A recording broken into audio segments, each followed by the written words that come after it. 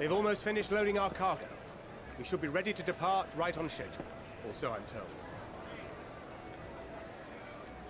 Excellent.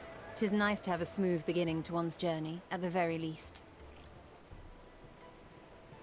It's funny.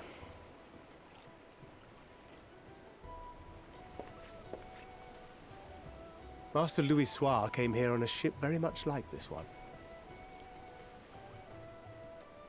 And now, years later, the street urchin he befriended that day is bound for his mentor's homeland. With his mentor's grandchildren, no less.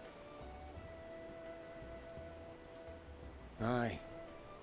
'Tis upon reflection that every twist of time's river and fate's whims are brought into sharp relief. Thou hast matured much in the intervening years. Wert thou not caught attempting to relieve Master Louis Soir of his purse scant moments after he made landfall upon this dock?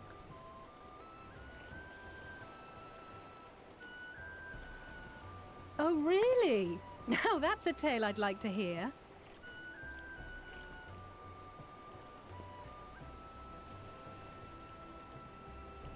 Will this be your first visit to Charlian, Sir Estinian?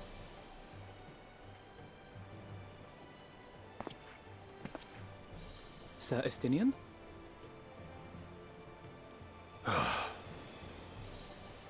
Are we strangers newly met? Why this stiff formality? I, merely meant it as a professional courtesy, since we are now colleagues in an official sense. I'd rather you dispense with the sirs, especially in private company. Or I'll be forced to respond in kind, little Lord Alphino. You've made your point, Estinian. Painfully well. Better.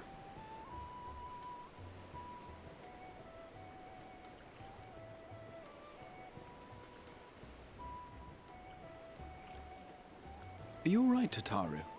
You seem positively distraught. Distraught? Me? Don't be silly. I think it's lovely that they get to see their homeland. It's just... we're trying to thwart the schemes of an army hell's-bent on destroying the world.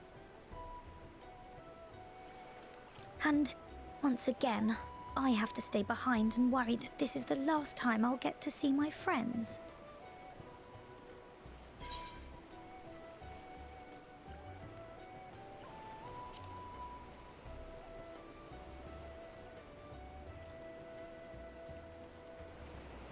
I'll hold you to that. Ah, good. You're still here. Hori! Coulternay! What brings you all this way? We're to assist the Maelstrom and the Kobolds with a lunar primal operation, so we thought we'd see you off before heading to the tower. Flamine and the others wish you all a safe journey, and promise that they'll look after things here until you return.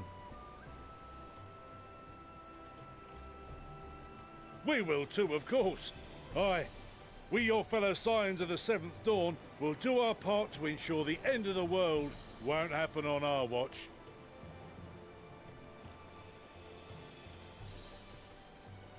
We're set to sail! All aboard for Charlian!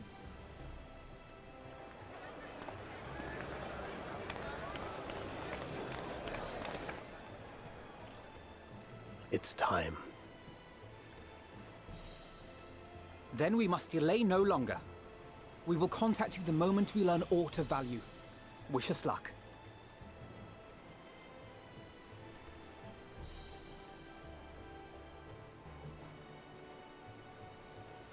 Have a safe journey, and please, please, be careful.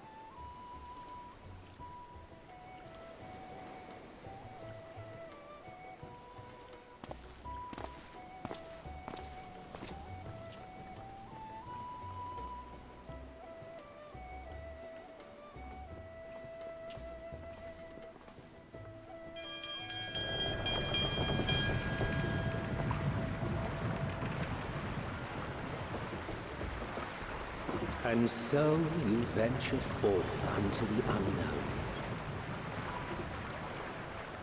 A fate beyond the horizon that cannot be divined. A future undefined and in flux. In uncertain times, naught but the simplest words of wisdom will suffice.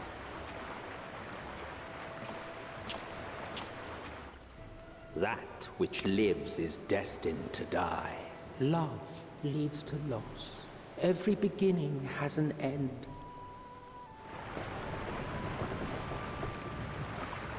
Treasure every moment, every step of your descent.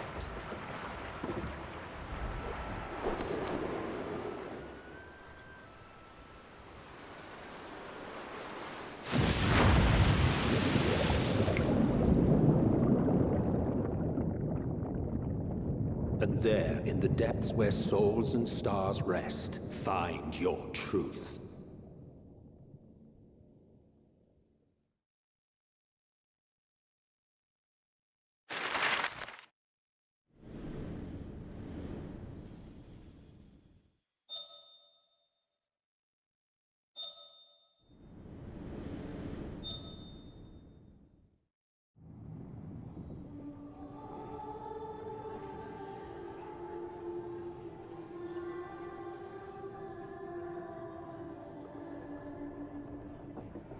Here.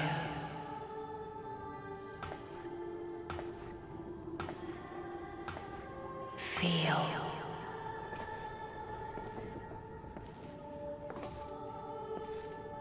Think.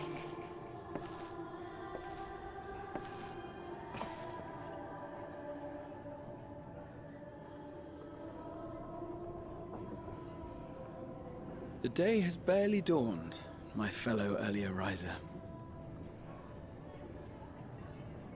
Though we're hardly alone in that.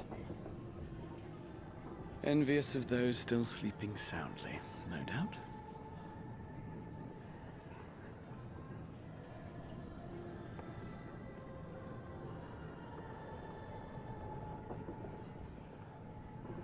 Called out to you, you say? I've heard nothing myself.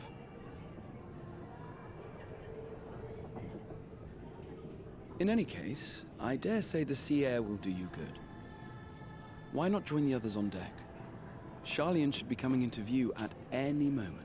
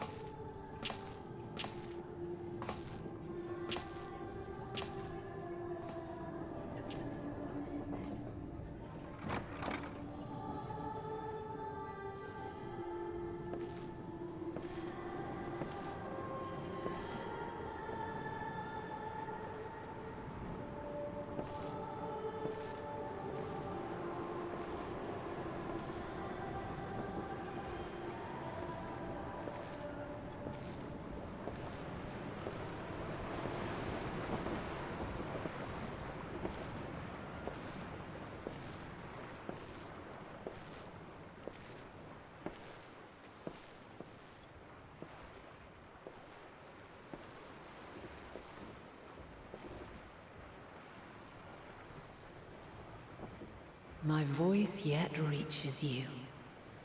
I am glad. Hear, feel, think. And thus do we meet face to face at last. My warrior of light, guided by the crystal.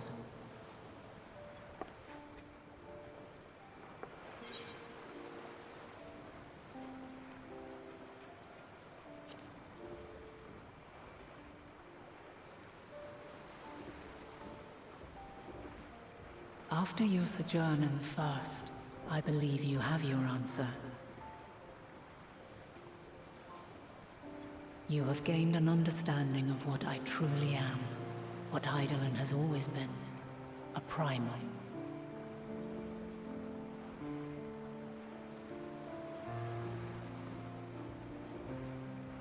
Zodiac was created to forestall the apocalypse which threatened the ancient world. And I was brought forth to bind him. Yet 7 times now, those who would orchestrate a return to that bygone era have rejoined a shard to the god I had sundered. The greater his strength grows, the swifter does mine own diminish. The power to draw your mind into the rift betwixt is no longer mine to wield. Yet though it taxes me sorely, I dare not leave these words unsaid.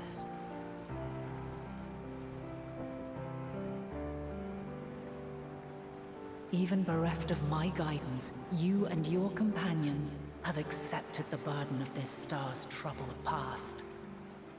A conjunction has begun to form, an intertwining of your time and mine.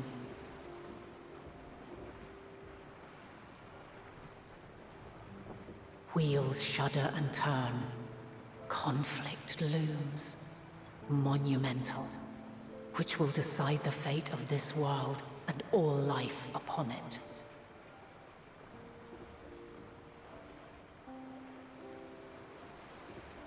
When you truly understand what is at stake, and your journey has prepared you to surmount the insurmountable, then shall I honor the promise made in another time, another age.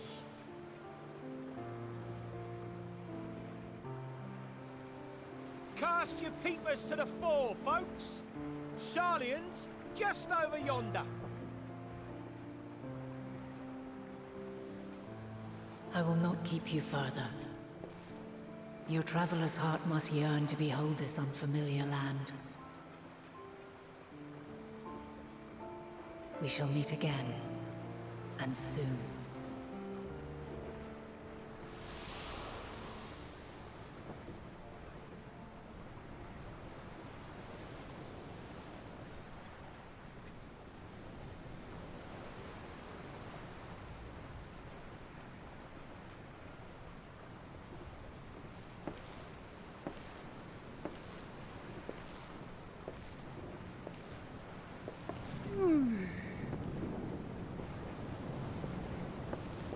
Oh, what a fine morning.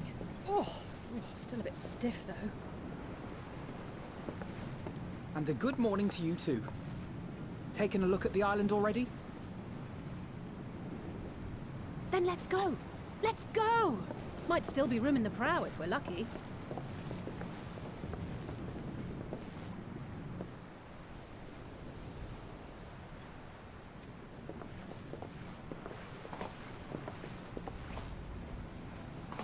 Ah, the sleepers have arisen. There she is. Good old Sharlayan. Oh, I see it.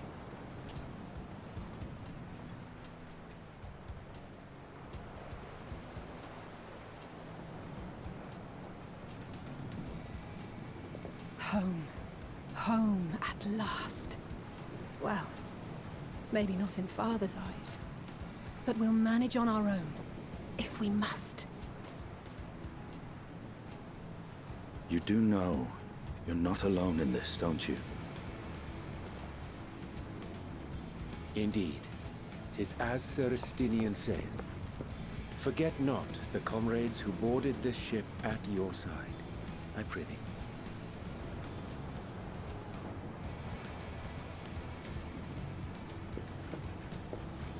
Thank you, my friends. We are ever grateful for your steadfast support. Upon arrival, we will be disembarking into the heart of Sharlayan proper.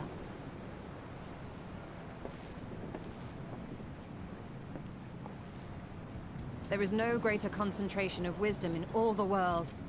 I am confident that somewhere within that center of knowledge and learning, we will find the answers we seek.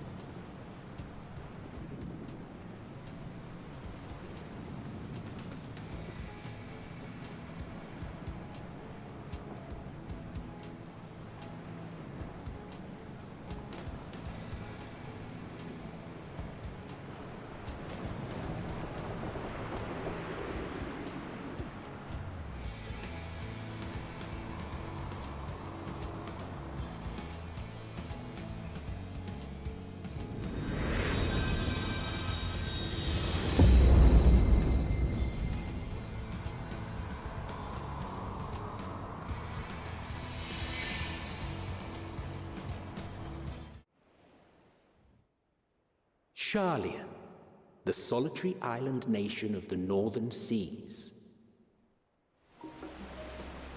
Where under the watchful gaze of Thaliak, patron deity of scholars, academics hoard all manner of knowledge and secrets. Once, they deigned to accept foreign students into a distant colony maintained in the Dravanian hinterlands. How swiftly they abandoned it once the first Garlean boot set hostile foot on Ala Megan soil. So averse to the prosecution of war, these men of wisdom, your would-be allies.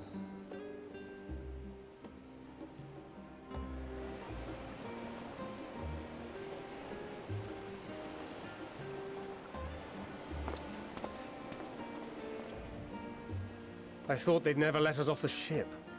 What's next, then? Entry applications? Hopefully they find no cause to deny us.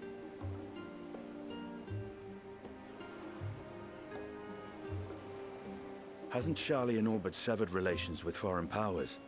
Those of us without direct ties, myself included, may be refused outright. 'Tis true that, as a nation, Sharlian only forms trade agreements with a select few neutral countries. But from a practical standpoint, an island cannot afford to be overly strict with its borders. Especially not if that island's people are wholly devoted to the accumulation of knowledge. If one submits the proper paperwork, with satisfactory evidence of identity and intent, then foreigners may be granted entry. May.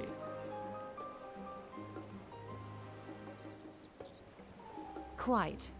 So let us be absolutely clear on these points before we proceed. The immigration officer will ask for your affiliation and your purpose of visit. Considering Sharlian's views on intervention, I strongly suggest we avoid any mention of the Scions. Kral has laid the groundwork for us to act as associates of the students of Baldessian, and our ostensible reason for being here is to aid in their order's restoration.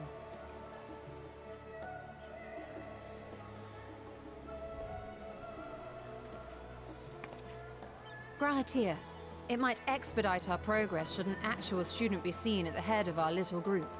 Would you mind leading the way? Of course. The immigration officers were this way, as I recall. Shall we?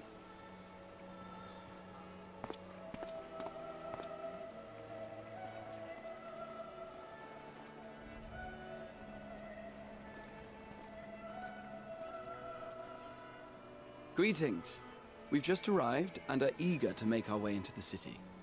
Would you be so kind as to process our entry applications? Certainly. I see by your mark you are an Archon. I am. Grahatir of the Students of Baldessian at your service. I was assigned to an Eorzean survey team, but have returned to assist with the reformation of my order. My associates here will provide additional support.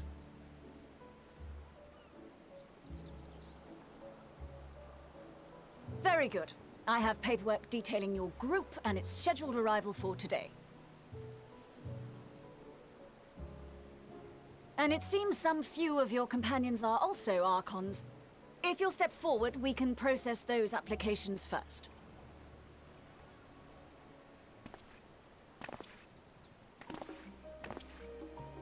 Ishtola rule.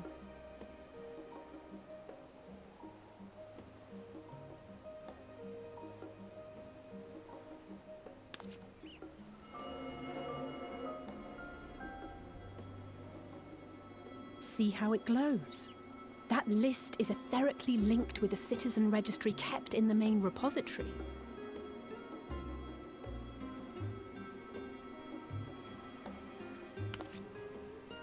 I've confirmed your status as Archons and amended your travel records accordingly. Welcome home. Now, who do we have here?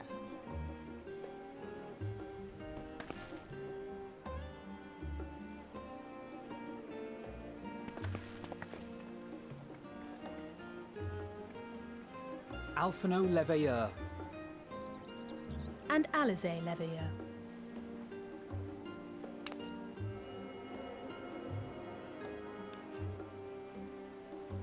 Your applications have also been approved. Having said that,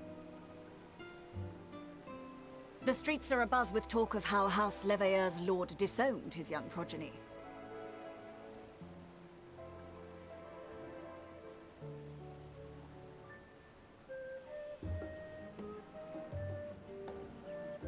And while such personal circumstances constitute no reason to deny you entry, I urge you to avoid exacerbating your present situation. Times are quite troubled enough already.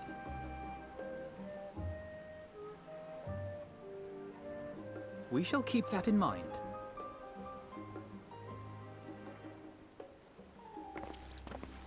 These last two are not Sharlayan natives, but you will find their credentials are in order. An application was made in advance.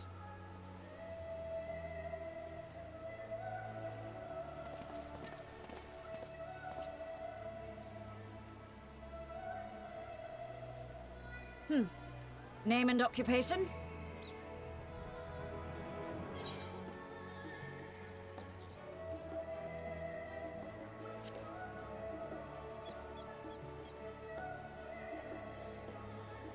And it is a title well earned, I can assure you. An adventurer by trade is what your documentation indicates. No mention of this particular title. Self-appointed, I take it? Either way, your employer seems willing to vouch for your character, so I shall, albeit reluctantly, grant you entry. Champion. And you, sir? Estinian Valino, formerly of the Order of the Knights Dragoon in Ishgard. Formally, at least. And what, pray tell, is your profession now?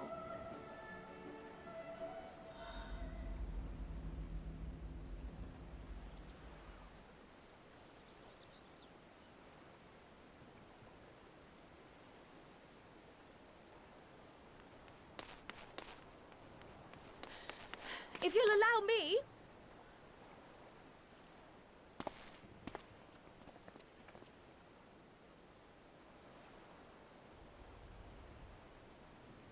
My associate is a mercenary, hired for his strength at arms. Surely you are aware of the dangers we often face on our forays into the wilderness. Mistress Baldessian, if you insist on sponsoring his entry, then so be it. But while I appreciate that desperate times call for desperate measures, I find your choice of company concerning. Be advised that even a single misstep may have severe repercussions for your organization. I have every confidence in my chosen company, dear and trusted comrades that they are. But I thank you for your concern.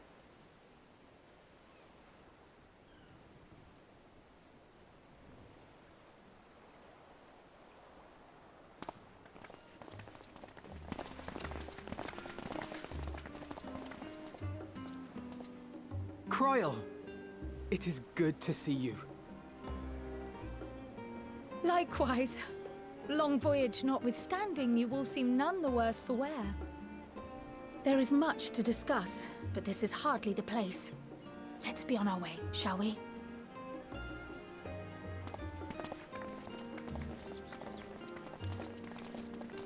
Oh!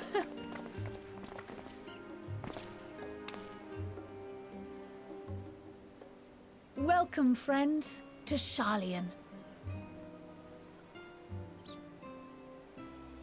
As your mercenary, I should hope my welcome includes a generous salary. Well, I had to say something, Sir Taciturn.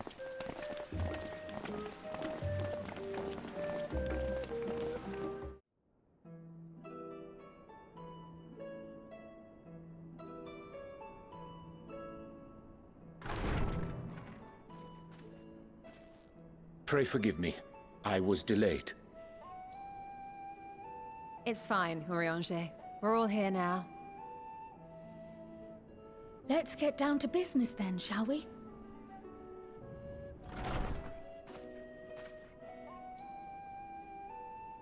Come what may, we must prevent the Telophoroi's plans from coming to fruition. At present, I see two paths for gathering the information which may aid us in achieving that goal. The first involves an investigation into the change which has come over Sharlayan, not to mention the recent inscrutable behavior of the Forum. As most of you know, the 99 members of the Forum are elected from the general populace. This alone guarantees a plethora of opinion with regards to foreign policy. The bibliotheques, for example, are a group of conservatives which would have Sharlayan focus on recording history, while remaining entirely uninvolved in the making of it. And at the other extreme, we have advocates for proactive diplomacy and direct intervention.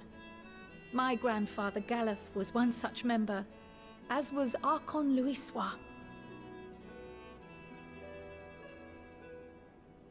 Yet despite our diverse factions and philosophies, the recent vote to deny Eorzea's request for assistance was unanimous. Even more concerning was the fact that many cited other, more pressing duties as justification for their recalcitrance. Fortuno's refusal in Gridania had those same undertones. 'Twas as if, having stared unblinking into the face of impending doom, he had simply turned away to pursue something more important. But what could that possibly be? A mystery indeed, and one which I ask for your help to solve. Our future may depend on it.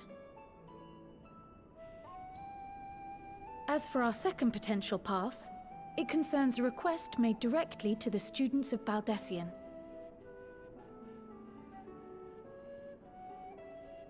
Our organization was founded primarily to study strange and unexplained phenomena the world over.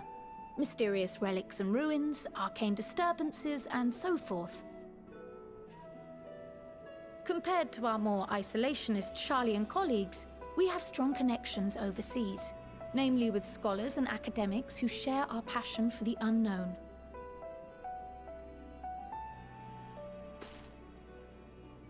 The request in question comes from one such acquaintance, Nidana, an alchemist residing in distant Thavnair. Her missive describes the sudden appearance of a tower, and the subsequent summoning of what I can only assume is a lunar primal.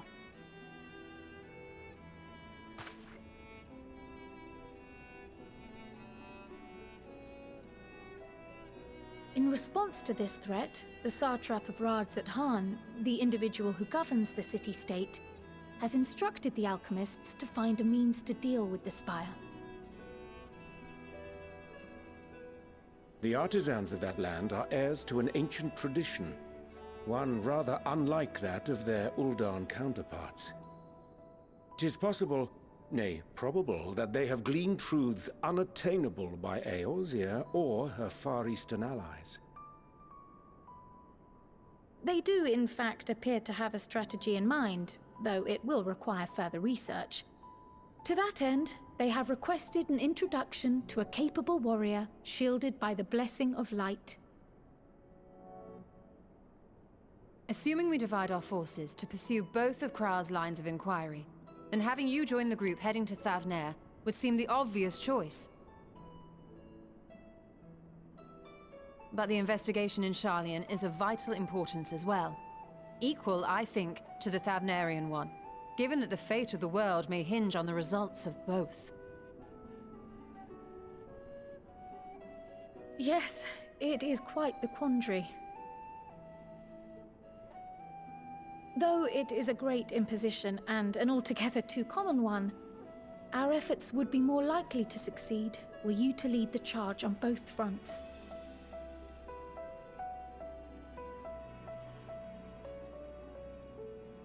You are indeed our champion. As to which task to tackle first, we will defer to your decision. Let us next decide how everyone else might best be assigned. As for myself, I shall continue what I've begun in Sharlayan. I should also like to steal the services of an Archon or two. And thereby gain access to a greater range of reading material. I will help with that. Allow me to offer my assistance. I have some small amount of experience in the field of research.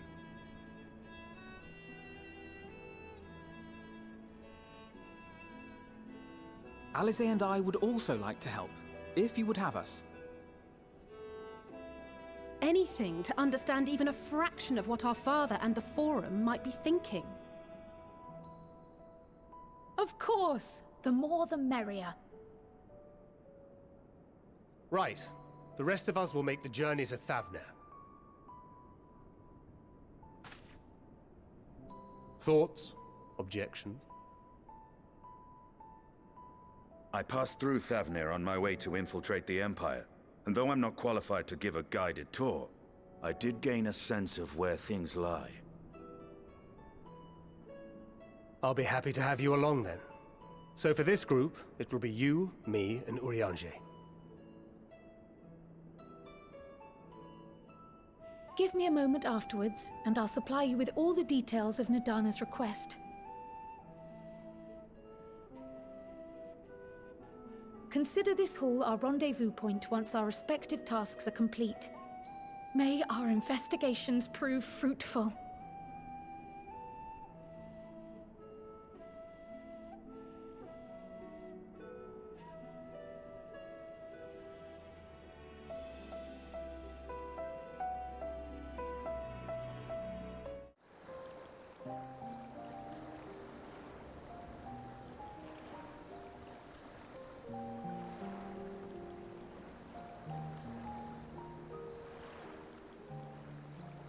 When our father disowned us, I couldn't believe what I was hearing. It wasn't until much later that his words began to sink in, that I began to feel the weight of what it meant.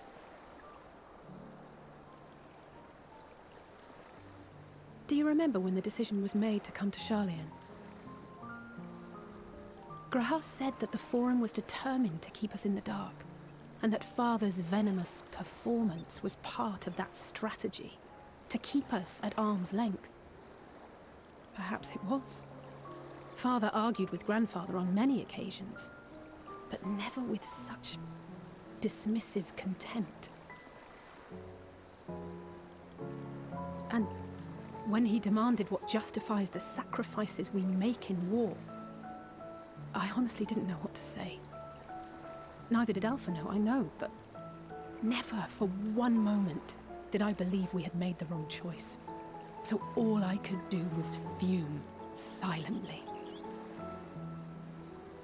It was only afterwards that I realized how childish I had been. How being stubborn and self-righteous must run in the family. If I could have just mustered a civil response, then things might have turned out differently.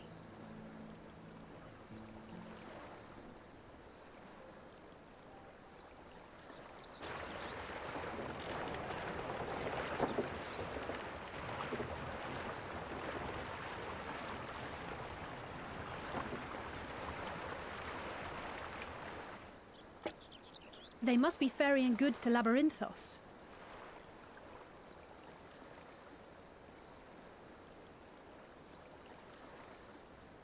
A vast complex beneath the island. Sharlayan is famous for archiving knowledge from around the world. Well, that knowledge is not preserved exclusively in dusty tomes and desiccated samples. Our living library, comprised of all manner of flora and fauna, is housed and studied within that underground facility.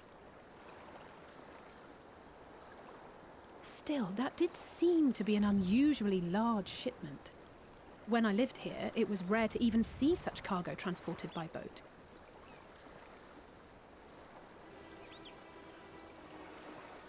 Wait! Didn't you hear something in the last stand about the gleaners coming and going more than usual? Well, I think they're the ones we saw manning those boats. And gleaners answer to the Forum. If the appearance of the Telophoroi prompted this sudden burst of activity, Then Labyrinthos may hold a clue as to what the Forum is planning.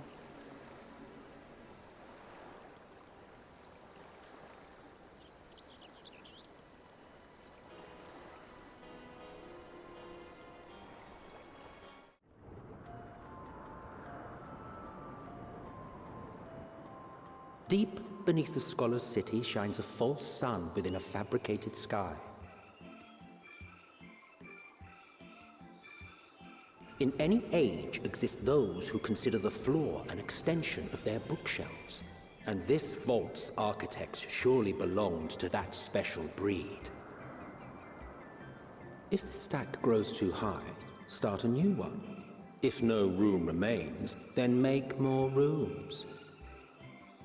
A simple solution at first, and then bit by bit, a profound transformation. Knowledge, buried beneath knowledge, a growing, creeping labyrinth from which there is no escape.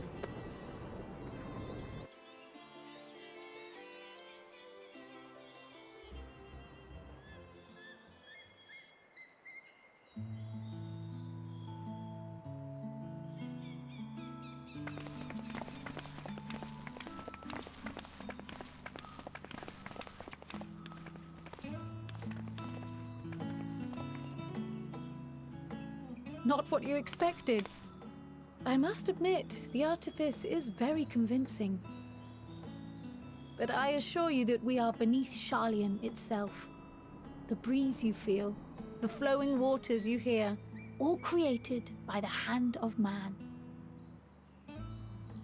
The island is volcanic, you see, and once upon a time this great hollow must have been a reservoir for magma. It was discovered some 400 years ago, at which point it was repurposed as a storage facility for scrolls and samples and such. Renovations have continued, with nigh on no interruption to this day, with the lower levels still undergoing expansion. Aren't those people gleaners?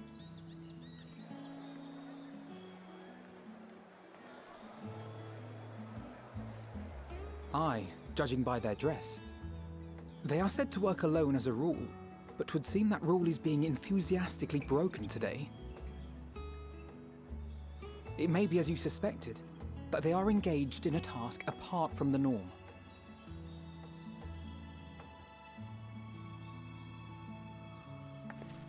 Let's spread out and get some answers then.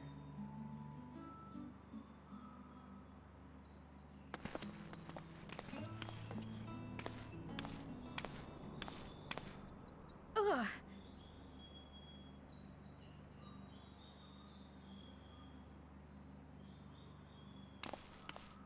Did you call to me just now?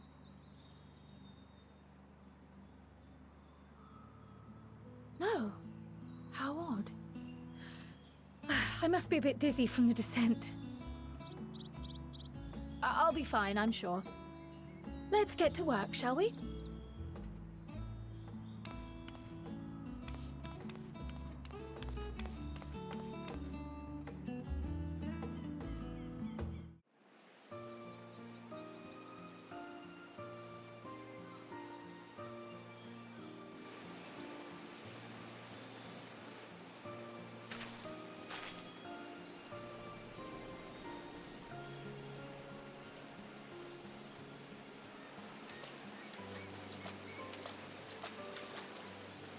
Fair shot.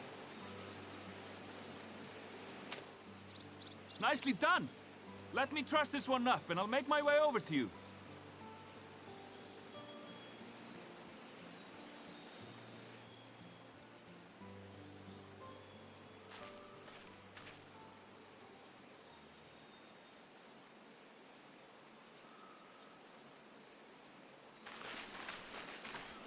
There you are.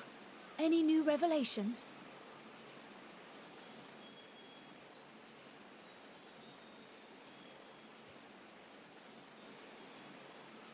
So you met with that gleaner again, this time to capture a hornbill.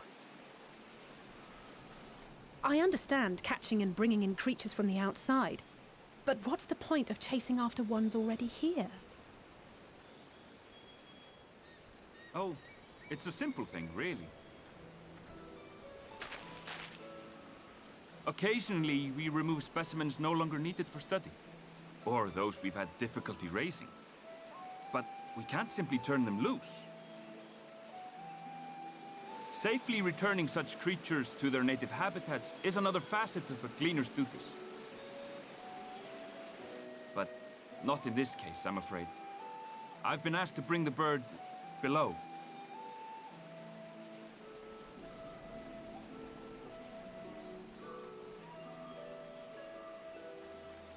The restricted section in the lower levels of Labyrinthos. Open only to a select few researchers handpicked by the Forum. The projects down there are the subject of rumor and hearsay. Forbidden magics. Advanced technologies that can never be allowed to fall into outside hands. Even Archons are not privy to the truth. Those who are, the researchers involved in this secretive work, are not permitted to walk freely in the city, and are instead required to live in isolated quarters. What could a facility subject to such strict security protocols possibly need with a hornbill? An experiment? Possibly. I wasn't afforded an explanation. But judging by the requisition list given to me and my colleagues, I doubt it's for any kind of advanced research. I'd be more inclined to believe we were making preparations to migrate to the south. Mericidia or thereabouts. What? Why would you say that? Much of the flora and fauna we were asked to procure could serve as reliable sources of sustenance. They're comparatively hardy species, too, able to endure harsh climates. And among them are specimens known to be effective in improving soil quality and purifying water. When you put it that way, migration does sound like a reasonable assumption. That's all it is, though. An assumption. Through our tasks, we gleaners glimpse only bits and pieces of the Forum's plans. Our prime concern is that our requisitions, be they living or otherwise, are properly preserved for the knowledge of future generations. Now, I really must be going. I regret that I cannot reward you as you deserve.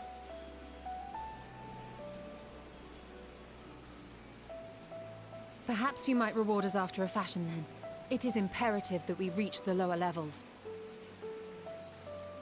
And seeing as you are already set to descend with your assigned cargo, mayhap we could accompany you as your assistants.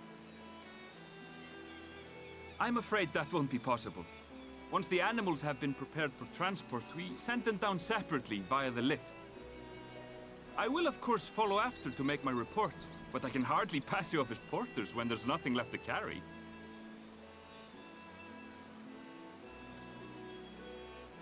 Indeed. Pray forget I said anything.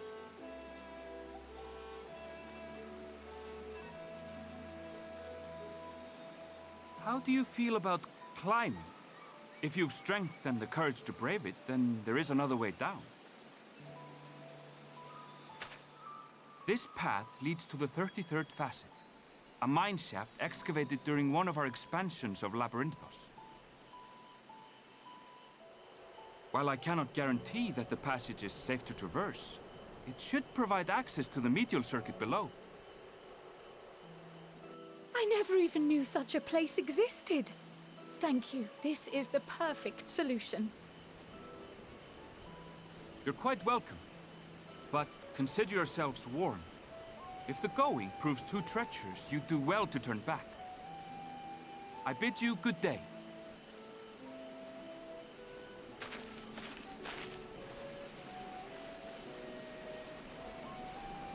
Well, turning back is hardly an option, not when we've come this far. Let's go and take a look at this mine shaft.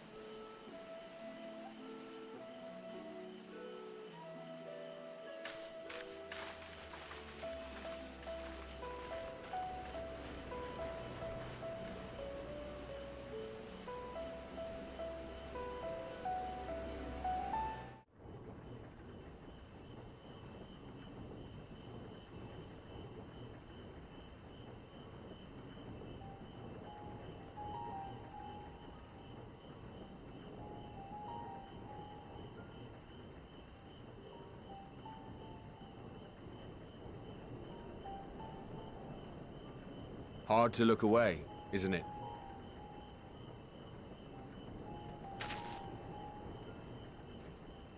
But they're more than pretty flowers. Heart blooms are attuned to ambient emotion.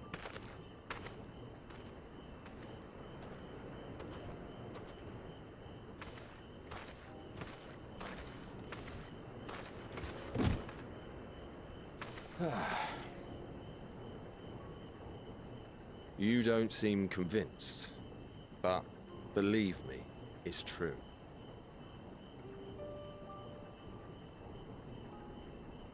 This ashen grey, for instance, it mirrors the anxiety and urgency of those working nearby as they rush to fulfill sudden orders. Intense feelings like those spur the petals to change colour. Bright glowing hues in the presence of joy, dark subdued shades for frustration or despair. Yet even with the collected wisdom of Sharlayan at our disposal, we've yet to identify the underlying principle of this empathic effect. And there are other mysteries besides. Although the flower is extraordinarily long-lived, its low reproductive rate has made it difficult to find younger populations growing in the wild. With too few sightings to map its distribution, and no closely related species to track, we've been unable to pinpoint its land of origin. To further complicate matters, every culture, even dimly aware of its existence, has given it a different name and mythos. Our attempts to study it via the historical record have been an exercise in frustration. As an avid botanist myself, I should one day like to unravel the Heartbloom's secrets. But I'm afraid other duties must take precedence. I will leave you to your thoughts.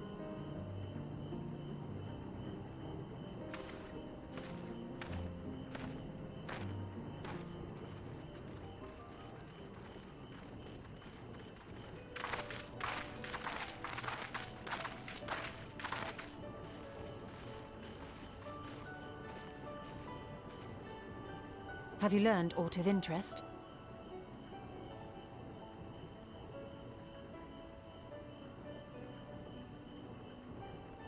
A flower that reacts to one's feelings? Strange. I must say, I have never heard of such a thing.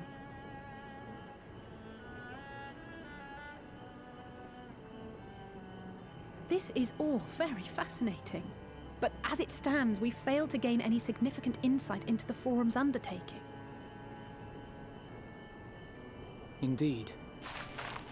While there is certainly enough activity to support Erenville's supposition that a priority has been placed on improving food production, unfortunately for our investigation, these workers were never informed as to how their duties serve the master plan.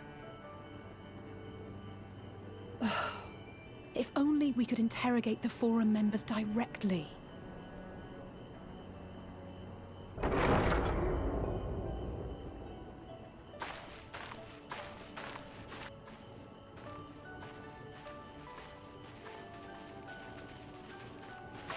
Isn't that the entrance to the Archaeum?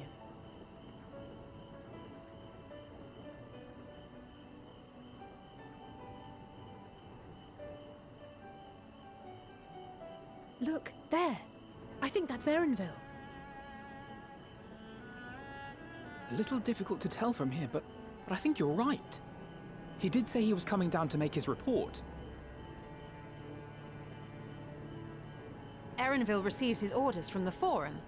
Would it not follow, then, that the superior to whom he reports is a Forum member, or at least a close associate?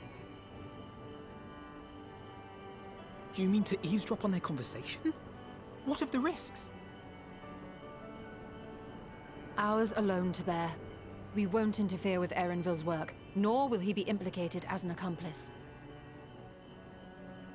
If you're not comfortable taking part, I can do this alone. Nay. I said myself that I wished to know Father's intentions. And no answers will be forthcoming should we simply ask nicely. We can apologize later, should it come to it. Right now, we need every crumb of information we can get our hands on. Consequences be damned.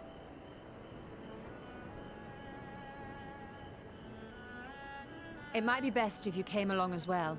In fact, we should all...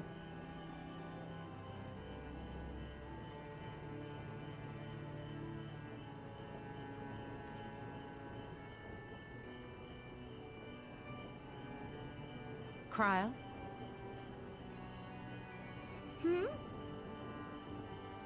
Oh, yes. That certainly sounds like a plan. I'm glad you agree.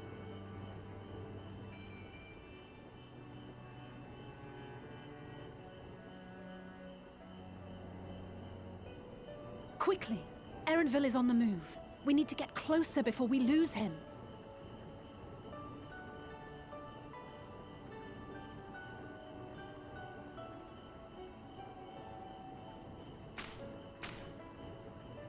Almost. I can almost reach you.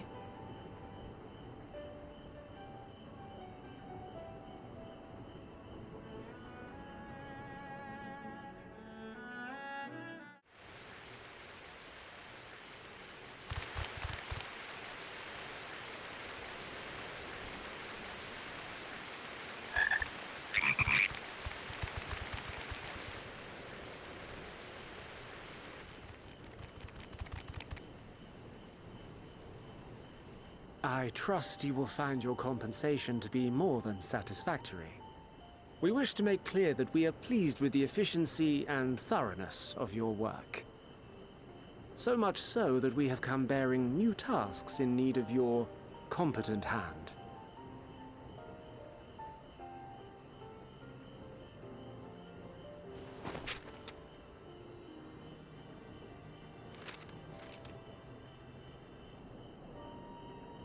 Another lengthy list. If I may speak frankly, the Gleaners have been pushed to the point of collapse by your unending demands. We are not familiars to be exploited. We are Sharlayan scholars, and we deserve an explanation for this unseemly treatment. What warrants such urgency?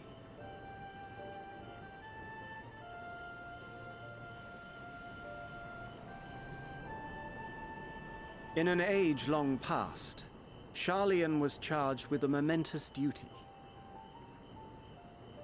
And now that word of the final days hangs heavy in the air, the time has come for us to fulfill that charge. I can say no more, but I promise you this. All will be revealed in due course. And when it has, you will understand that your toil was in service to the greatest good.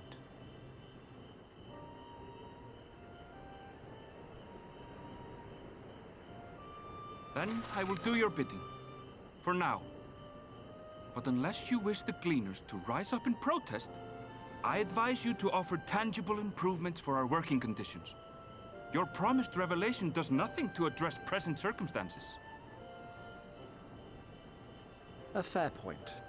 Your concerns will be conveyed to the Forum.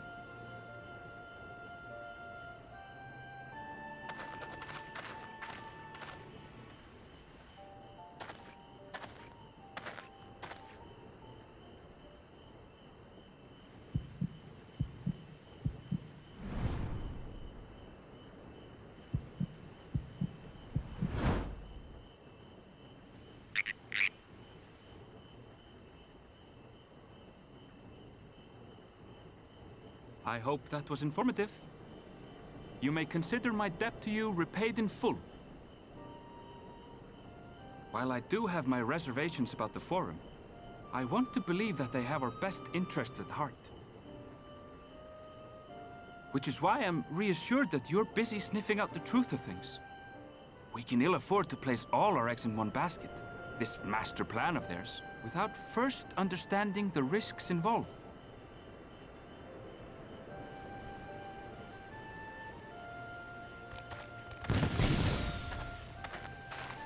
Wait! How did you know it was us? If you mean to impersonate a toad, try studying the real thing. And don't try to fool an expert.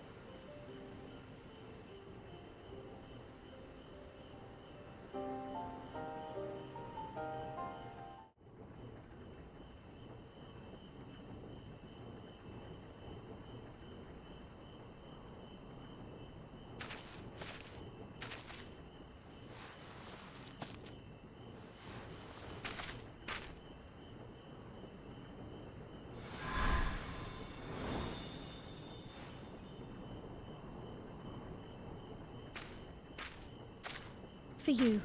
The spell will keep it from wilting. She said you would need it for the journey ahead.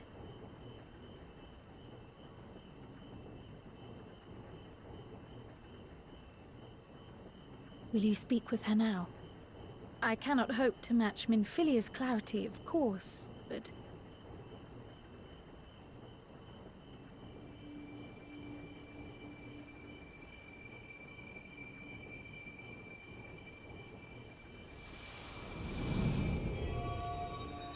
Thank you.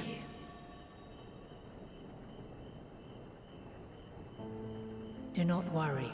She has lent me her body for only a moment. Just as I could not save the first from the flood of light, it has become arduous for me to interact with the physical world without assistance.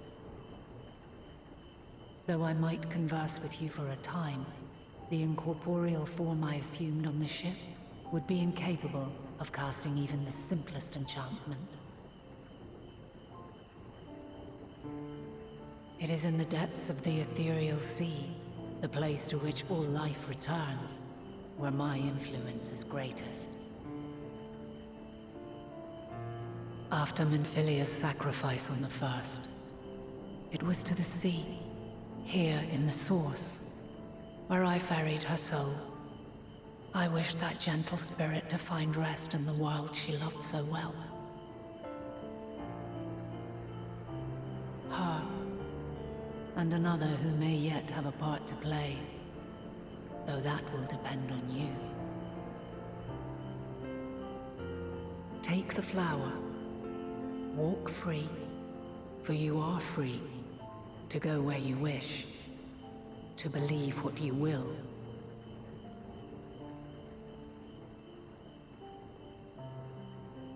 That bloom will be your guide, test and proof of your conviction.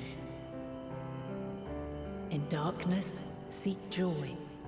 Surrender not to sadness, and see beyond despair. Walk free, and bear the light for others to follow. Together, raise it aloft and let it shine, till the end, blinding and radiant.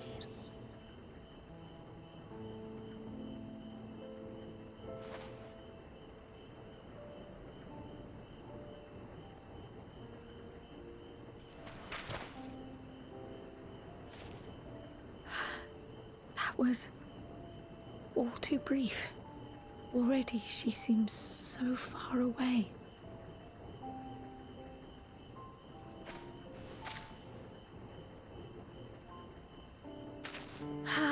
My apologies if I startled you. Ever since we began our descent into Labyrinthos, I had sensed another's will, straining to reach out. Even with my particular talents, though, I was unable to make a connection at first, so weak and tenuous it was. Once I took hold of that wispy thread, imagine my surprise to discover it was Heidelin herself. Needless to say, it seemed wise to learn what we could before letting go.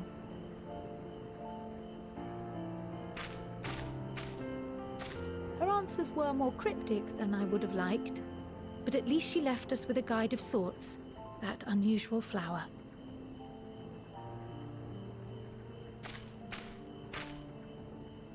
Yes, we are definitely making progress.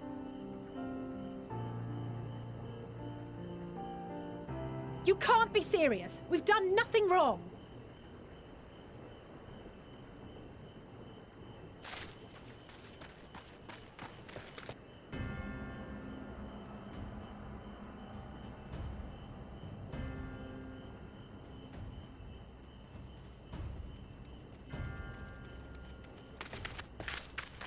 Master Fortuno, what business has the Forum with us? Obstruction and suppression, apparently. Mistress Baldessian, our records show you facilitated the Scions' entrance into Sharlayan by claiming them as assistants for your organization. We are aware of your investigations. After alerting the major institutions to the presence of potential troublemakers, we received word from an Archean custodian. A group operating under the auspices of the students, skulking about Labyrinthos and engaging in clandestine behavior. Clandestine? We may not have entered Sharlayan as Scions, but we did naught to conceal our identities. Our only purpose in this city is to seek the truth. I can think of no reason why our actions should warrant the Forum's intervention. 'Tis not our way to discourage the pursuit of knowledge, but the timing of such pursuits must be considered, not to mention their potential impact.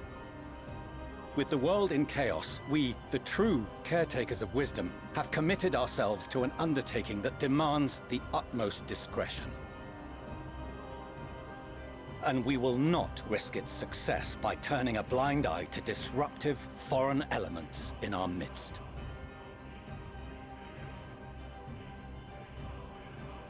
What, then, is to be our fate? Will you put us on a ship back to Eorzea? The Forum will convene to examine your case. The results of said inquiry will determine your future in this city. As for your absent companion, he has already been detained. Grah! But why? Is reading a crime now, too? Reading is encouraged, celebrated even. Not, however, of the volumes shelved in the restricted section of the library.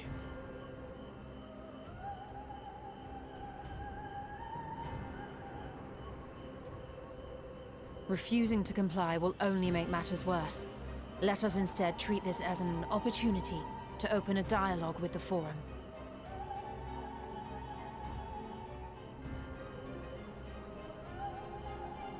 Silence is often one's best defense. I would advise against prolonging the proceedings with frivolous discourse.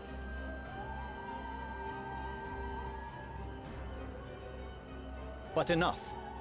This is not the place for debate. The rostra await.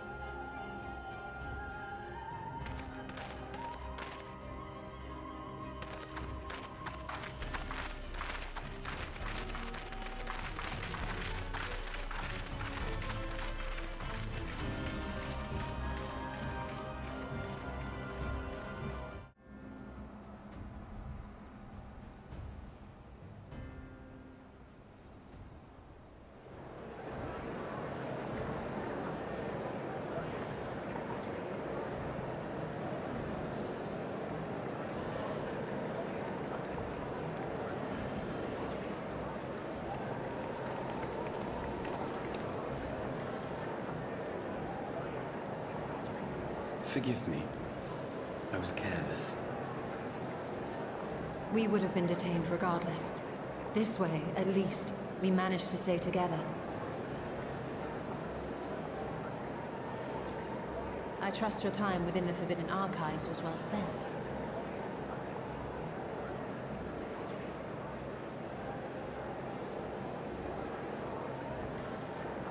The Forum will come to order. This inquiry is now in session. As Speaker-elect, I will be presiding over the day's proceedings. Master Fortuno, would you be so kind as to restate the matter which compelled you to summon your colleagues with such urgency?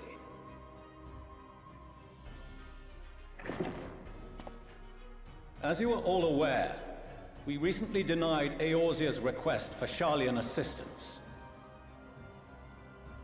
Since then, certain individuals dissatisfied with our decision have taken it upon themselves to interfere with our work. They entered our nation masquerading as associates of the students of Baldessian. But these malcontents are better known as the Scions of the Seventh Dawn. These militants wield influence with both the Eorzean and Eastern alliances, and are inextricably involved with the crises presently afflicting the world at large. Loose in our city, these warmongers sought to meddle with and expose matters of state secret. What are they, if not a dire threat to be expelled?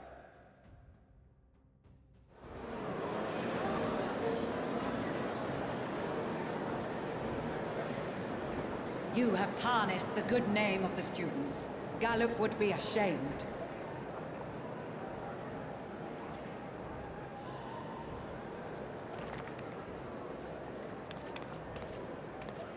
Galuf Baldessian was never one to forsake his fellow man. Even if this nation closed every door and retreated from the world, he would have found a way to help the Scions, help every soul of this star fight back against the coming doom.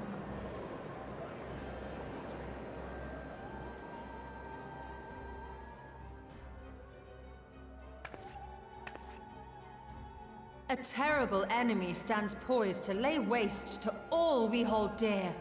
In the face of such madness, Eorzea reached out to Sharlayan, a respected ally, in the hopes of forming a united front. Was your curt dismissal truly the best you could offer? Or are you so preoccupied with your momentous duty of an age-long past that even the end of the world is unworthy of your attention?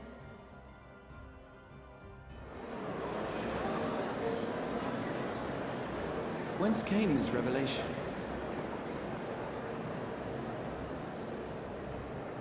From the mouth of a Forum member within fortuitous earshot. Then it seems your findings support my own.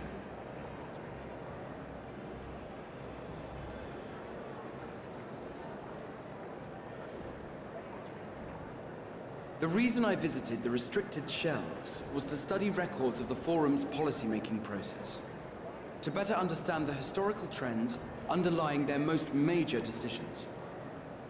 At first glance, the positions of neutrality in war and the accumulation of knowledge above all else appear constant and consistent, the unchanging pillars of Sharlayan society.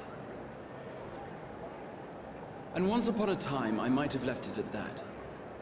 These days, however, I am more attuned to the subtleties of governance, and so I noticed something odd.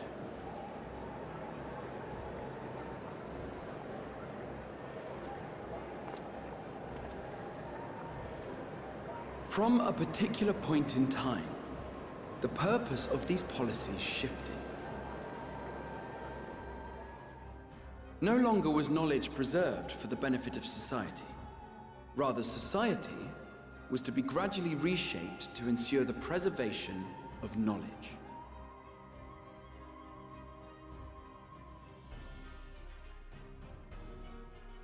The most conspicuous and telling change was the one which befell Labyrinthos. Once little more than an oversized storehouse, an enormous allocation of funds saw it transformed into an advanced research and archival facility. I also discovered a fascinating account on the finances of our Dravanian colony. The settlement attracted students from far and wide, and the connections and tuition fees thus acquired were funneled into further improvements for the archives. Now, there is no question that our nation's progress is tied to the acquisition of wisdom. Nevertheless, the vast resources diverted for this purpose borders on the obscene. But returning to the matter of when, our change in course appears to have been made some 270 years ago. The very same period when Sharlayan scholars in the hinterlands began a formal study of the ethereal sea. You found something, did you not? And whatever it was, gave rise to your oh-so-important duty. Mind your tongue, Archon. If you had seen...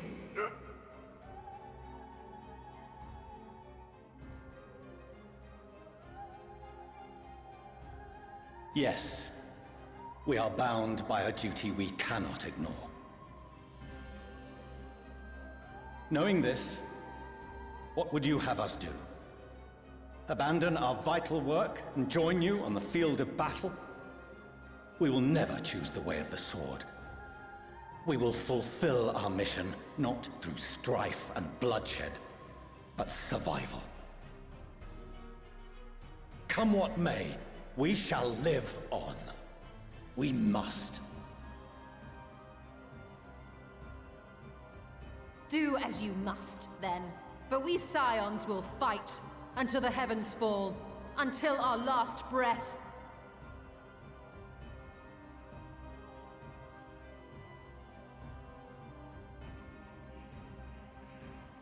Such misguided zeal.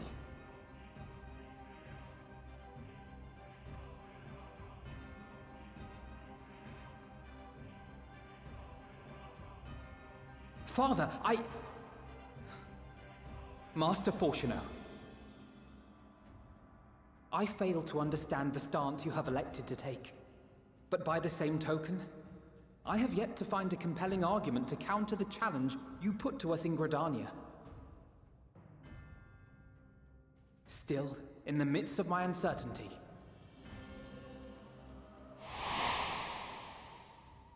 I must trust in myself to do what is right, as others have chosen to trust in me.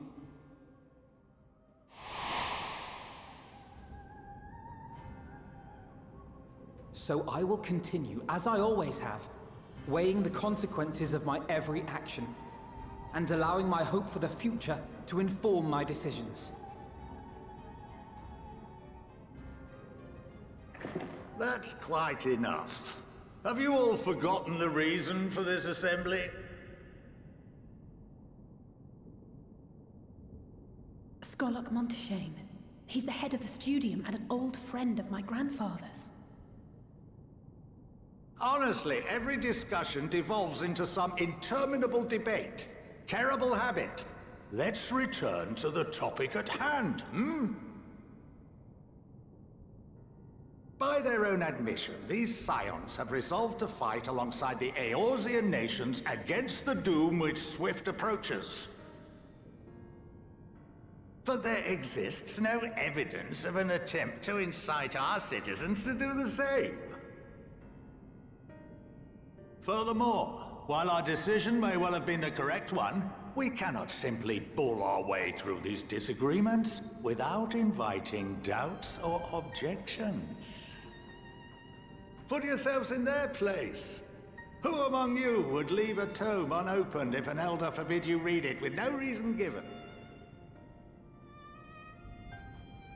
Now, if we're to quell further discontent, then we must conclude this matter with a fair and even hand.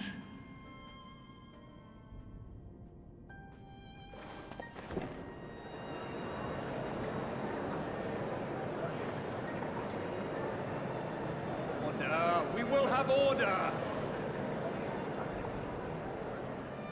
Master Monteshane raises some valid points. Keeping such concerns in mind, I propose we enforce the following measures. Until further notice, the students of Baldesion are to cease any and all activities within the domain of Sharlayan. You will also refrain from any further investigation into the Forum's decisions and duties. Failure to comply with these restrictions will result in the immediate expulsion of your Scion associates.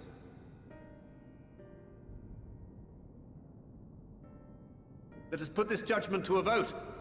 All in favor, raise your hand.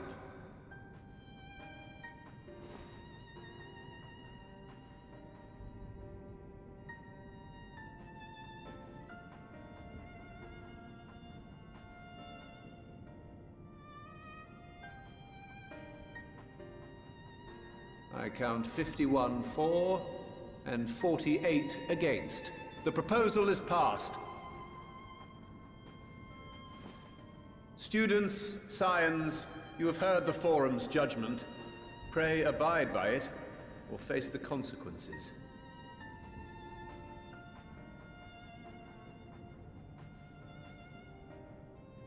Honored members, I thank you for your time. This inquiry is concluded.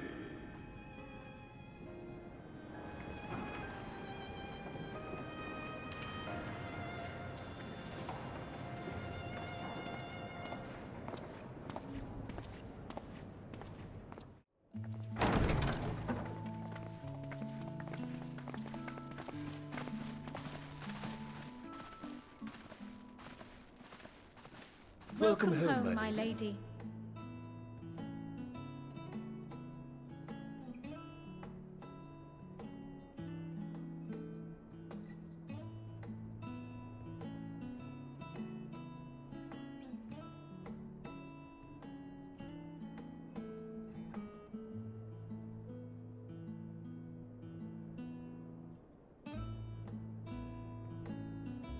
What? What are you gawping at?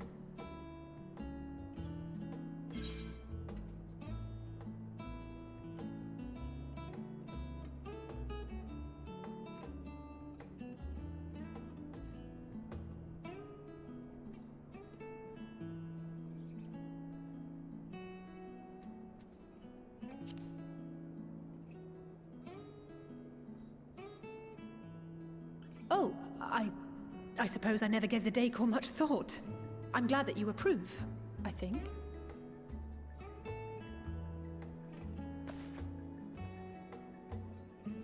Lord Fortuneau is not to hear of this visit.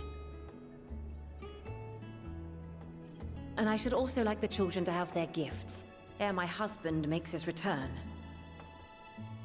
As you wish, my lady.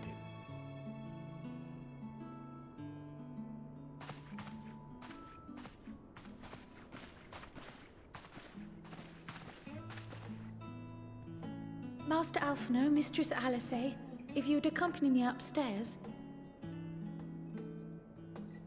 We shan't be long.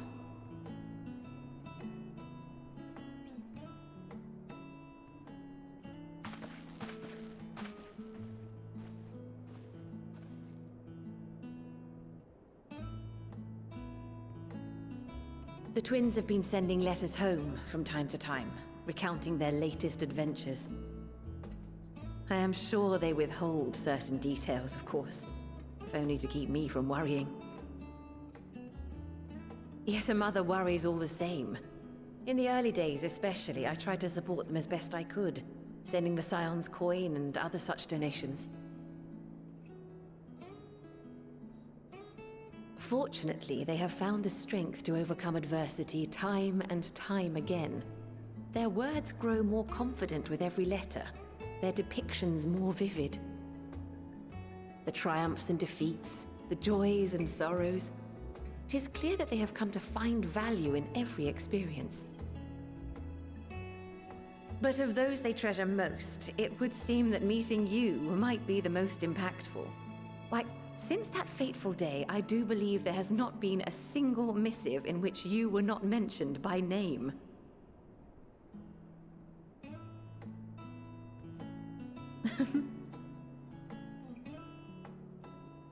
Tis plain they care for you, and I am glad they have such a steadfast companion watching over them.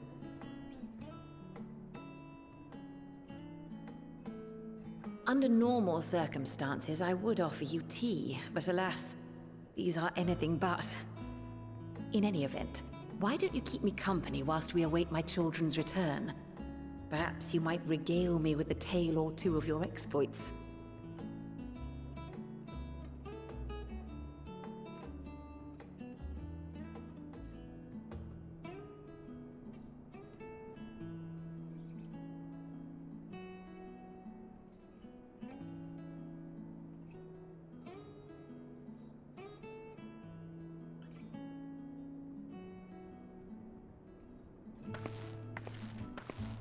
When you mentioned gifts, I wasn't sure what to expect.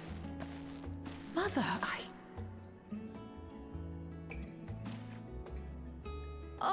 look how well it fits you.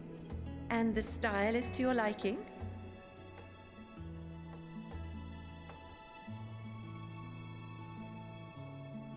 It's perfect. Exactly what I would have chosen.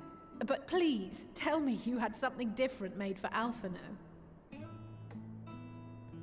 Naturally. You are hardly little children anymore.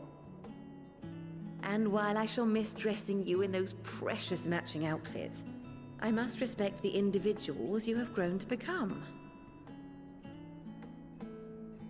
See for yourself.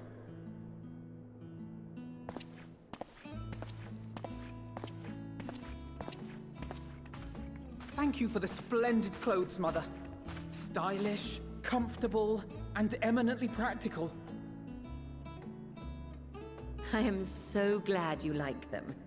They are, however, missing one final touch.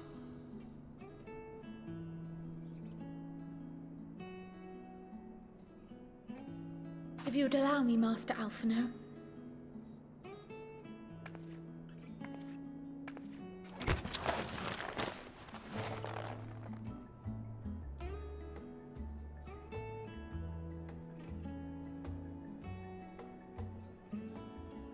Wait. Are these... A sage's tools of the trade. They belonged to your father.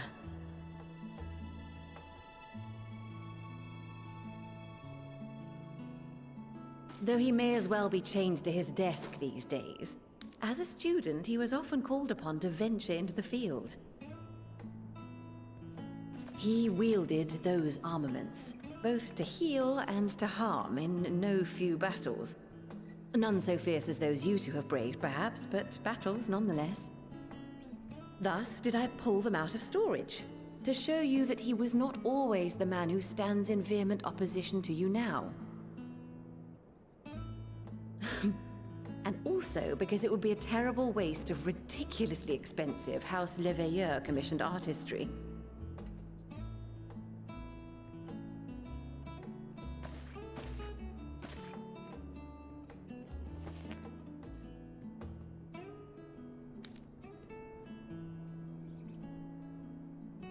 I am told these devices are quite difficult to master, but someone of your extensive experience should soon have them darting about with grace and aplomb.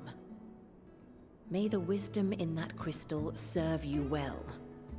And please, try to find common ground with your father, that you might come and go without need for this awful subterfuge.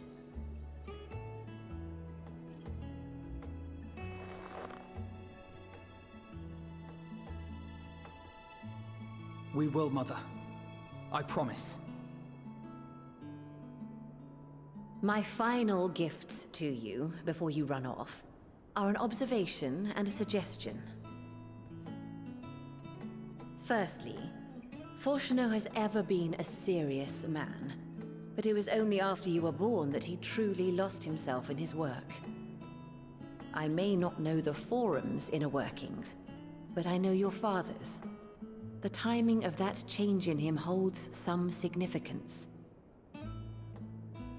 Secondly, do not seek to best your father with words.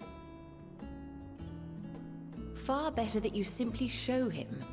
Let him discover the merit of your actions, after they cannot be undone.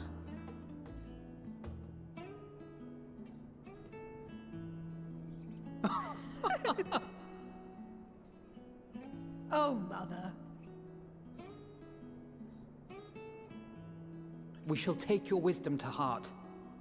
Thank you again for these gifts, and farewell for now.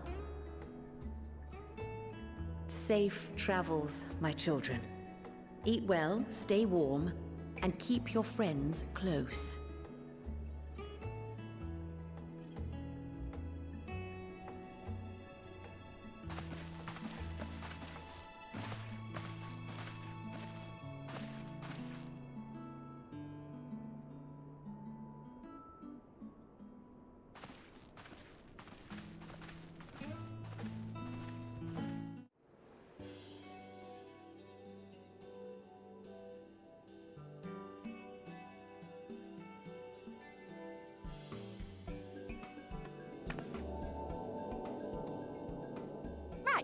We're all set. Just the 4 of you, was it? 3. I'm already attuned to the crystal in Thavnir. You are? Oh. I would have preferred more test subjects. Oh, well, never mind. If our 3 travelers could line up here, please?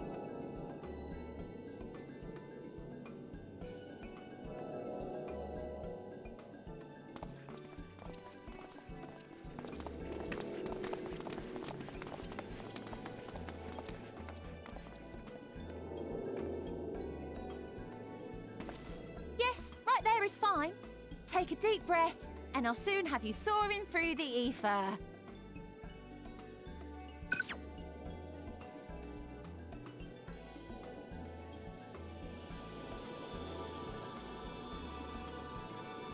Oh, and one last thing. You might experience a teensy-weensy touch of violent ethereal sickness. Good luck! What?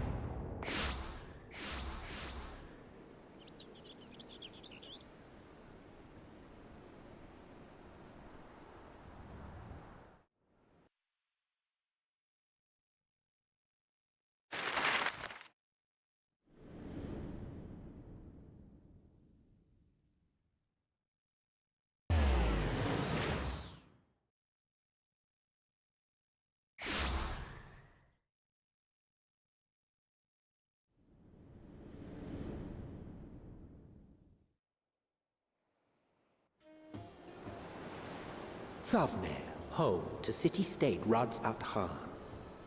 Rising from the southeast waters of the Bounty, this Isle of Plenty served as the battleground for a conflict between 2 peoples.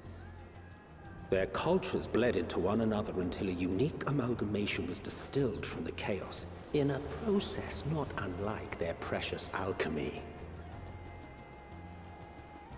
Once solidified as a single nation, an adamant stance of neutrality would hold invaders at bay. For a time.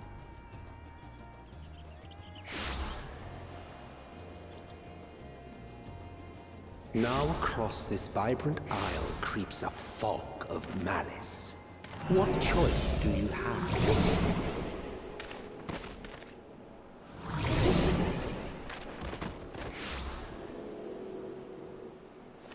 What chance?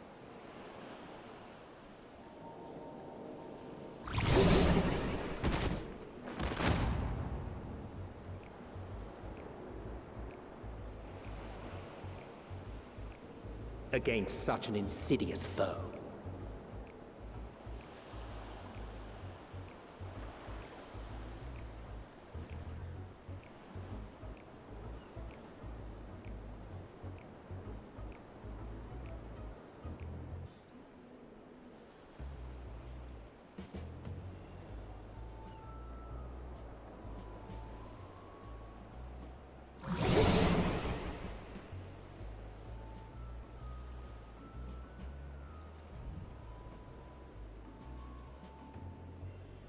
I've seen fairer faces after a bout of bad shellfish.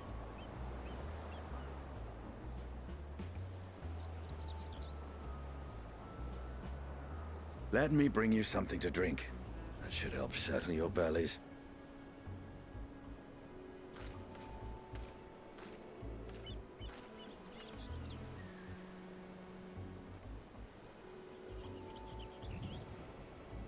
There was a note with Kryle's instructions.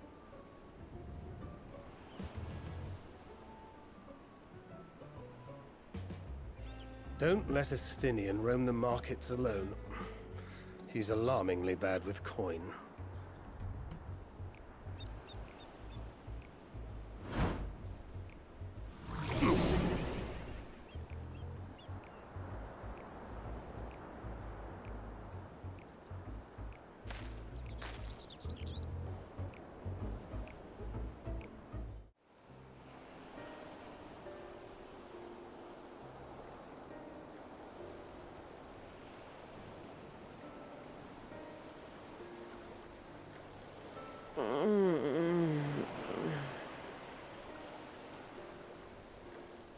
happened here?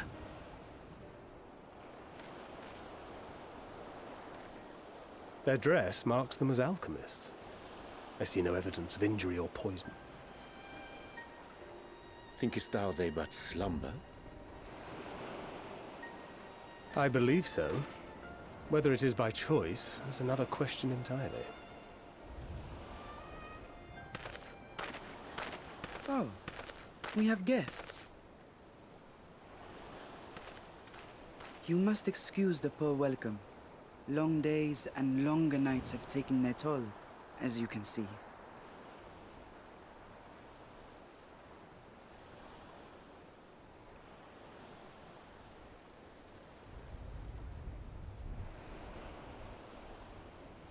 I am Vashan, servant to the satrap.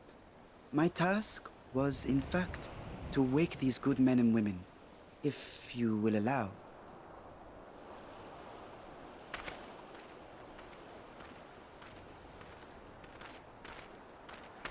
People of the great work, I come bearing new scales.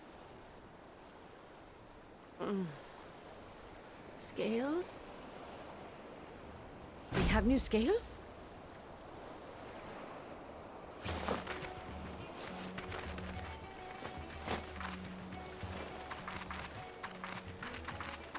Yes, my friends. Gather round. I have them right here.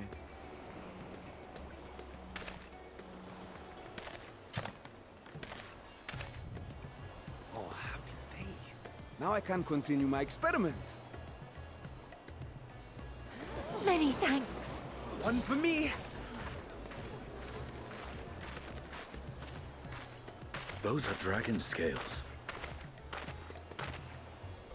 Yes, such materials are vital to their most pressing research.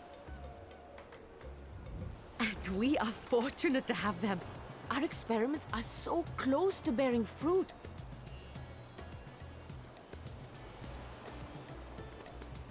Soon we will have a talisman capable of nullifying the etheric emissions from that accursed tower. Did I say something wrong? Are you not here with Varshan? Wait, who are you people?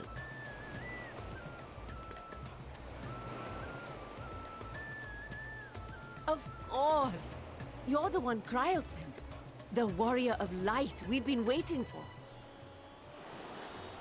Oh, this is a day of celebration.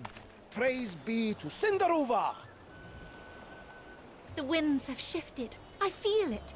The end to our toil is near. I feel it too. My head hasn't been this clear in days. Tell me, how did you acquire those scales? Curious that it concerns you so. But worry not. They were freely given by the dragon with whom our satrap has forged a lawful pact.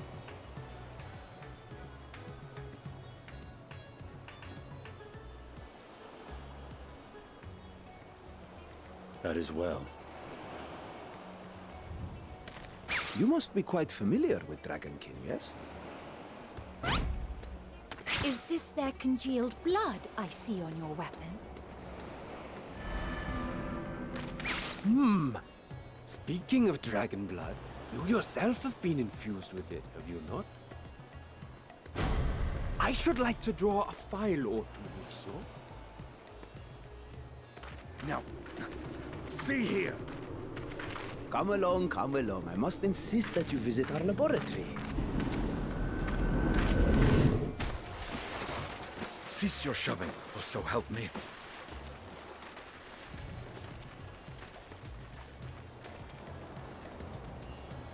Oh dear, your poor companion. What with the new scales and your timely arrival, my colleagues are a little giddy with excitement. No harm will come to him, I promise. Meanwhile, shall we find a quiet place to talk?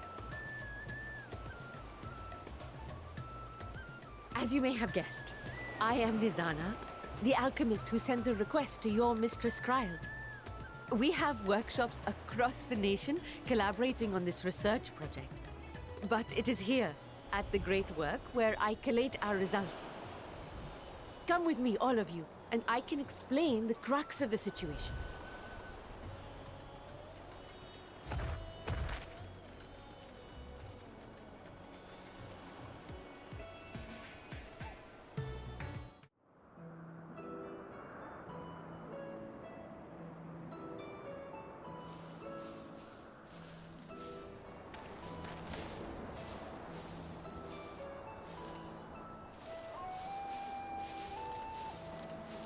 Yes, that would be Radzad Khan.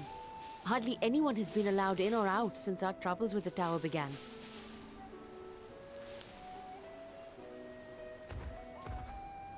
The faithful citizens huddle inside the city walls, and commerce has all but ground to a standstill. I pity the satrap, the trials he must be facing.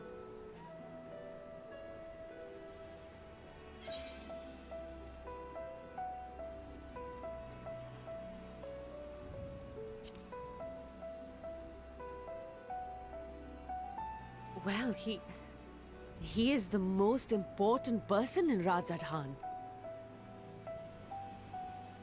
Long ago, this island was home to two tribes of Matanga, the Gajasura and the Arkasodra. When the Aura came to these shores, it was the Arkasodra with whom they joined forces. Together they defeated the warlike Gajasura, forcing them to flee Thavnair altogether.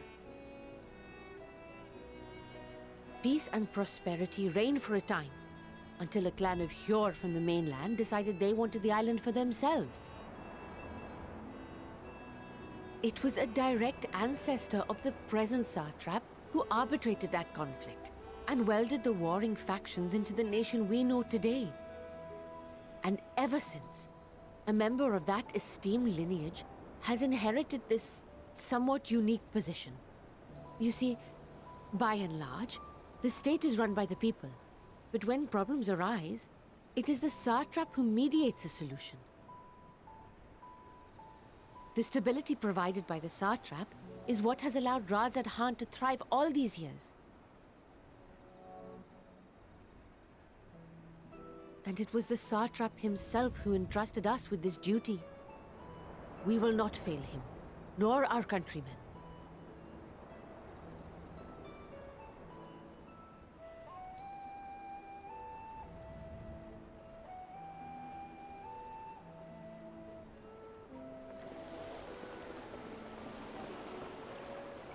What is the delay with the vessel? I told you I need to adjust those ratios.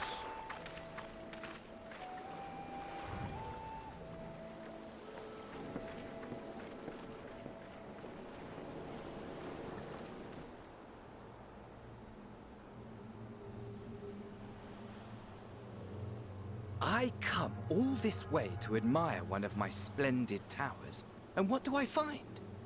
Fools attempting to ward off its tempering influence with magic trinkets. I seem to recall a similar experiment in ages past. What was that man's name? Oh, something. Owen? Another body, another time. Who could be expected to remember every trivial detail? Allowing them to construct such handy talismans would be counterproductive to my plans. And yet, I find myself deathly curious. How will they manage this feat with the limited knowledge and resources at their disposal? Complications be damned. For we cannot escape the nature of our souls. And I, as ever, am my own worst enemy.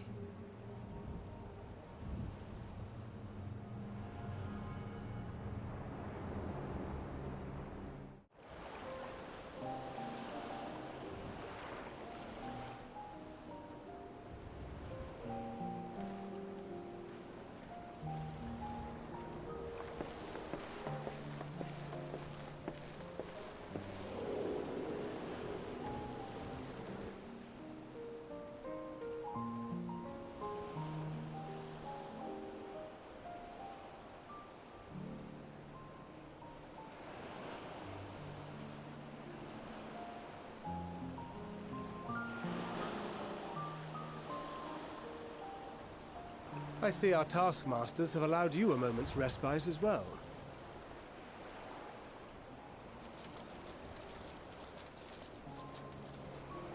You have to hand it to these alchemists. They are determined to see this endeavor of theirs succeed. I've never been one for blind optimism, but I sincerely get the sense they're close to a breakthrough.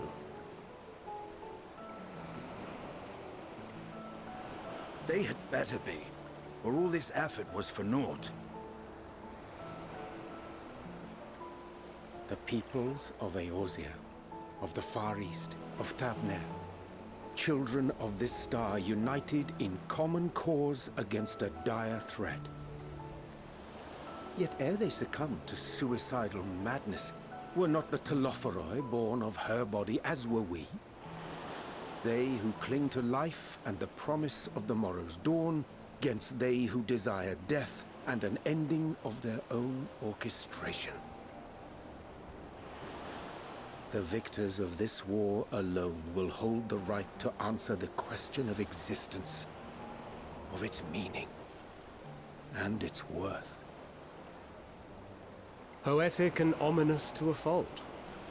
That said, if it's an existential debate in nature, then our arguments might not be as persuasive as you'd think.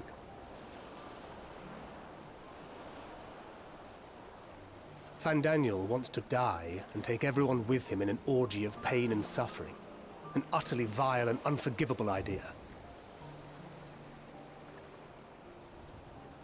And yet, when spat upon by fate and wailing in the deepest pit of despair, who among us can say they have not entertained similar thoughts? There are nights black as pitch, bereft of hope, and no words of comfort can reach you. And it's all you can do to grit your teeth and choke back the bile. The more you see and suffer life's injustices, the more difficult they become to bear. Vengeance is nurtured in similar soil. Though your anger has a broader focus, the sentiment is much the same. A fervent desire to destroy others, to see them drown in torment, as you have. That about sums it up. The will to endure is not always as strong as the urge to burn it all down and salt the earth. Survival be damned. It's a struggle, often close and brutal. Indeed. Well, I, for one, shall pray survival proveth more appealing in the end. As will I. Besides, our chances are much improved when we've the company of others committed to the cause of life. Our vengeful dragoon here is proof of that.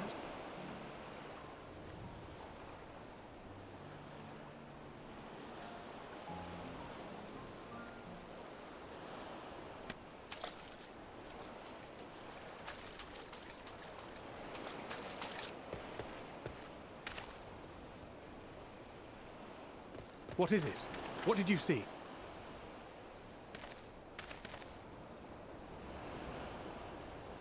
Fandaniel, are you sure? If he knows we've been working on a countermeasure. It holds. The vessel holds! This is the one! At long last!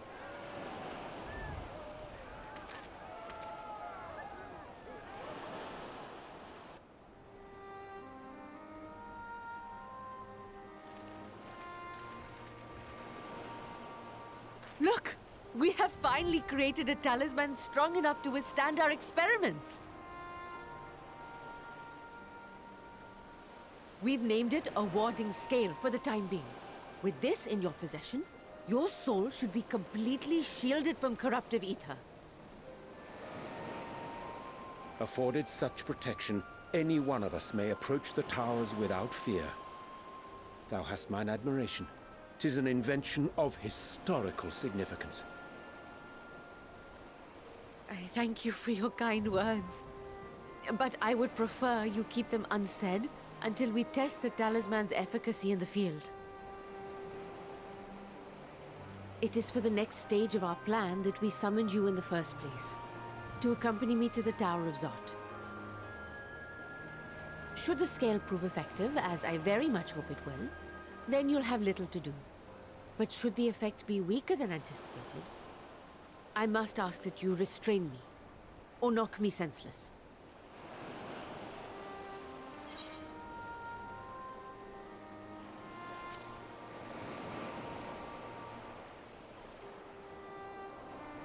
Either way, we are fortunate to have you with us. Nidana, are you certain you wish to do this?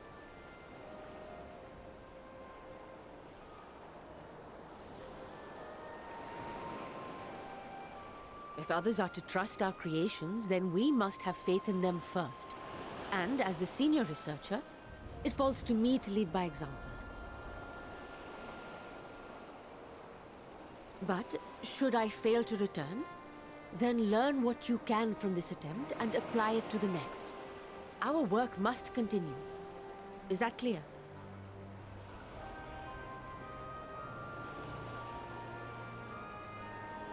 We'll keep an eye on the place while you're away. Assuming Fandaniel is lurking about, there's no telling what mischief he has in mind for us, or you. Be on your guard.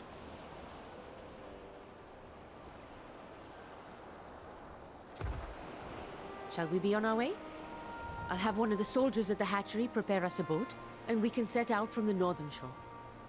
I'll see you there.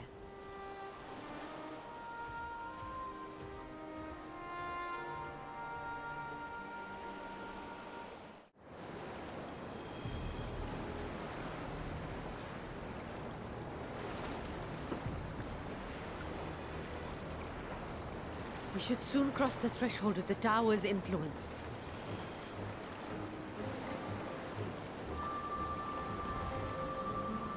Any moment now.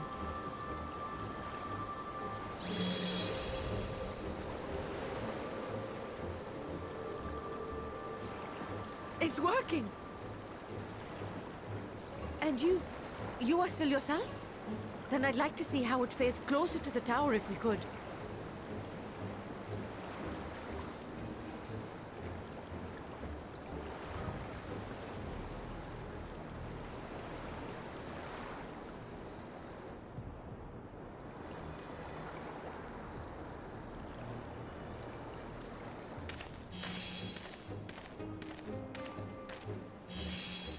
So far, so good. The scale's protection appears to be holding. If we can just make it to the tower's entrance.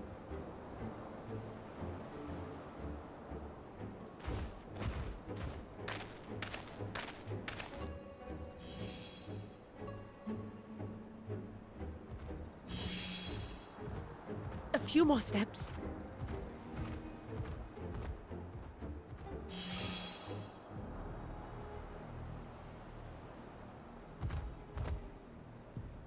Praise be to the sisters, we made it! And the scale has proven itself to be everything we hoped it would be. Now we can focus on production. Once we've equipped and returned with an entire survey team, this menace will soon give up its secrets.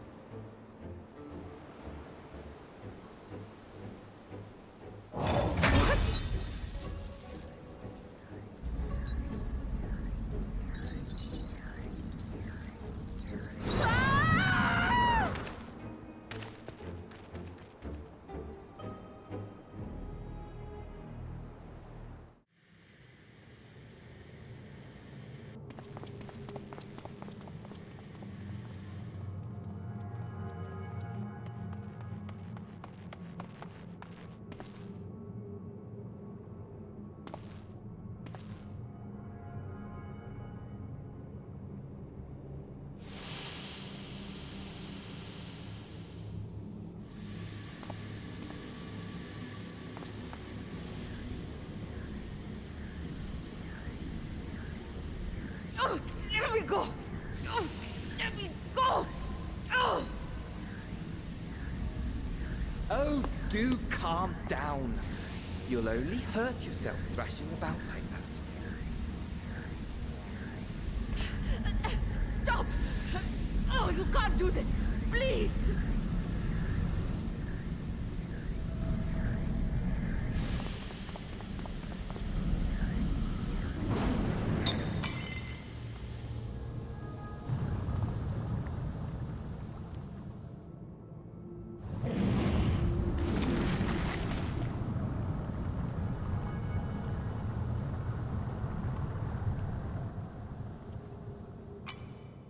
A little late for heroics, I'm afraid.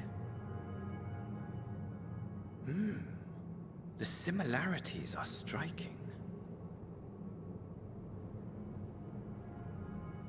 My! Such hostility!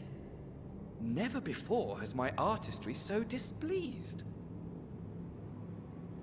My patrons of old would have positively squealed in delight, though, between you and me, I find gushing praise exhausting.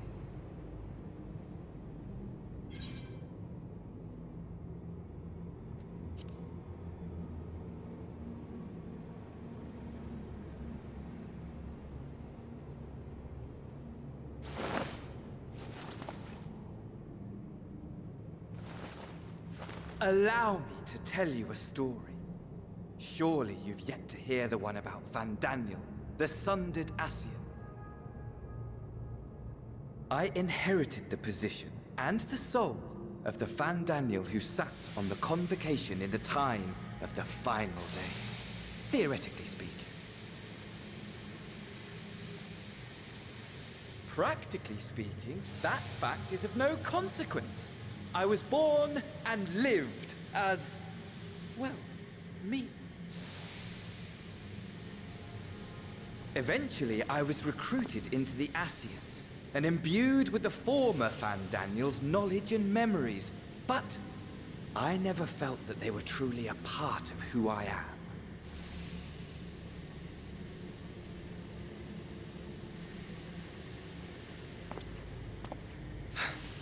How to explain? Perhaps if I told you who I was before my Ascian embrace, although that chapter too is a past I've long since discarded. I have it on good authority you've poked your nose into an Allegan ruin or two. Yes? Then I expect you've heard of me. The old me.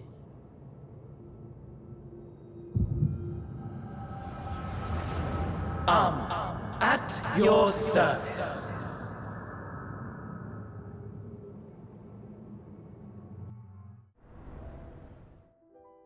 Imagine a nation of unbridled prosperity.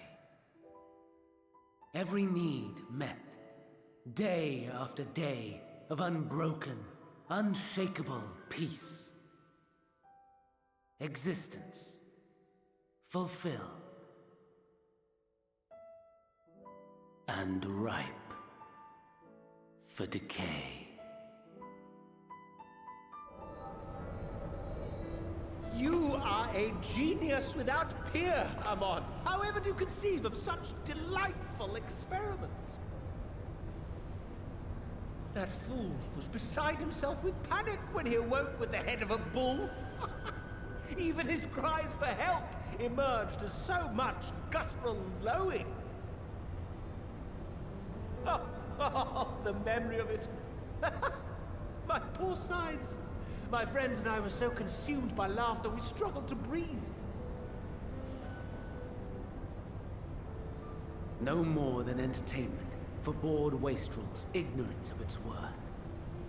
My all-consuming work. But it was not their only indulgence.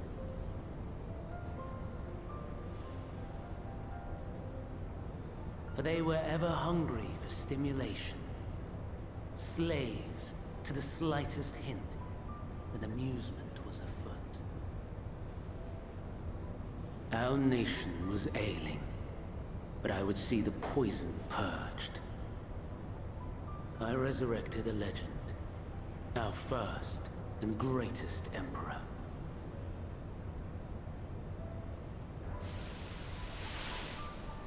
And just as I had planned, he set our wayward empire back on the path of conquest.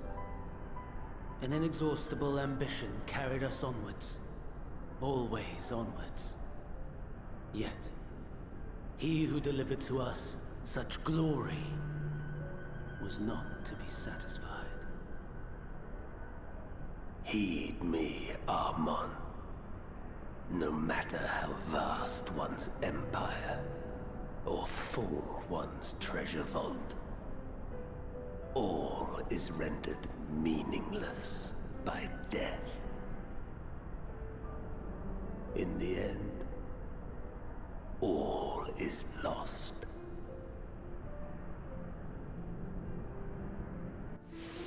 You know as well as I that the Emperor stands to lose this war, and so I have come to claim you.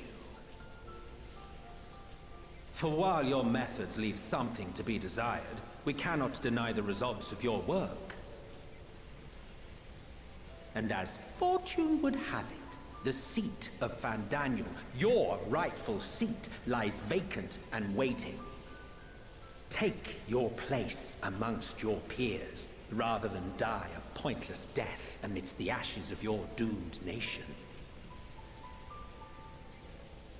Send one of your clones to the Crystal Tower that you might see for yourself. See what lies ahead.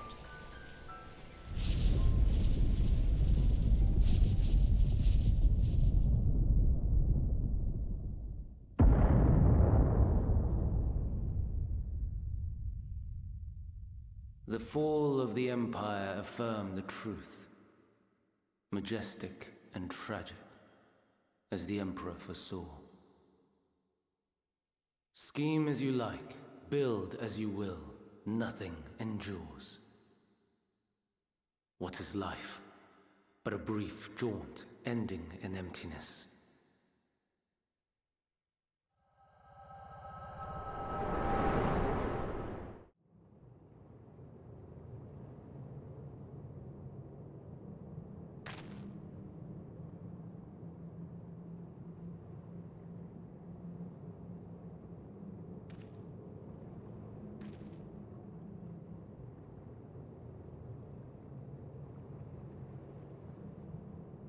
So easily distracted. Why, I almost left without saying farewell. As for your friend, you needn't worry. These pawns are far more useful to me alive as fuel for the primals.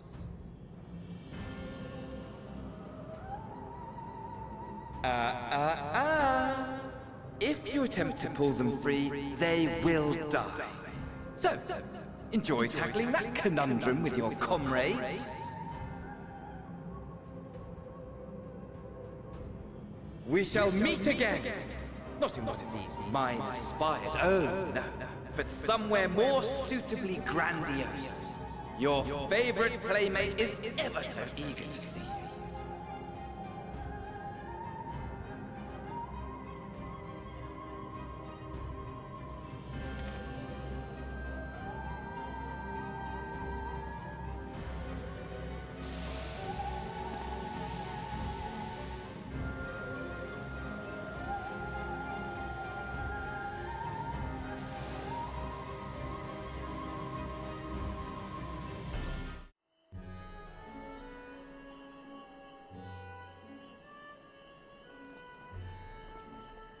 A vast rock squats upon Thavnair, and to its stony surface clings the city of Rads-at-Han.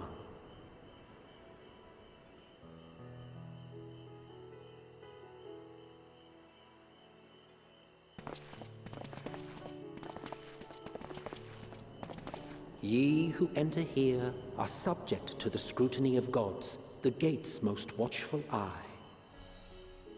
The orb which beholdeth the truth of all things.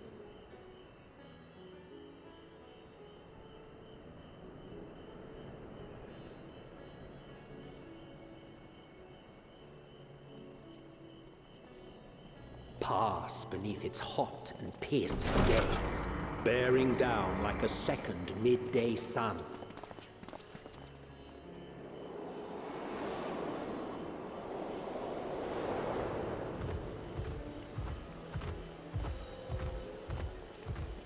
The fragrant haze, a mixture of sweet incense and acrid smoke. The cries of merchants mingled here with lively melodies accented by dancers' feet. Travelers seduced by vivid sound and colors were once swallowed up by patchwork streets.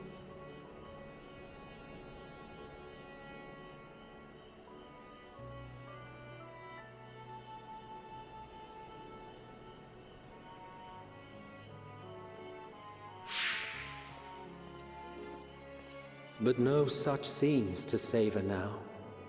To what somber present does that divine eye bear witness?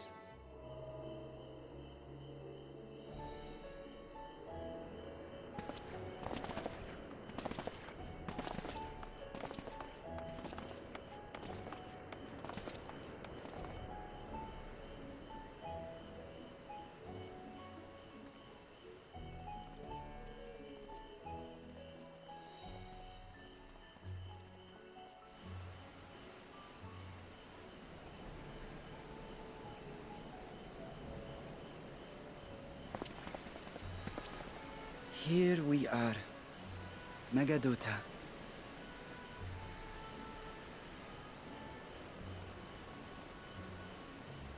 It seems a shame to bring you here directly.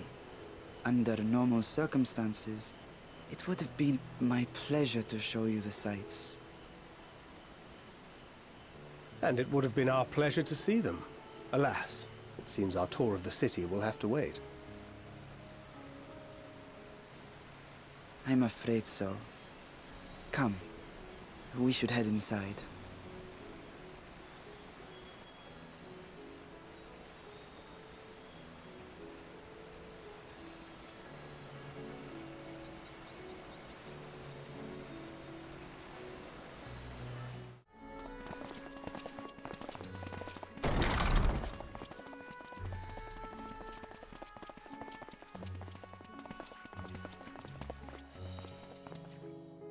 Your Excellency, may I present our honored visitors? Ah, splendid. Most splendid. Allow me to introduce myself. I am Ahawan, satrap of Radzatan. Our alchemists tell me your assistance was invaluable in the creation of the warding scale. Such deeds ought to be recognized in person. Thus did I have young Varshan convey you here forthwith. On behalf of my people, may I express to you our sincere gratitude.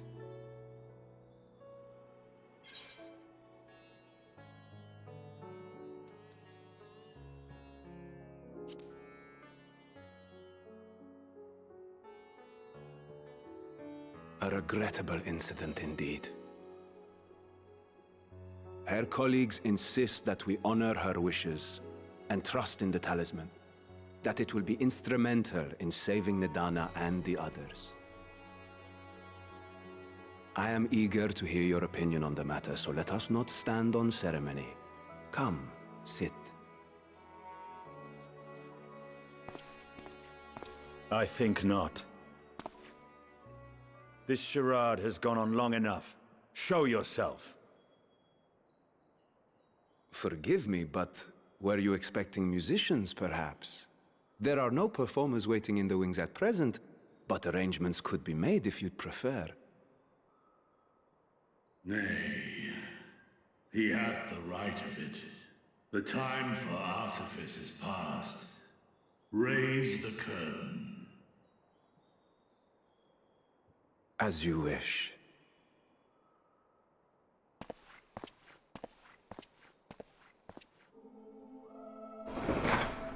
You travel as assistants to the students of Valdesian, but you are known to me.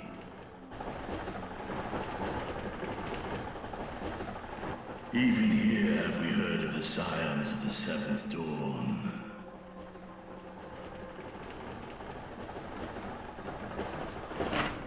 I am Vritra, and for years uncounted hath this isle served as mine abode.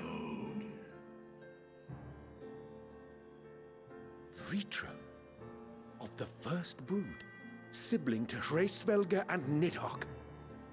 Aye, mine elder brothers, of Midgard Sorma's spawn, I was last to hatch. Well, isn't this a surprise? We were told Radzat Han had an alliance with a dragon. Not that a great worm sat in the satrap's own hall. A necessary subterfuge. as the true tale of our nation history illustrates most effectively. In the beginning, the rock upon which our city is built was home to Vitra, and Vitra alone. In time, the ancestors of the Matanga came to the island and established a foothold.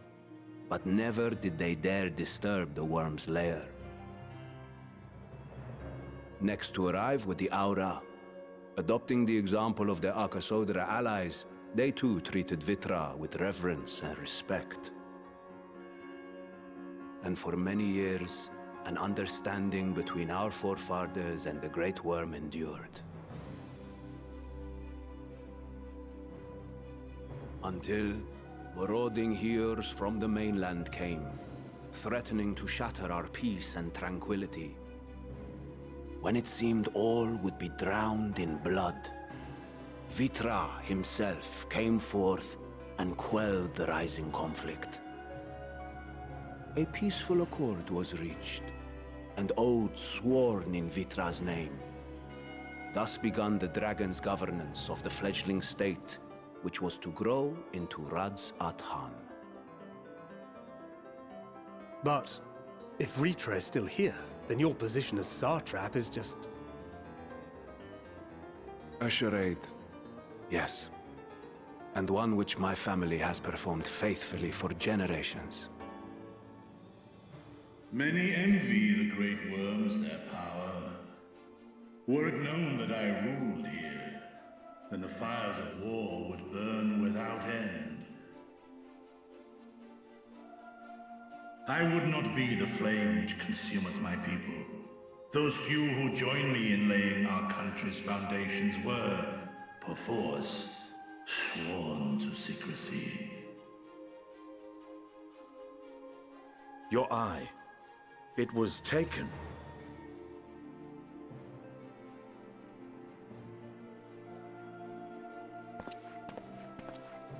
'Tis here, buried within the semblance of flesh. The body before thee is but a simulacrum, constructed by the finest artisans of Razatan. With mine eye nestled within, it doth serve as an inconspicuous vessel for my will. Ah, that would explain why I felt the presence of a dragon upon our first meeting. I am woven with words fashioned to deceive such arcane senses. Though 'twas short-lived, it seemeth thy fusion with my brother hath left thee much altered, Estinian warm blood.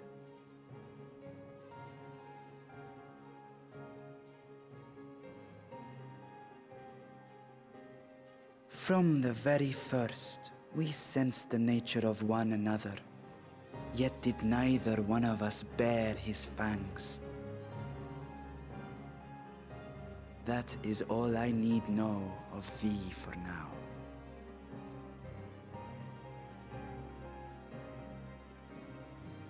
With my secret thus revealed, I have for you a proposal. Not as a worm of the first brood, but as the ruler of Radz Athan.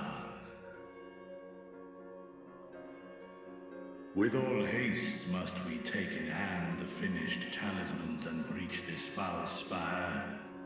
Thence, should it lay within our power, dispel its wicked influence. Yet even with the assurance of the warding scales, the narrow confines of the tower doth limit the size of our force. And thus denied strength in numbers, thou must choose thy soldiers with care. Just so. Yet though our radiant host is formidable, I see a surer path before me. Thou and thy comrades have contended with a multitude of primal beings. Most recently, thou didst cast down false gods in Pagalthan and Kartanau, I am told. 'Tis upon that strength I would call. The Scions have proven themselves the most capable, and I ask that you serve as the tip of our spear. Talismans would, of course, be provided for each of thy companions. And should you agree to this undertaking, more will be provided to make use of as you see fit. There's no denying it's a dangerous proposition, but the rewards may far outweigh the risk. Just think of what we might accomplish if we could equip all our allies with warding scales. I worry, however, that even the 4 of us may be too few for what you have in mind. Might we regroup with our friends first to discuss the matter? 'Tis no trifling task that I have laid before you. Go. Steel your hearts and hone your plans. Such time as you require shall be spent in crafting your protective charms. It seems a quick trip back to Sharlayan is in order.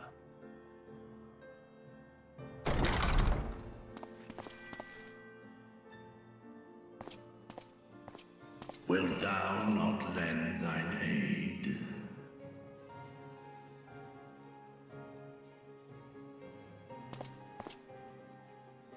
Whether your request be made as a great worm or the ruler of Rads at Han, I see no reason to refuse, nor will I.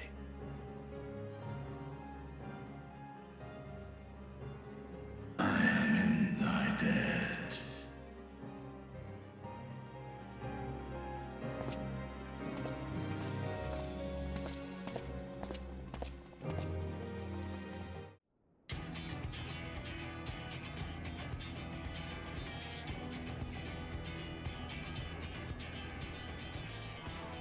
Your time in Thavnair has certainly been eventful.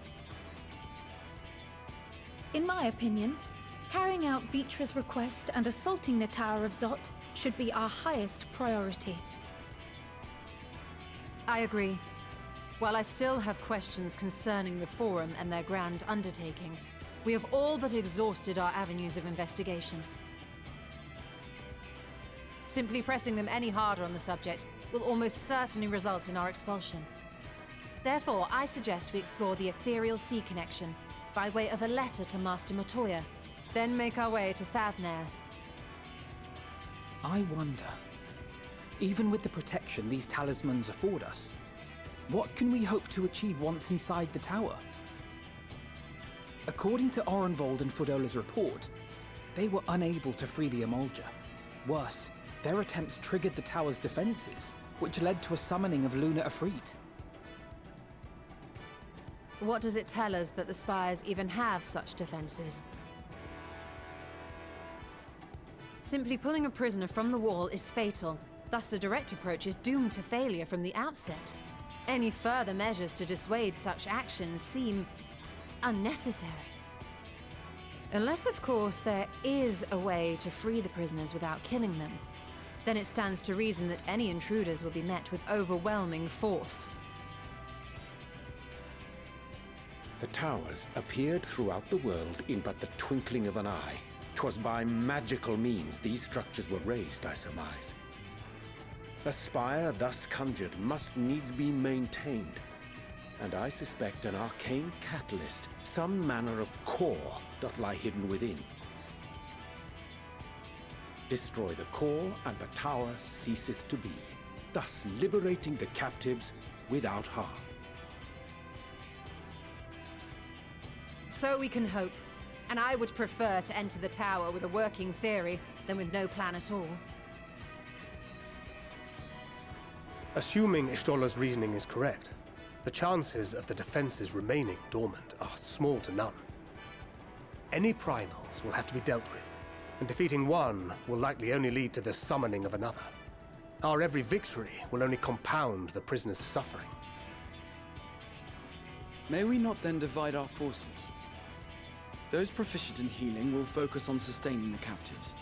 That duty can be covered by Urianger, Kryl, Yostola, and myself. The remaining scions will proceed with the search for the core.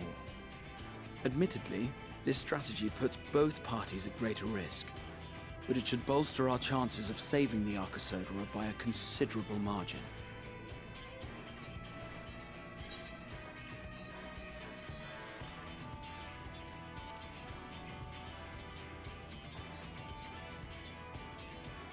If you're to fight primals, then you'd best have at least one healer with you. And I am more than happy to fulfill that role. I found wielding a sage's armament to be rather intuitive, and look forward to testing them against a more challenging foe. It seems we have a plan. All that remains is to carry it out. I will inform Radzat Khan of our movements, so let us make our preparations and regroup near the tower. The military post in what's left of the Hamsa hatchery should serve as a convenient staging point. That sounds perfect. And remember, the experimental aetherite at the confluence is there for those who need it, so there's no excuse for being late.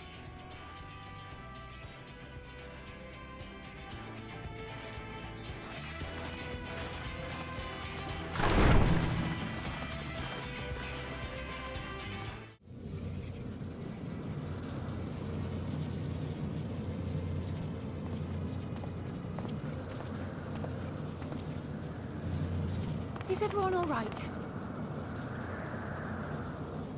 We fortified the captives with what magics we could. Have the defenses been disabled?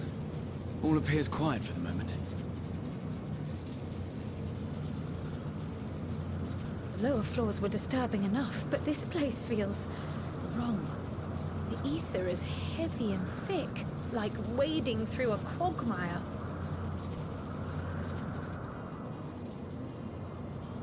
I believe we stand in the tower's beating heart. What sayest thou, Ishtola? I see it. Ether siphoned from the land runs up through the spire, flowing to a single point. This is the core we seek.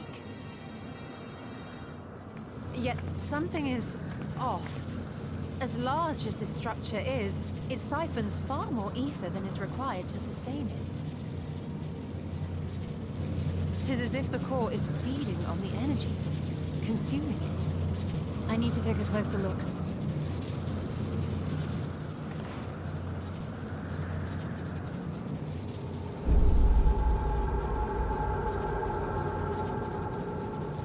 Curious. There is something there embedded inside the core.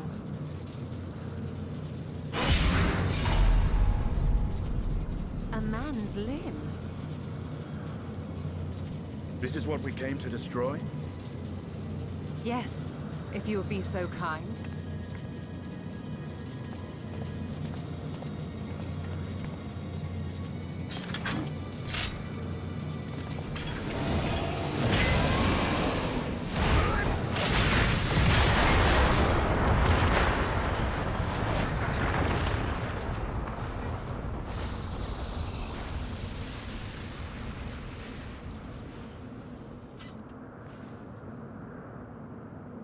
And that should be the end of it.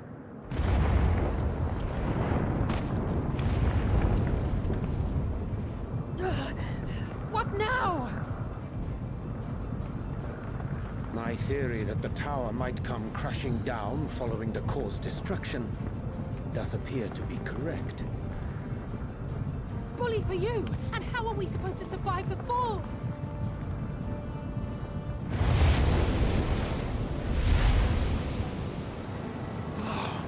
What of the prisoners below? The floor beneath our very feet dissolves. Brace yourselves! I pray I'm not too late.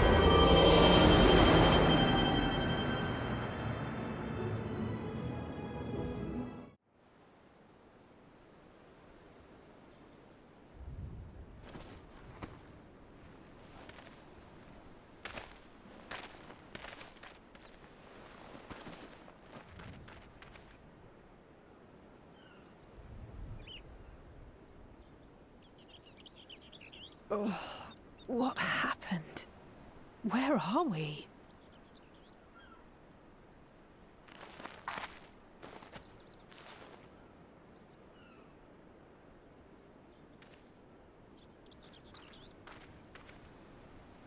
By my reckoning, we're still on the island where the tower stood, but 'tis as if it never existed.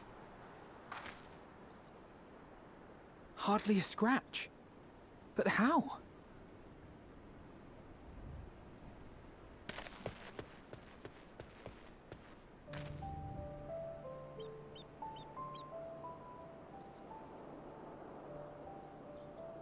Graha wove a levitation spell at the last moment. Large enough to catch everyone, it would seem.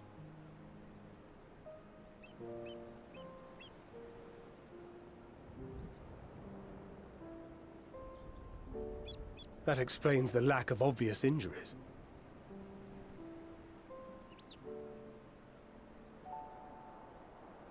The expenditure of so much ether has taken its toll.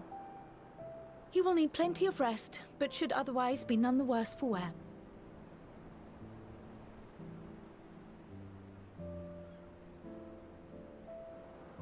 Then the immediate problem is what to do with our new friends here.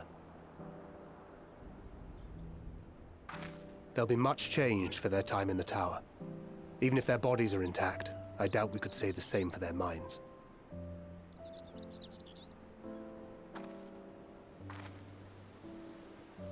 Angelo and I will take care of that. I have every faith in you, Alize, but there are just too many for you to treat alone.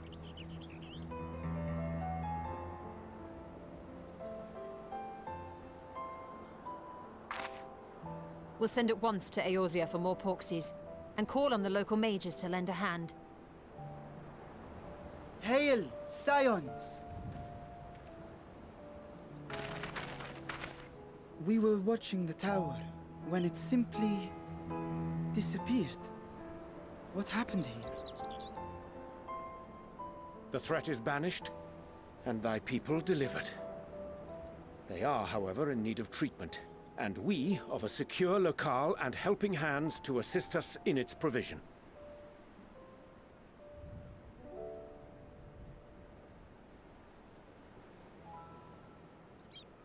You shall have all this and more. Come, let us convey these unfortunate souls to the city.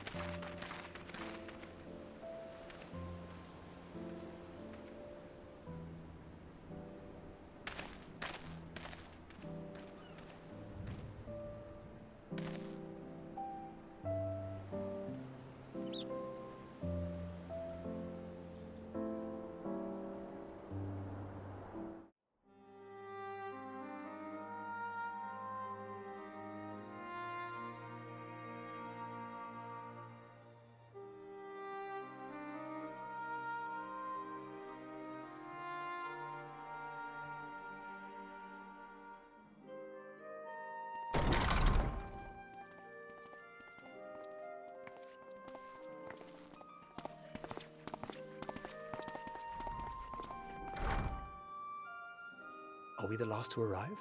I hope we've not kept you waiting.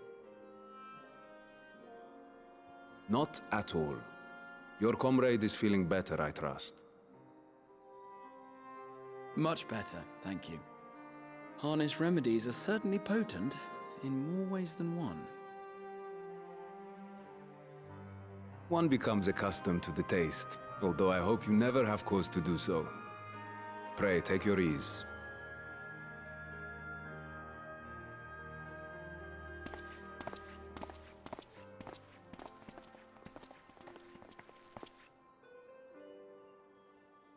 Full glad I am to see you all unharmed.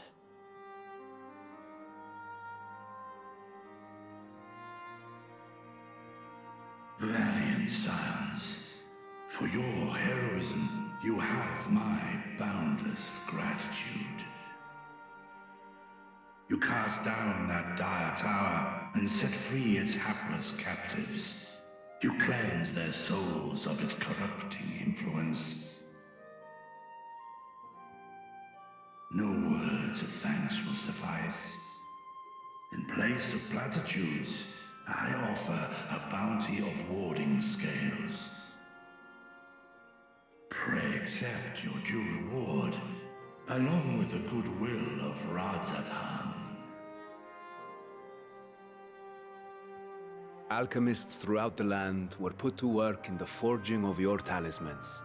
The finished ones have been collected, and now await you at the High Crucible of Alchemia. Present this letter when you are ready to take them into your possession.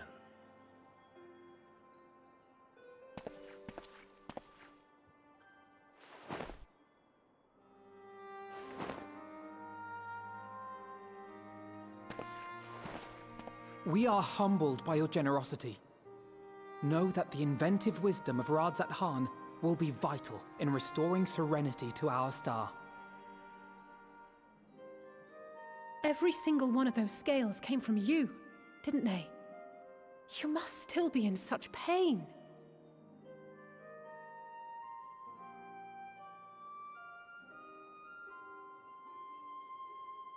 'Tis of no moment. A mere annoyance compared to the dreadful suffering inflicted upon this land and its people.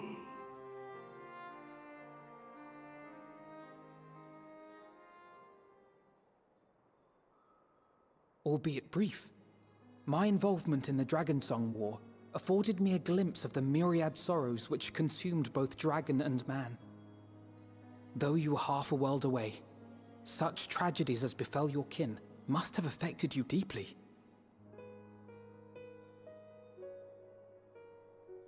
And yet, you chose to live among men.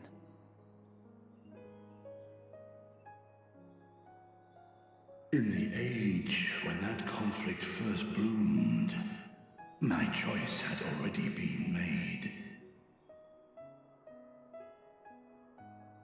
In some distant place, man slew dragon, and dragon slaughtered man. Yet no hate could I muster for those smiling faces which did look to me for guidance. Not even my brother's righteous rage could rally me to his cause. I huddled here, secret and still, hoping against hope that which I had built would remain untouched by the chaos and carnage.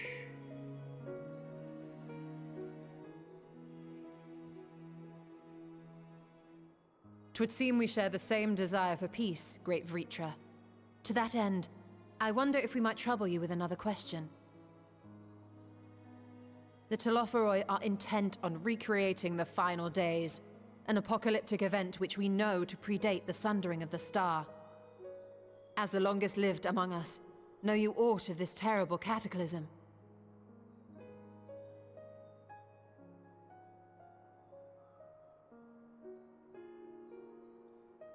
Nay. When war and strife drove my sire from his home, he crossed the great expanse with only our unhatched eggs as company. He alighted upon a shattered source, its 13 reflections long since scattered beyond the rift. Of events preceding his arrival, he knoweth naught, save that which Hydralin hath deigned to disclose. I see. So again, 'tis the inscrutable Hydaelyn to whom you must look for answers.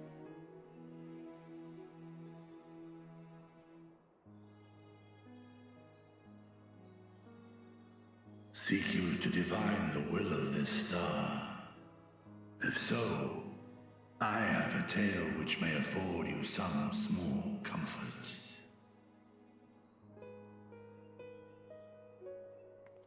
'Tis a story from my youth, many, many years ago. To my sire, I once posed the question, of all the stars in the sky, why didst thou settle upon this one? To which Midgardsormr did reply, 'Twas was the last bastion of hope. He believed so long as Hydaelyn endured, so too might dragonkind. Solemn and portentous were his words. What deeper meaning they held, I could not, dared not pursue. 'Tis a stone I've left unturned ever since.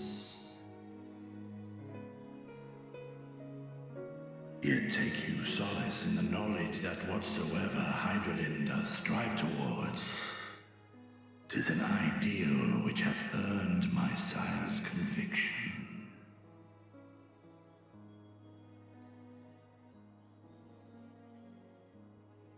Thank you, Vritra. You've given us warm reassurance in a world gripped by cold uncertainty.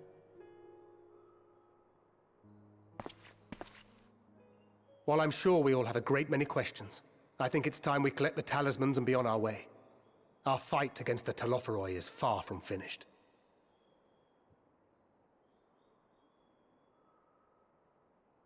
We must take our leave, but please do inform us if we can provide any further assistance.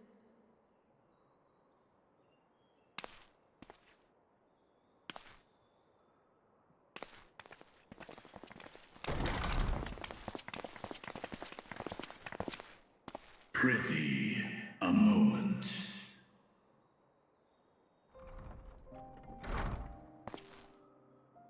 There is one whom my sire hath judged worthy of honor and respect. The one known to men as Eorzea's champion.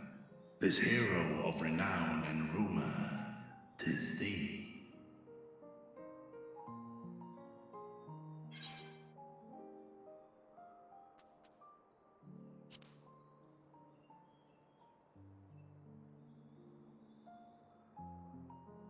I knew it to be so.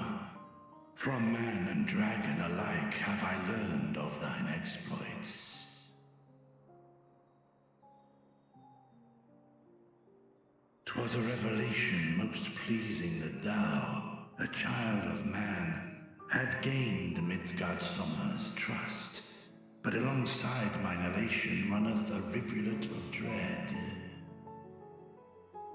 For upon thy life's reel wind too many threads of fate, power, wheel enmeshed with woe. Amidst this tangled knot thou shalt know no rest. 'Tis an endless confluence of forces, a struggle without surcease. More terrible still is the attrition wrought upon thy companions, as they are swept up in the storm of thine existence.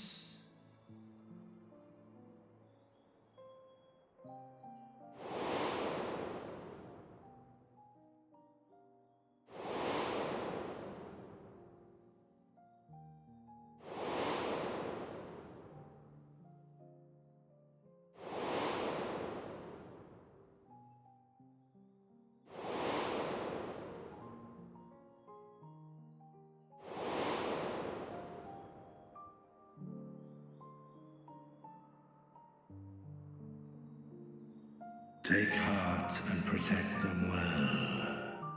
They will be your strength and your salvation. The hope thou wilt need come the end. Even cowering behind my curtain, I know the suffering of the powerful. I have watched my siblings driven mad by loss. Thus, do I exhort thee to spare no effort to keep thy loved ones safe.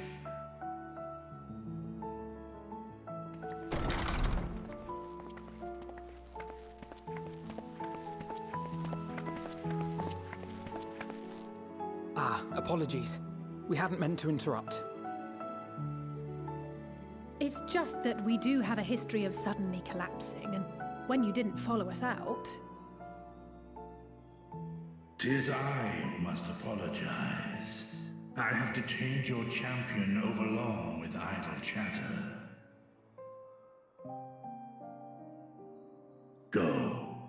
At war's end, I pray I welcome thee back into my hall, where together with thy joyful comrades, you may toast your triumph.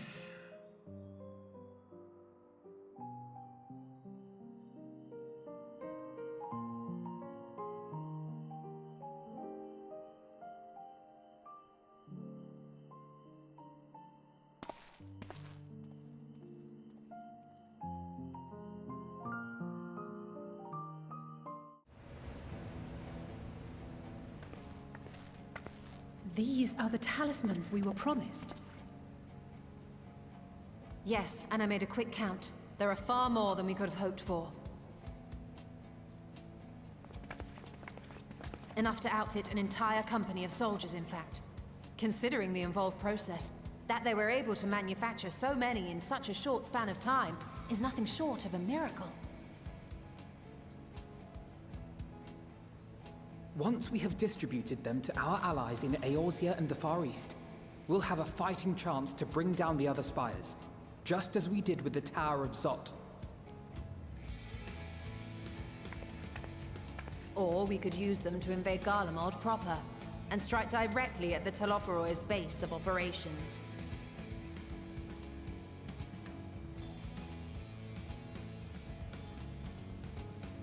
Of course, we would need to consult with various Alliance leaders before such a drastic measure could even be contemplated.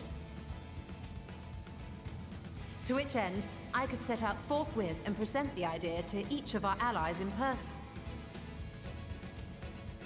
Pray allow me to undertake some few of those journeys. I find myself restless and in need of purposeful duties. I can head eastward. Bosnia and Dalmasca are just a short hop from here. And Doma's shinobi network should come in handy for passing on the word. We shall share the burden then. Meanwhile, I think it best that you and the others take the talismans back to the Baldessian Annex. We must keep them safe and secure until we've decided upon a course of action.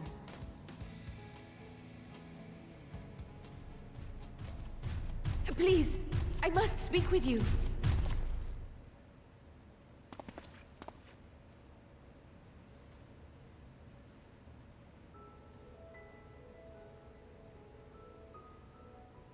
Nidana, you're awake.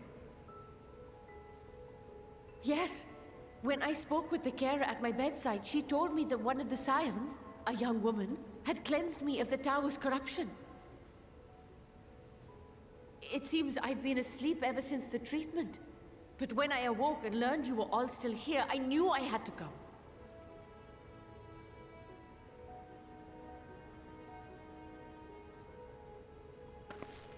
As you said, Nidana was captured only recently. Such a brief exposure is swiftly cured, so I tended to her before we gathered at Megaduta. And I am truly grateful that you did. I cannot thank you enough. All of you, for everything you've done. Destroying the tower, rescuing our people. You've saved Thavnair from an awful fate.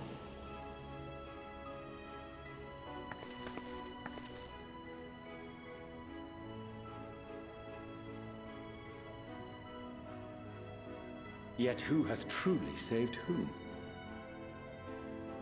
Due in no small part to thine inspirational courage, the alchemists were successful in reproducing warding scales of proven efficacy.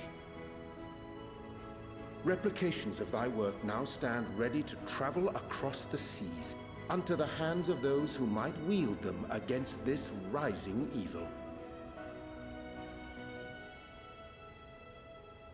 The talisman? Is this true?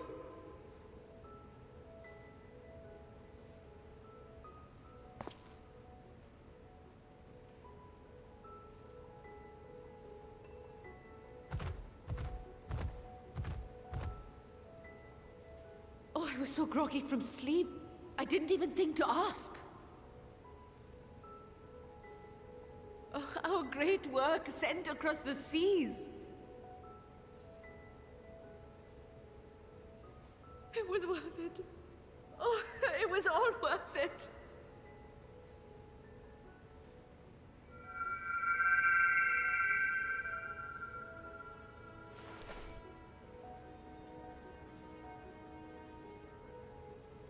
that?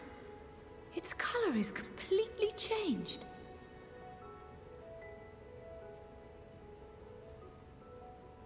What do you have there?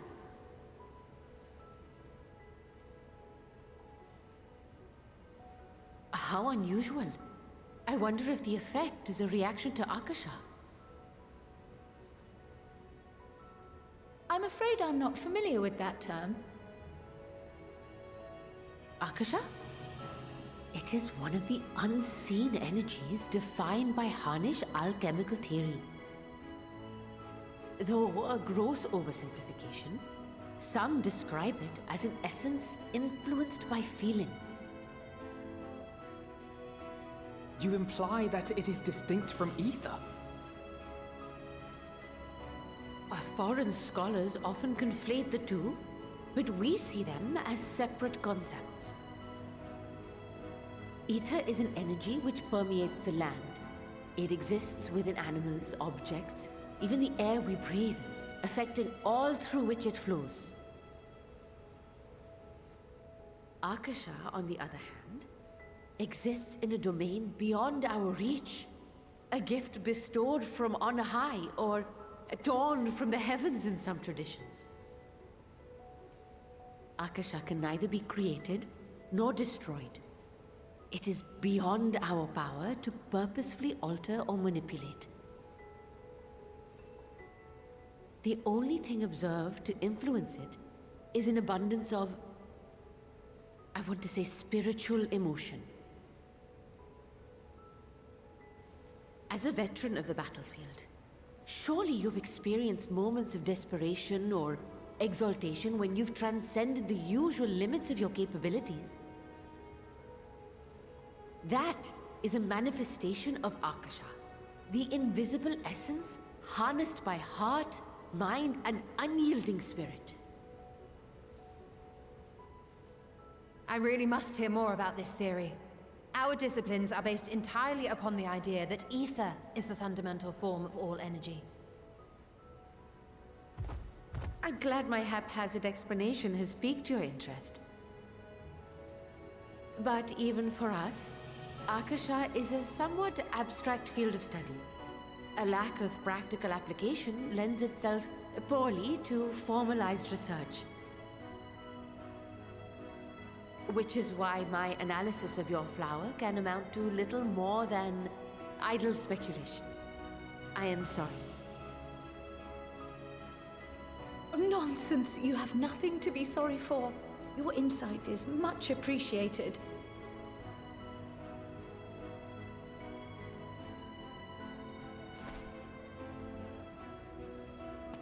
Shall we depart for Sharlayan then? I will see to it that the talismans arrive at the Annex. And we will be in touch once our talks are concluded. I suggest you rest while you can. From here onward, sleep is bound to be in short supply.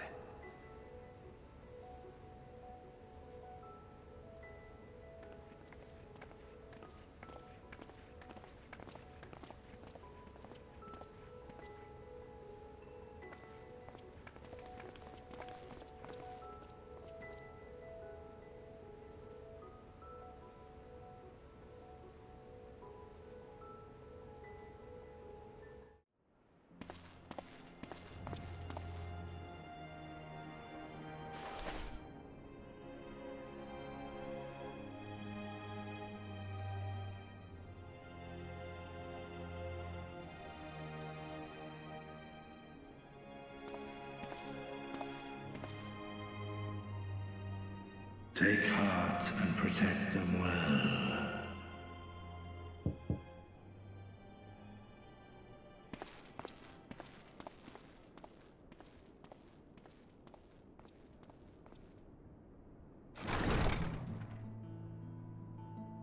Good, you're here. You haven't eaten yet, have you? We've bought quite a spread if you're interested. Only the finest dining from the last stand.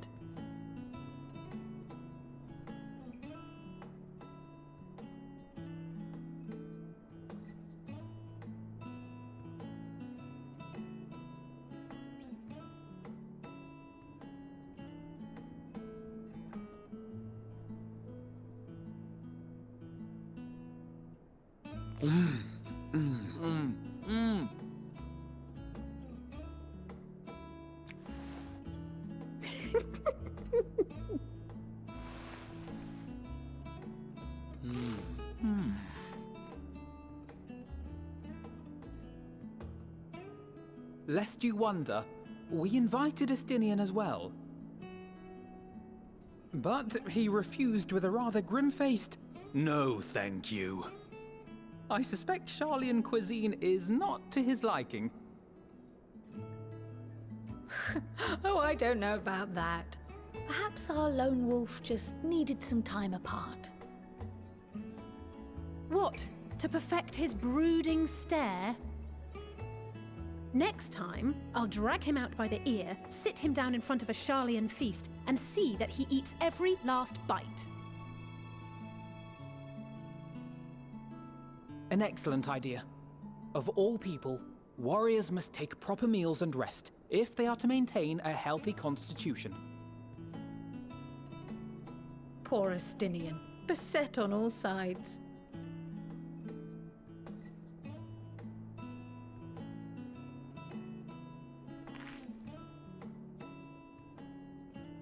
Speaking of one's physical condition, Mistress Cryle, I hear you recently played literal host to Heidelin herself. And what an experience that was. Tiring, yes, but no lasting harm done. If anything, I should have liked to speak with her longer. I've not felt a hint of her presence since. Heidelin instructed you to carry that flower, yes?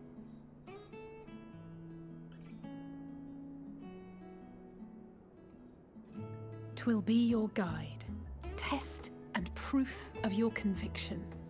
And then something about seeking joy in darkness, was it? Come to think of it, isn't that what happened with Nidana back in Radzat Han? The flower did seem to radiate a joyful glow, as if reflecting the elation we all felt, the relief of a people with renewed hope. Indeed, and in turn, I felt buoyed by that radiance. 'Twas akin to spotting a beacon and knowing we were on the right path. I know we've not yet triumphed over the Telophoroi, or learned the full breadth of the Forum's plans. But even within the midst of our struggles, we find small moments of joy to sustain us. Rare and hard-won perhaps, but it is this pursuit of happiness that gives us the strength to carry on day after day.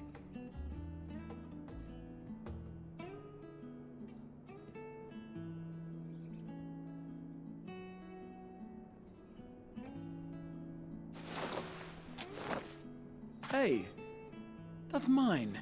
To the swift the spoils. Though I recall that levitation spell of yours was quick enough.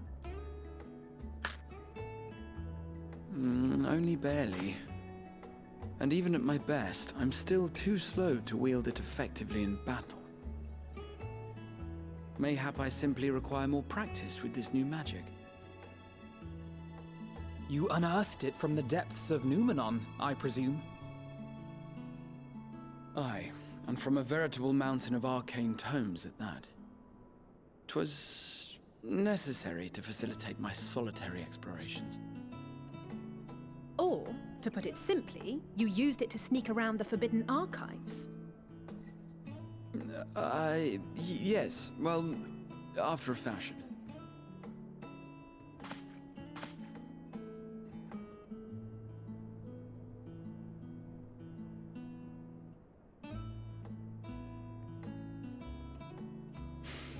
They're tall, you see. The shelves, they're too tall for me. And I could hardly move the library's platforms without attracting attention now, could I? Oh.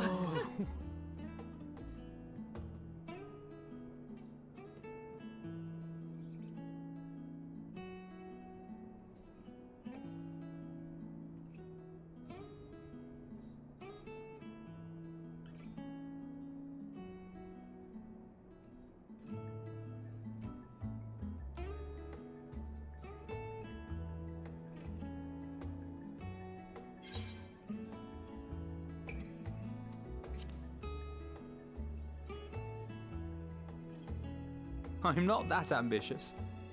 But 'tis pleasant to idle away the hours every once in a while.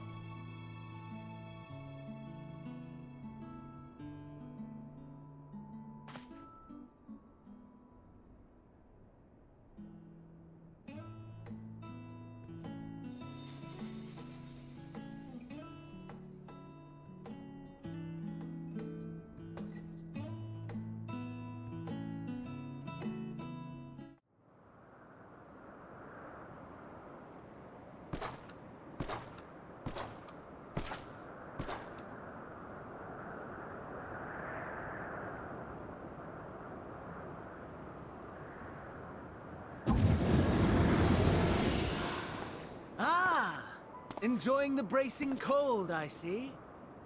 Do you not own a warm coat or a cloak? Something in fur? Or fashioned from the skins of your enemies? Or... well, never mind that. I come to you once more as the bearer of bad news. Our tower in Thavnir has been toppled, and I need not tell you by whom. Given how many we have at our disposal, the loss of a single spire is hardly fatal to our plans. It does, however, slow the rate at which we siphon ether. If they continue to preoccupy themselves with the towers, then all will be well. But should our foe prove bold enough to strike at us here, then the timing becomes questionable.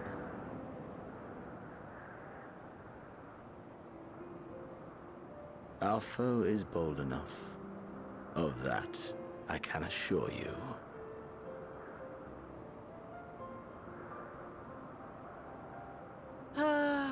Yes, very well then. I suppose I must prepare a proper welcome. Honestly, talk of your nemesis is the only thing you seem to enjoy. Does nothing else spark your interest?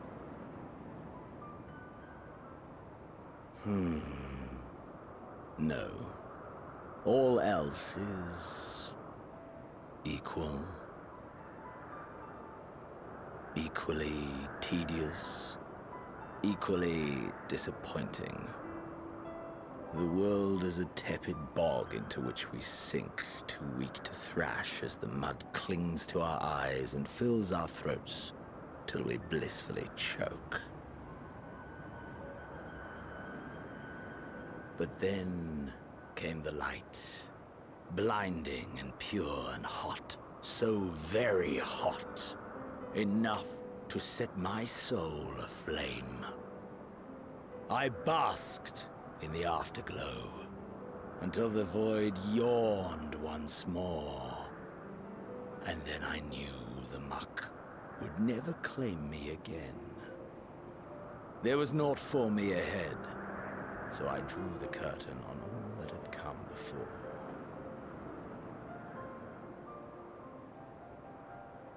Burn. Burn. Let the whole star burn. I will have my contest. I will reclaim my moment.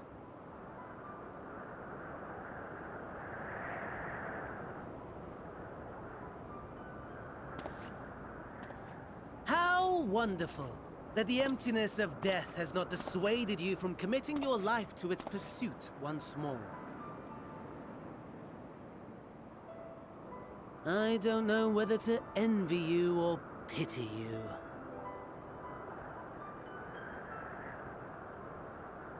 You question my disinterest, but what of yours?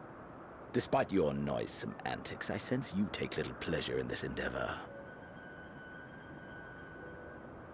Mercy, my lord. Such pointed barbs from one who barely acknowledges my existence. Nevertheless, you are mistaken. For I do find this part somewhat enjoyable. You see, when I was mortal, I would always have the same dream. It was a fragmented thing, disjointed. All the faces incomplete. The setting, too, was unknown to me. So I thought it simply a fantasy of my sleeping mind. Until one day, I realized it was showing me the truth. Much as your dream of the final days enlightened you.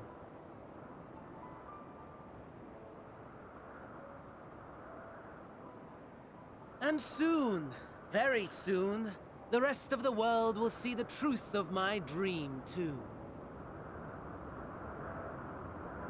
Yes, I think that is something we can both enjoy.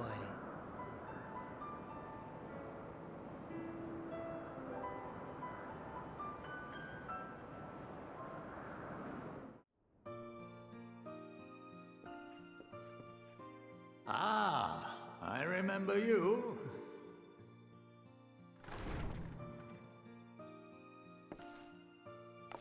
I pray we have not caught you at an inopportune moment. We wanted to offer our thanks for your kind words in the forum.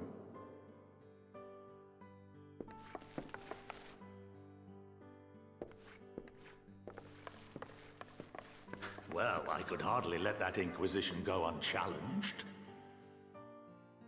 I've always believed that curiosity should be nurtured, not stifled. Thankfully, a majority of my colleagues agreed. A slender majority, aye, but a majority nonetheless. Had the vote not gone our way, we would be having a very different conversation, if any at all. Though I'd like to think you would have not given up on our cause. I'm told you paid a visit to the Annex afterwards. Yes, that's right. I was hoping to speak with the grandchildren of my dearly departed friends Galuf and Louisoix in a less dour setting. But it seems I just missed you.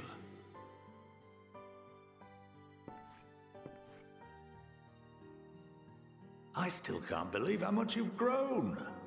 If only your grandsires could have seen the way you presented yourselves to the Forum. Why, it fair brought a tear to my own eye.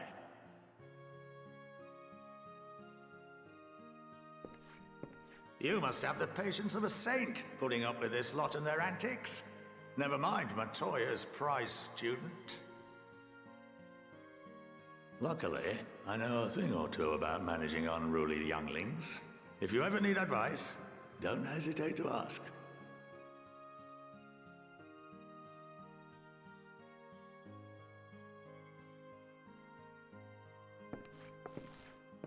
If I may, there is a rather more pressing matter we wish to discuss. What can you tell us of this duty that the Forum must fulfill? Nothing, I'm afraid. Like all humble servants of the Forum, I am sworn to secrecy.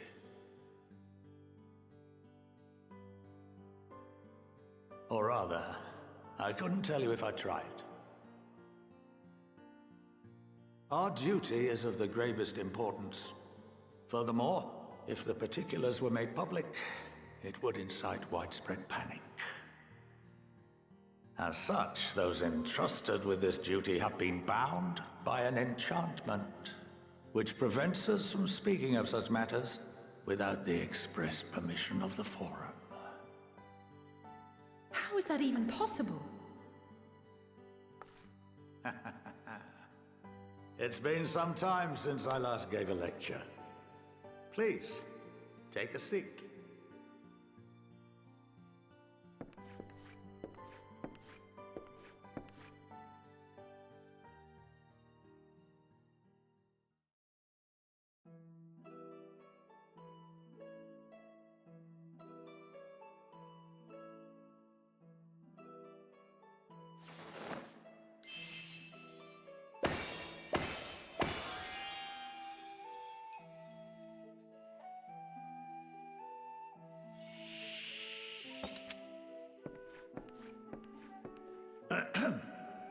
We shall begin by reviewing the fundamentals of etherology.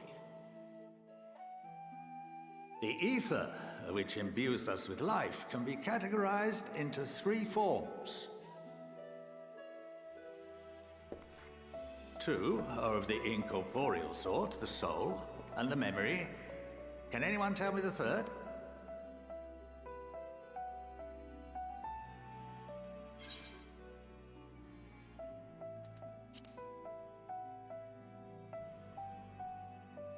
Yes, very good.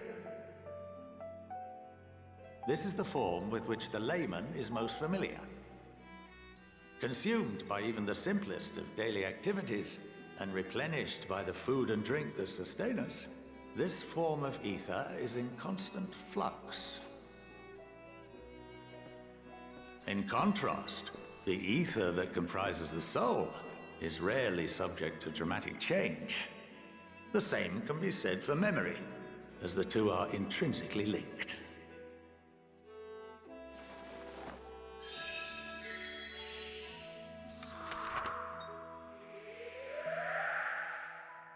Picture the soul as paper, and memories as words written upon it. Now, what would happen if that paper was doused with ink? The same type of ether as comprises the memories.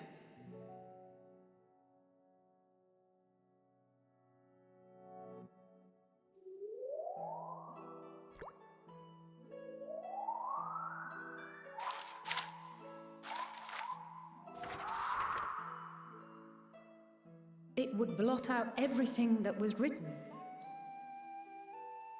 Precisely. We would be unable to recall the memories, and any activities that depend upon them would be hindered as well.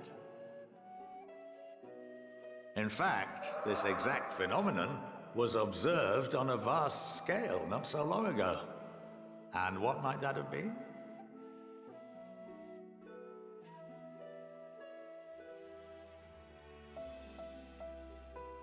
The seventh Umbral Calamity. The people of Eorzea vividly recall Bahamut breaking free of the Lesser Moon and raining hellfire down upon the realm. But no one could seem to remember the events that followed immediately afterwards. Indeed. To this day, we have yet to determine whether it was an unintended consequence or a deliberate act. The enchantment which binds me and the rest of the Forum is based on a similar principle. And yes, it is a contravention of the Sharlayan prohibition against the practice of memory manipulation. Only when a new member is inducted and told of our great duty are they subjected to the process. A necessary evil. You have my word that it would never be used to manipulate the populace? I should hope not. But can this enchantment be dispelled and your memories restored? If 9/10 of our members give their approval, then the process may be reversed. Then, and only then, would we be able to speak freely to others of our sacred duty. Barring that, we must wait until we return to the ethereal sea.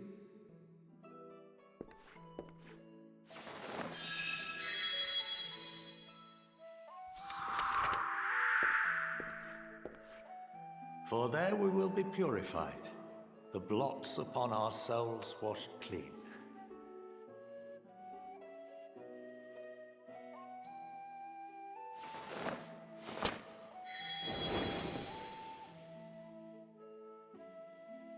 And our memories drift apart and dissolve, rather defeating the purpose, I suppose.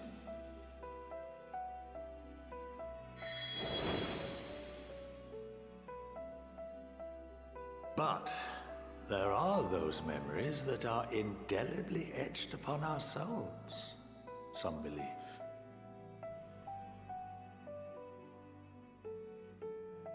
What happens after that? We are reduced to pure ether, coalesce with that of others, and create souls anew. Alternative schools of thought assert souls remain whole and return to the corporeal world, reborn into another form. Both theories have their proponents. Personally, I consider each equally probable.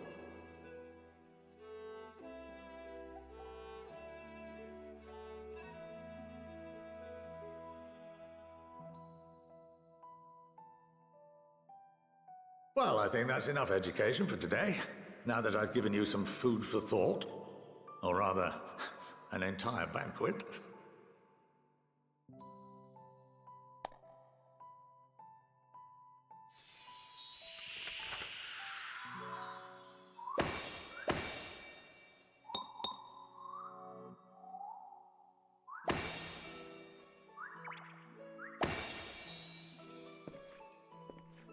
I would remind you that although I'm unable to assist you with certain matters, the resources at my disposal may still be of use to you. I'll arrange for you all to be given the run of Phenomenon. Of course, as associate to our alumni and the students of Baldessian, this privilege is extended to you as well, my friend. Oh, and I suggest you speak with Ki Aliapo. She's well known among the artisans of Sharlayan, and her network of contacts may prove useful in your search for knowledge. I wish you all the best in your pursuits, wheresoever they may take you.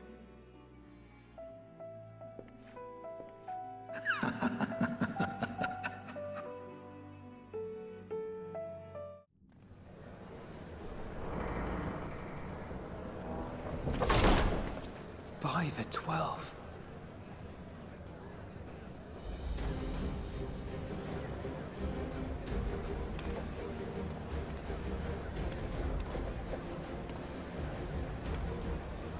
Glad you could join us. I hope you don't mind, but we went ahead and started without you. As you can imagine, our traveling companions were eager to become acquainted. 'Tis a rare thing indeed to see such a diverse and talented group of individuals assembled for a single purpose. We fight not only for the sake of Eorzea, but for the entire world, including the people of Garlemald. Much rides on the efforts of the Ilsabard contingent.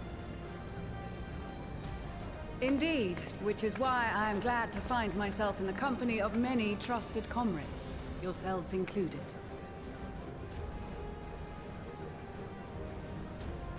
Lucia! I have come at the behest of Lord Emmerich, who has honored me with the role of Ishgard's representative.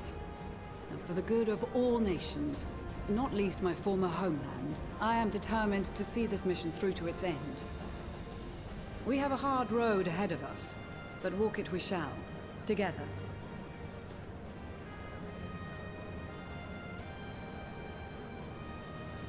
We too welcome this opportunity to work together once more. I have faith that, if there is a way to resolve this conflict, we will find it. Allow me to introduce you to the rest of our company. Everyone! If I may have your attention.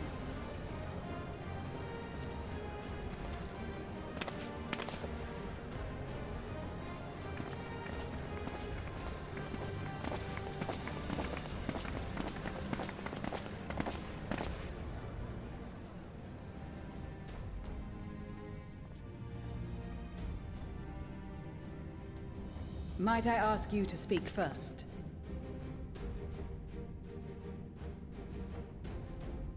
If I must. I am Arun Senna, spokesman for the Gridanian delegation, here on behalf of my esteemed sister, the Elder Seedseer. We shall provide support and protection to those in need during our time in Garlemald.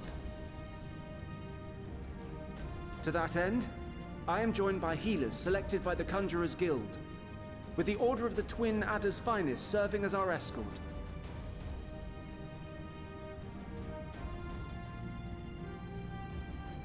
Of course, with an experienced white mage such as yourself accompanying us as well, those requiring more involved treatment will be in safe hands.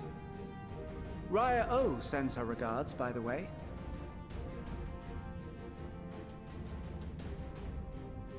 Suppose I'd better say my piece.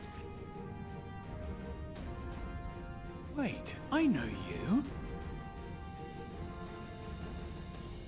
The name's Sicard, in case you've forgotten. Truth be told, I'd rather you had forgotten. Any road, the Admiral asked Captain Hillfear to send his best, and for whatever reason, he picked me. Of course, if I'd refused, I'd be the laughingstock of the bloody executioners, and my reputation's taken enough of a keyhauling as it is. But more importantly, like any pirate worth his salt, I know when you're staring down a storm, you gotta trust in the commander of your ship. So if the Admiral wants us to go to Garlemald, not for plunder and glory, but the promise of peace in our time, then that's what we'll do.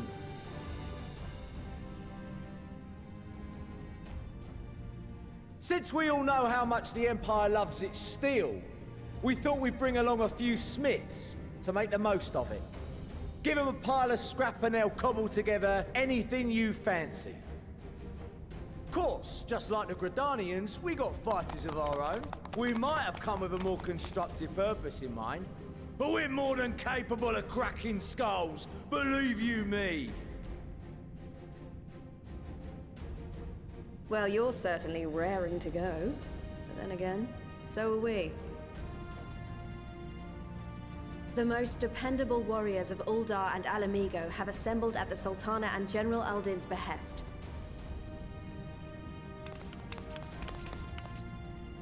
If Garlemald has truly fallen, then the whole place is likely to be crawling with Telophoroi. We'll need plenty of troops to clear and hold a path for others to follow. That's where we come in. Naturally, Marshal Terrapin and I will be leading from the front.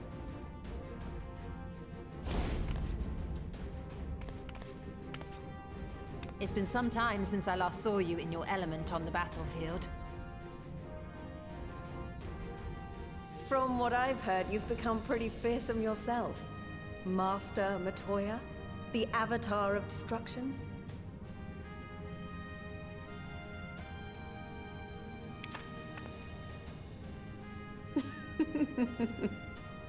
With comrades like these, I know we'll succeed, no matter what awaits us. And then we might finally get a chance to enjoy a good long rest. But until then, let's give it our all.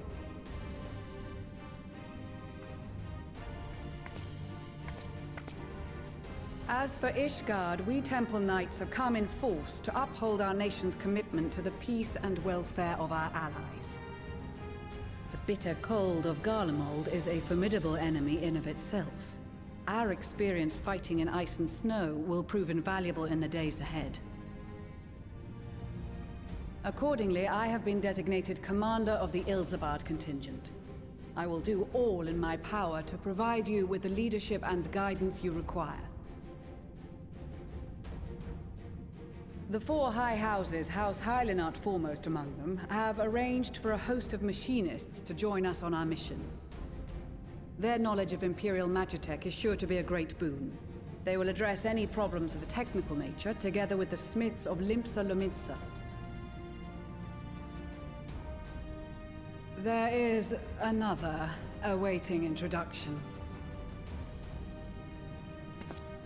Lord Emanolain? Ah, yes. Emanolain de Forton, at your service. Though, lest there be any misunderstanding, I should stress that I've not become a fearsome warrior while you were away. Rather, far from it, actually. My brother, in his infinite wisdom, decided this would be an excellent chance to make something of myself. Oh, and fight for world peace and all that. But, should the opportunity arise for a spot of ballroom dancing, I will be your twinkle-toed gentleman of light.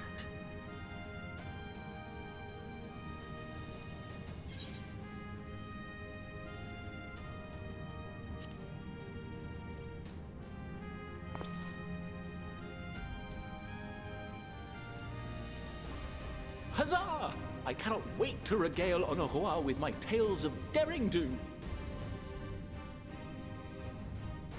I believe that concludes introductions for the Grand Company of Eorzea. Our allies from the Eastern Alliance were due to arrive some time ago, but it would appear they have been delayed. Would that be the shinobi of Doma? Actually, they've been tasked with relaying messages back and forth between the various Eastern nations. According to Lord Hien, however, an equally capable company of warriors has been sent in their stead. Out of my way, you preening fool!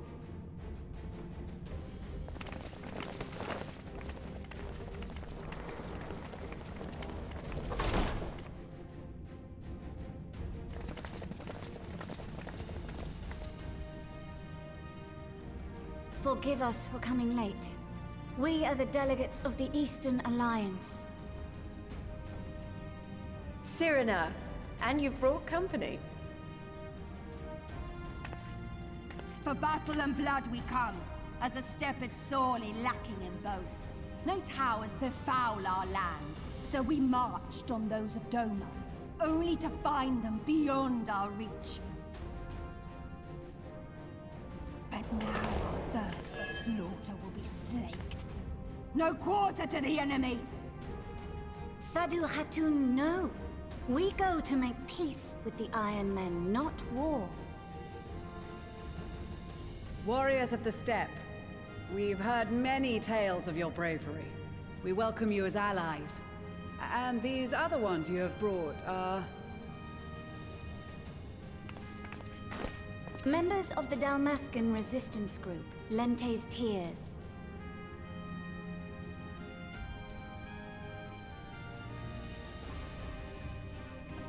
And the Bosnian resistance.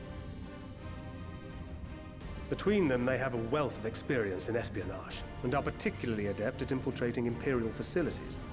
Which is fortuitous, since Garlemald's domain is so vast that I could never hope to handle reconnaissance duties all by myself. Dalmasca, Bosnia, Alamigo. All lands which have suffered the tyranny of the Empire. I would never presume to question your motives. Nevertheless, I must reiterate that our goal is to aid the victims of the Telophoroi, the common folk of Garlemald. And they are victims, make no mistake. Though I understand that many may struggle to see them as such. You're more right than you know. For every one of us that answered the call, there were a dozen that refused. Not only in Alamigo, but everywhere we went. And who could blame them? The Empire's always been the enemy.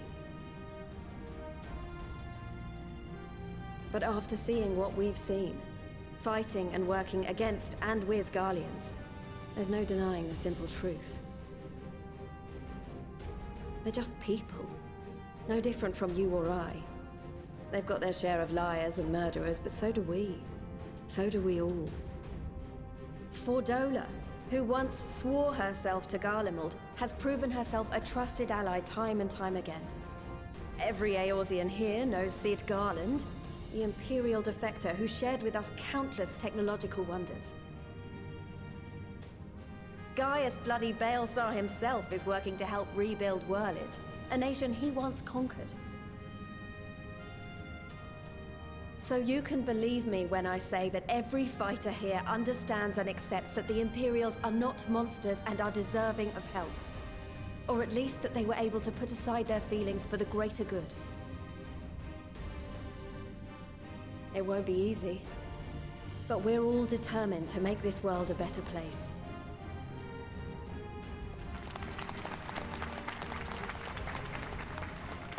What lingering concerns I may have had were clearly unwarranted. I agree with everything you said wholeheartedly.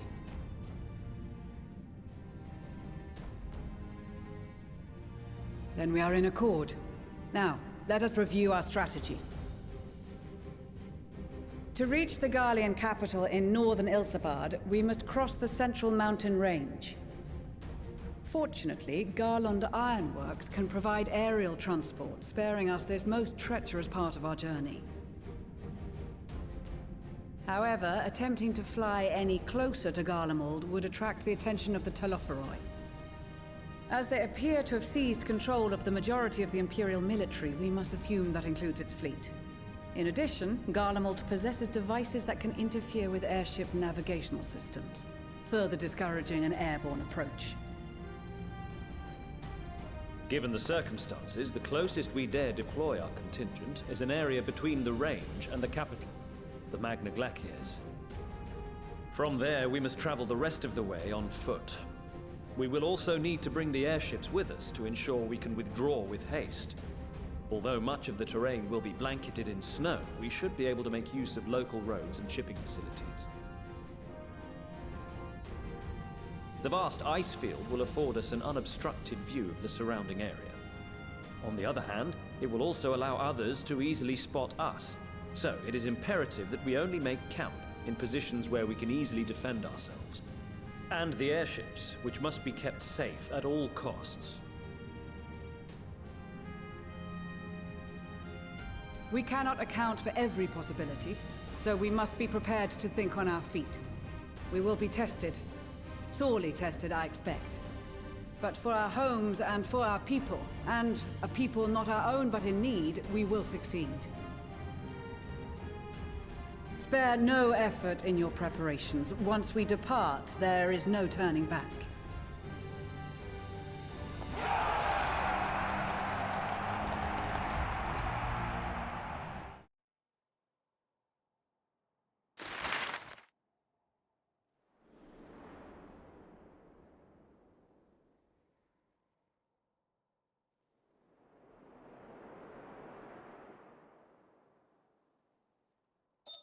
Ilsabard, divided in twain by a vast mountain range. Those who would traverse its jagged peaks face peril at every step. But why go by foot when one can simply fly?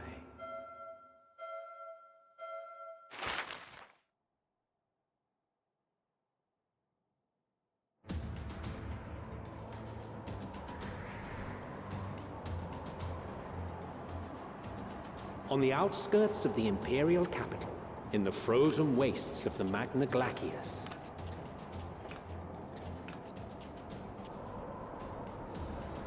the winds howl in icy protest, as if to warn against further trespass.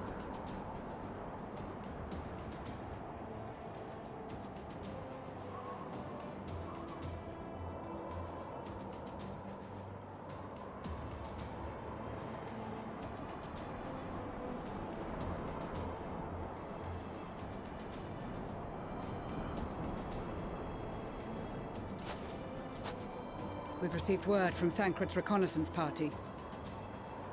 They've sighted a detachment of heavily armed Imperials. Survivors of the Civil War, perhaps? Perhaps, but there is more to it than that. Maxima reports that they're led by Vergilia, legatus of the 3rd Legion, which comprises the bulk of their number. However, they are also joined by several members of the 1st. From what I recall, the 3rd Legion fought for Nerva in the War of Succession following Varus's death. The 1st, on the other hand, were under the direct command of the Emperor and rejected Nerva's claim to the throne. These legions were enemies.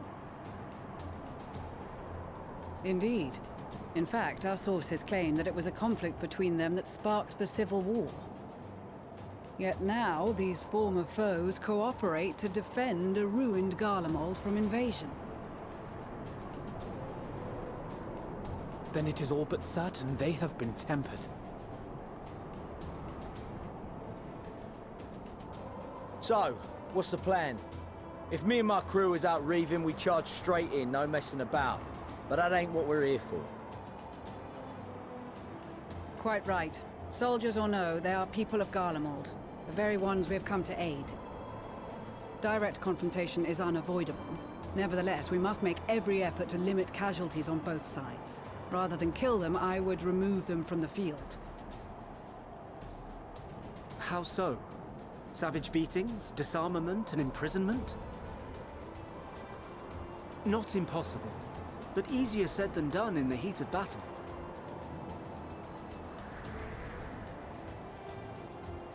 Having observed the opposition, I imagine Thancred had something to suggest? He did. He and the other scouts have already infiltrated a supply depot some distance beyond the Imperial detachment's current position. Stored within is a stockpile of Magitech armaments, and once we give the signal, Thancred's team will destroy them all. In so doing, we will deprive frontline troops of materiel, and likely force the detachment to send men to investigate. Divide and conquer. Not a bad idea. Once the scouts have finished their preparations, we will split into two groups. The first will form the vanguard, while the other brings up the rear with our supplies.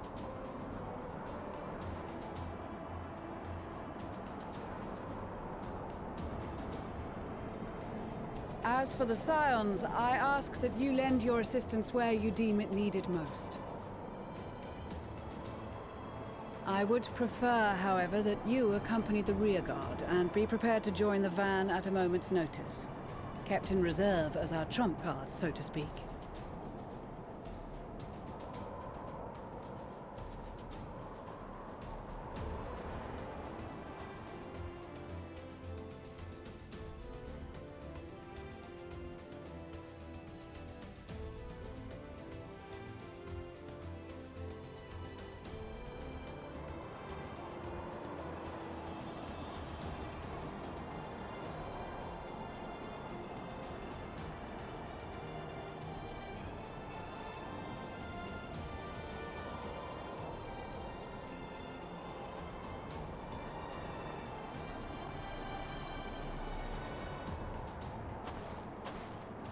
Your proposal was well received. More specifically, they asked that we destroy the Imperial's toys in as spectacular a fashion as possible. Ishtola always did have a flair for the dramatic. She's not an easy woman to please, but I shall do my best to satisfy her thirst for fireworks. All right. Once more for my peace of mind. Our first objective will be to rig the enemy's Magitech with explosives. After we've withdrawn to a safe distance, we'll detonate them remotely. Our second will be to issue a deactivation command to the automated units via the control terminal. If our calculations are correct, this signal should reach those deployed on the front line, giving our friends a much-needed upper hand. The blizzard will help us stay hidden, so let's aim to get in and out before it passes. Trust in the plan, and we should all live to see tomorrow.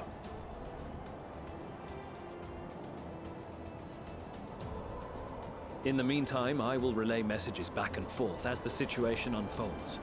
You'll forgive me if I ask again, but are you certain you wish to play the lone wolf? Wouldn't have it any other way. Call it foolish and reckless if you like, but I'll get the job done. I always do. Very well. I wish you the best of luck.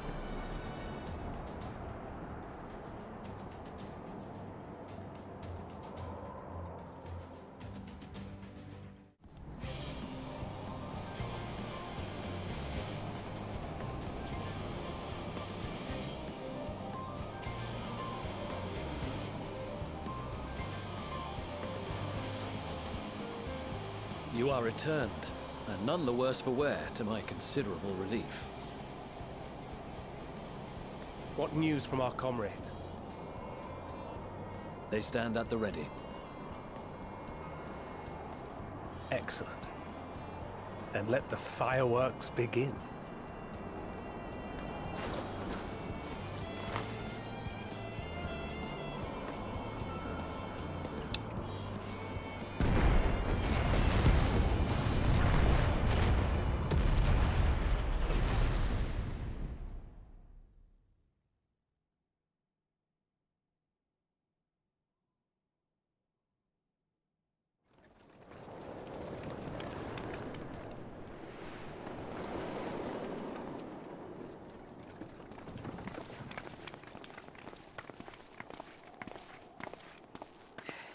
The blizzard's beginning to clear. The Vanguard should be engaging the Imperials any moment now. If they haven't already. Ishtola and the others are with them, so I'm sure they'll be all right, but...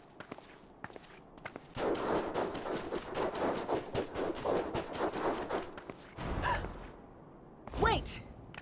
Something's coming!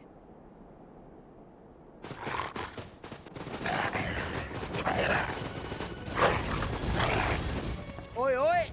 Looks like we ain't the only ones who sent out scouts. Keep them away from the carriages! We lose those, and we're as good as dead!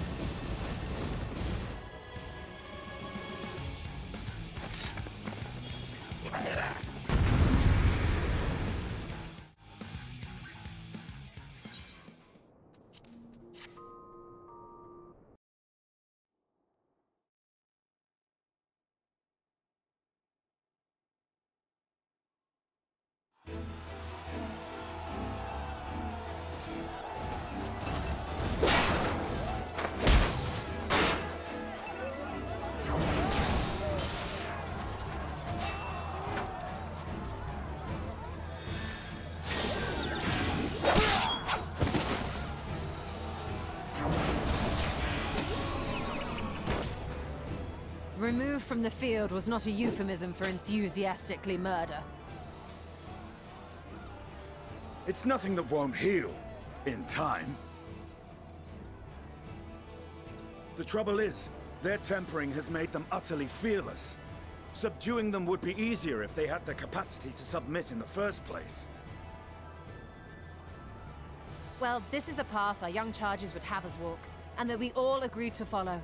You knew it would be hard, yet still you pledged your lance, did you not?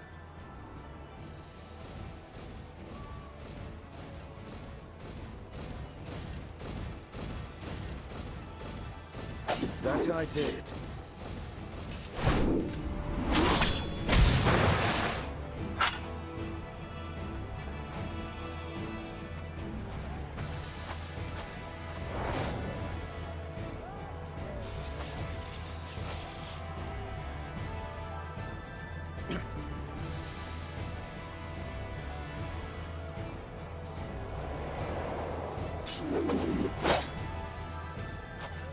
That's Virgilia! Damn it. I need to help the others take her down.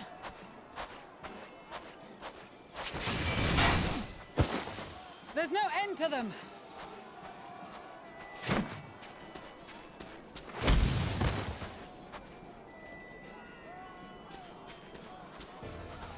I was wondering when you'd turn up.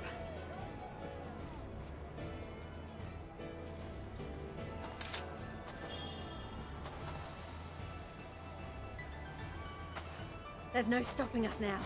Come on, let's show them what we're made of.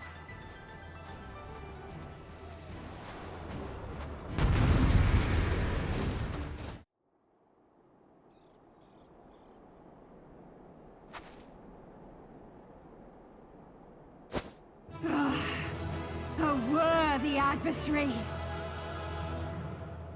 Rest, recover, reclaim yourself! Then we will fight again, to the death! Sadu Hatun!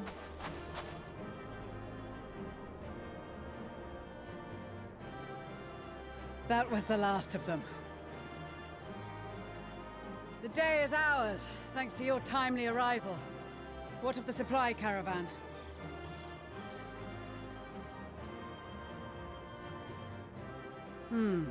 Outmaneuvered, but not outmatched. Good. Let us take the Imperials into custody and rejoin our comrades. And soon we shall arrive at the capital.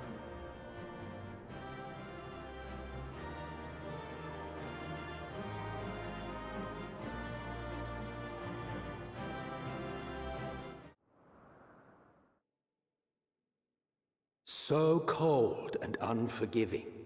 Thus spoke Emperor Solus as he gazed upon his barren domain.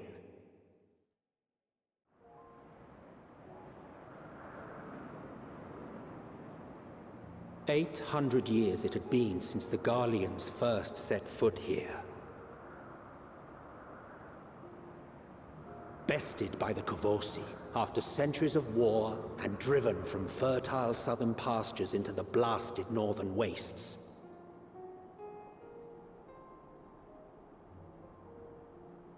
In that garden of desolation, they clung to one another for warmth, freezing, hungry, desperate, hated.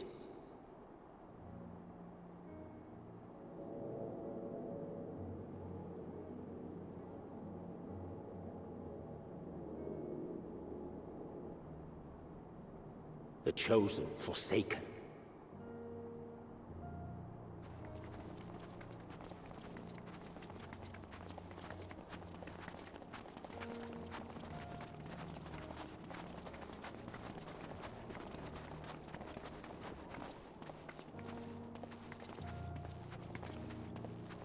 In the year 1513 of the 6th Astral Era, a young legatus named Solace single-handedly sparked the Magitech Revolution.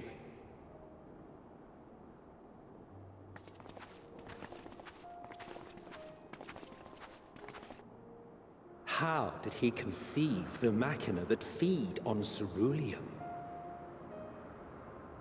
Once a common, soft-spoken soldier, how had he so quickly ascended through the ranks? Like so many others, those who knew the truth are gone. Taking in the capital with his eyes for the first time, I recall thinking to myself, far colder on the earth than in the heavens. Yes, far colder indeed. Bitterly so.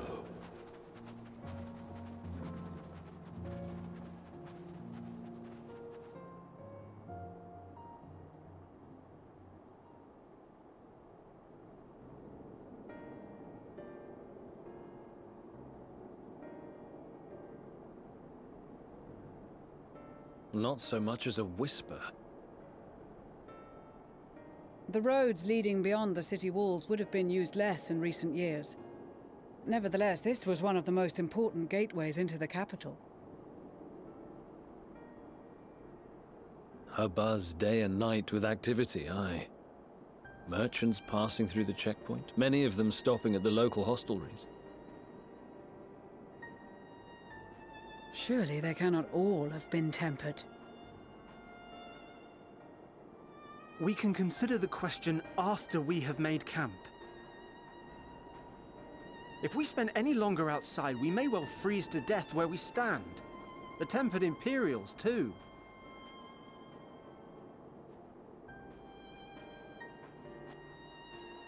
This will be our temporary base of operations. Secure shelter for ourselves and the injured, and dispatch scouts to survey the surrounding area.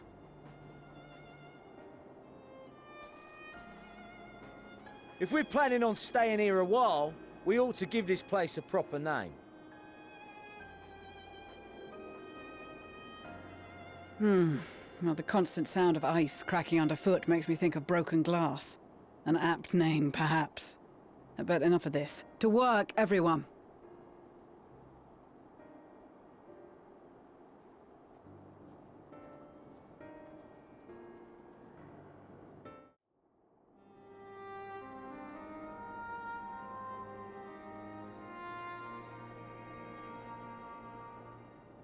Our present situation is as follows. Efforts to aid the people of Garlemald have begun in earnest. Moreover, having entered into the capital, the Imperial Palace is within our reach. But before we proceed further, we must learn what has befallen this city, for therein lies the key to understanding and combating the Telophoroi's designs. I have a suggestion, if I may. Several of the Imperial soldiers we captured on the Magna Glaciers are members of the Populares and acquaintances of mine. Once we have cured them of their tempering, they should be able to give a reliable account of the events leading to the capital's downfall. A promising idea. I will assist the healers and their ministrations. Of course, I will require a proxy of my own, assuming you can spare one. Would you like a hand? No, I am sure we will manage. Better that you take my place in the field. The noxious ether of this place disagrees with me, and as I shall need to draw on my own for the treatment, 'twill be prudent for me to remain within the camp. This talk of curing the tempered is all well and good, but I reckon the cold is a more pressing concern. All the houses round here are fitted with cerulean heaters that could keep us warm and toasty. Problem is, the machines seem to have given up the ghost, and if we keep sitting around, freezing our asses off, we'll be next. My smiths reckon that with the right parts, they can have them working again, but it won't be easy. Understood. The machinist will assist them in the repairs.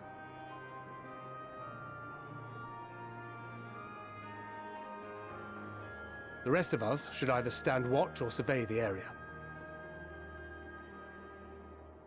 We've made our presence known to the Telophroi. They will be searching for us, if they have not already ascertained our position.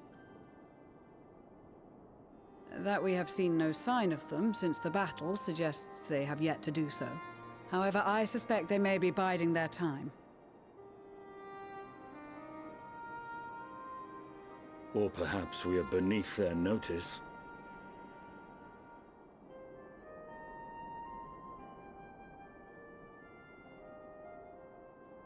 In any event, we'll find no answers standing around here. Urianger, Estinian and myself have visited Garlemald recently, so we'll lead the reconnaissance efforts. Perhaps bolstered by a few Bosnian and Dalmascian scouts from my previous excursion for good measure.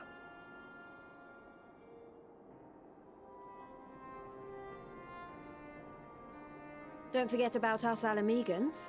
We have experienced scouts of our own. Well now, this is turning out to be a rather sizable team. With such numbers, we should be able to cover a wide area with relative ease, including that surrounding the Imperial Palace. How about you, Graha? I have a feeling we'll find a use or two for that vanishing spell of yours.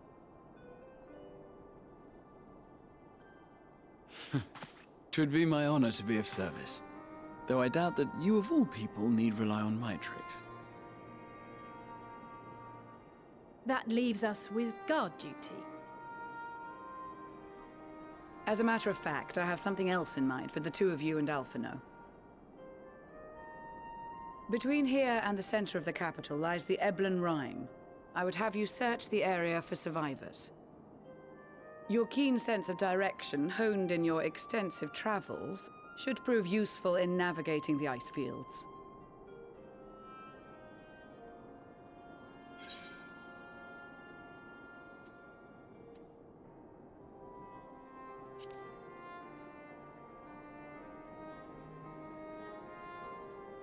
I have faith that you will, and look forward to greeting you on your safe return.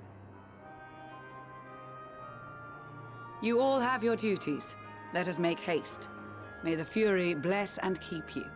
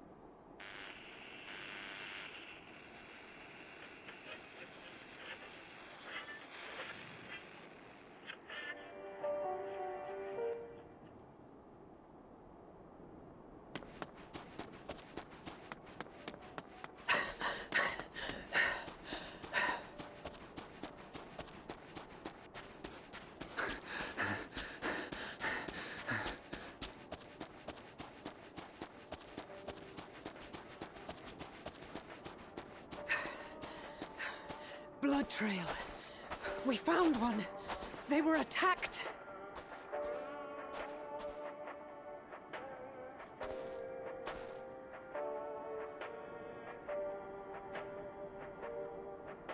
No.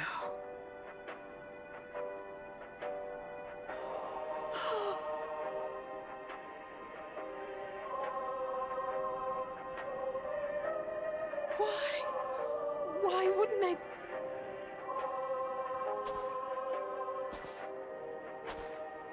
Safer to brave the wilds than trust in our magic.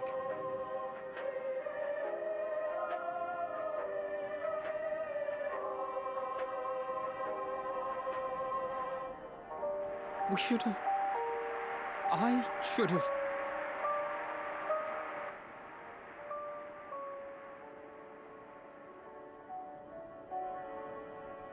We can't leave them like this. We have to take them home. What if we're only making it worse?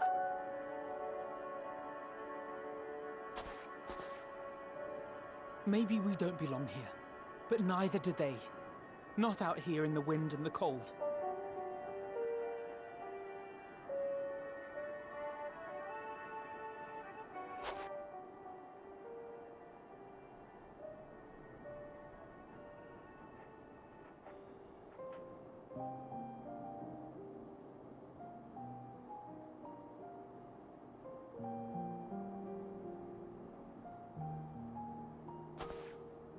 I heard the story about Varus's voice from beyond the grave. Of course, I didn't believe it, but Licinia and her sister did. Perhaps there is something to the tale after all.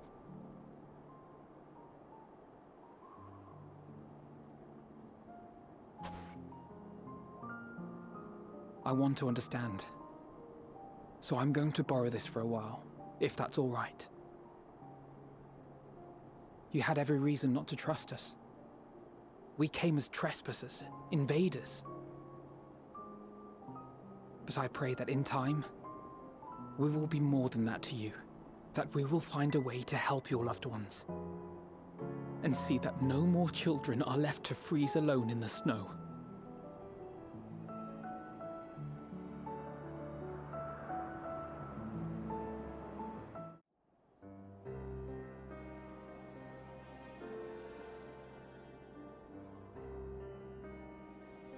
Thank you for your report. We shall inform the troops of these developments, and instruct them to proceed with the utmost caution should they encounter any survivors. Allow me to go and speak with the ones at the victor's spoils.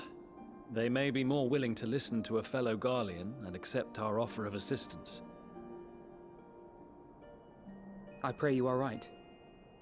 And though I am loath to burden you any further, should there be an appropriate occasion to speak of Licinia and her sister, please do so.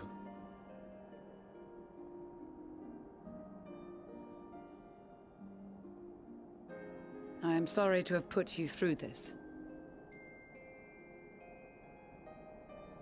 My distress is nothing compared to their suffering. So tell me, what else have we learned?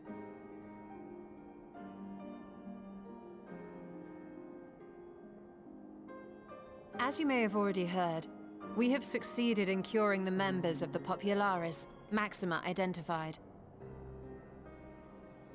They have provided us with some intriguing insights into the current state of Garlemald.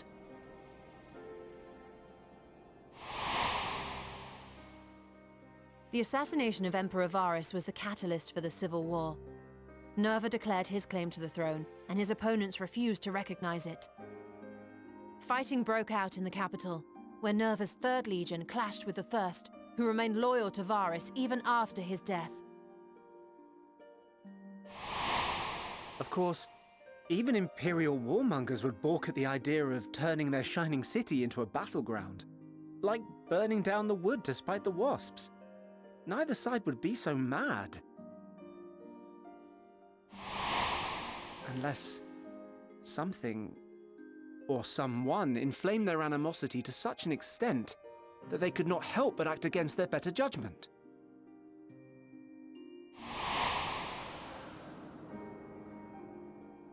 It brings to mind events at the Gimlet Dark, does it not?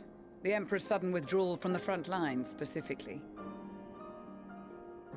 Nerva and his father, Titus, Varus's then political rival, took advantage of rumors that Crown Prince Xenos had been possessed by a demon. Elidibus. What better way to disparage your enemies than with the truth, or a close enough approximation? Indeed. But before their accusations could be substantiated, many of Titus's followers were silenced. While some were merely stripped of their status, others died under curious circumstances. One after another, suddenly and suspiciously. Again, Elidibus. Like as not, he had a hand in it. No evidence was found to implicate Varus, certainly. Nevertheless, Titus, Nerva, and the Third Legion would have judged it a brazen attempt by the Emperor to rid himself of his political enemies. And then, in the midst of this growing turmoil, Varus Sosgalvus is murdered.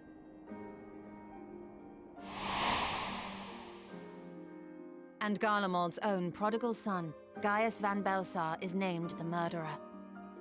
Shortly thereafter, Nerva claims the right of succession, and in response, the First Legion claims the assassination was part of a coup d'etat orchestrated by Titus and Nerva.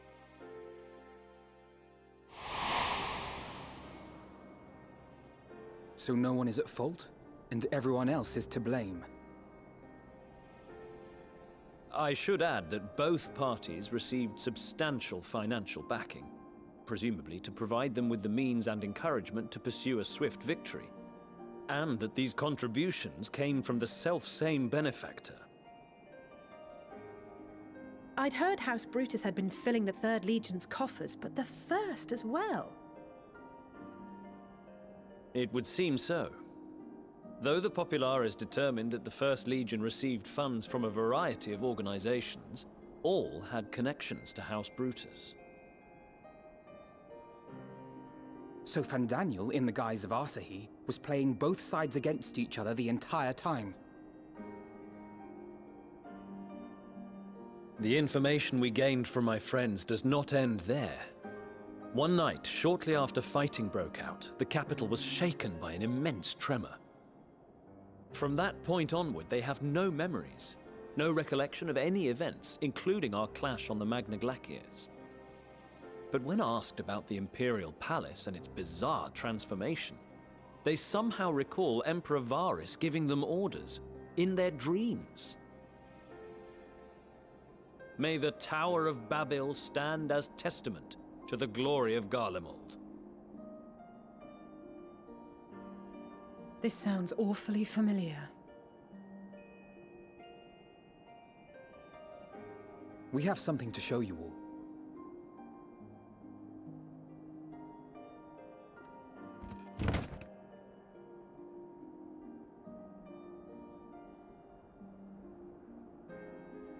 Varus spoke to them through this radio.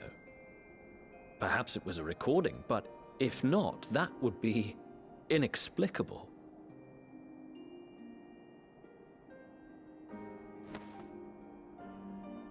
We are of one mind, then.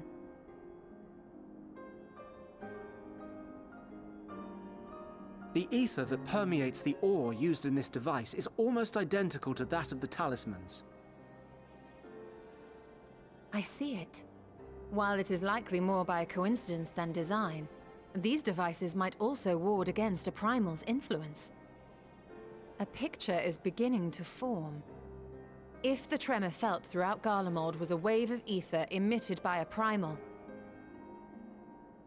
then while those within range would have been tempered, those huddled around a radio desperate for news concerning the Civil War would have been spared. No wonder Licinia kept it close. My friends, I must speak with you. A young man was caught trying to steal our supplies. He is a soldier of the Iron Men, we think, but one who has not been made thrall. Thankfully, Magni restrained him before blood was spilled. The stranger is outside, if you wish to ask him questions. I think we do.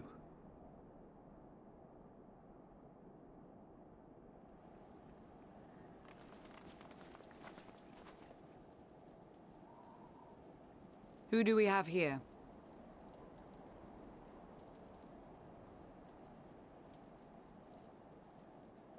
Garleans? Traitors to your homeland! Have you no shame?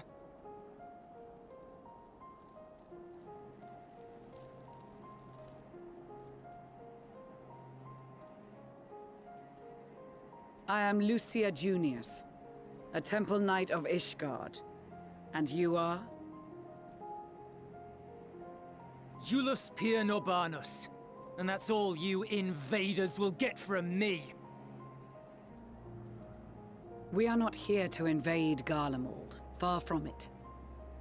Like you, our allies in Eorzea and the Far East fight in defense of their lives and their loved ones even as we speak. But it is the people of Garlemald who have suffered most. This we know. And that is why we have come to offer you our aid, that we may unite against our common foe.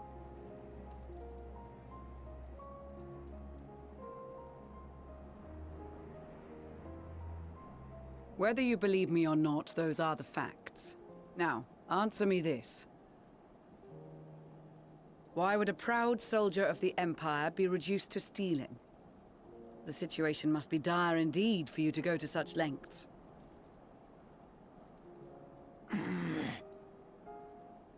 If it is supplies you seek, we would gladly share ours, or turn a blind eye while you leave with your spoils.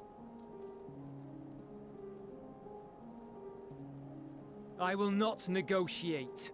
My commander will determine how to deal with you and yours. If you wish to treat with him, I will take you, but no more than 3.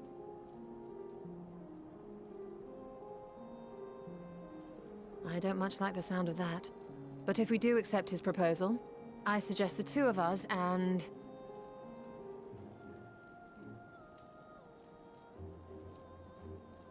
Please allow me and Alize to act as envoys.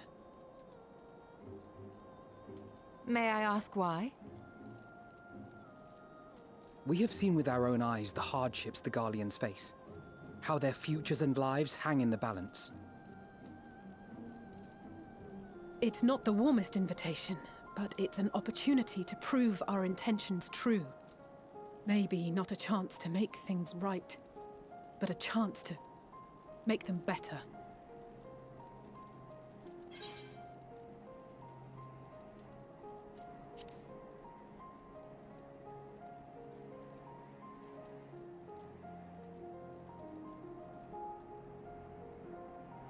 I can see that persuading you otherwise is a lost cause, but you will proceed with the utmost care.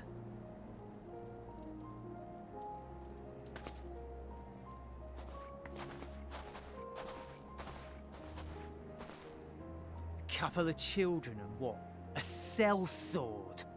Is this an insult? Not in the least. You will find that they are more than qualified to speak on our behalf. There are many dangers on the road ahead. I will need that back.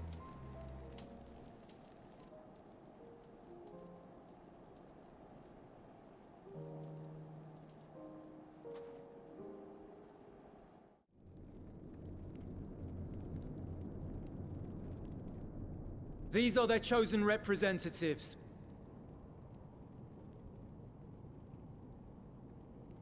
Very well. Let us hear what they have to say. Yes, sir.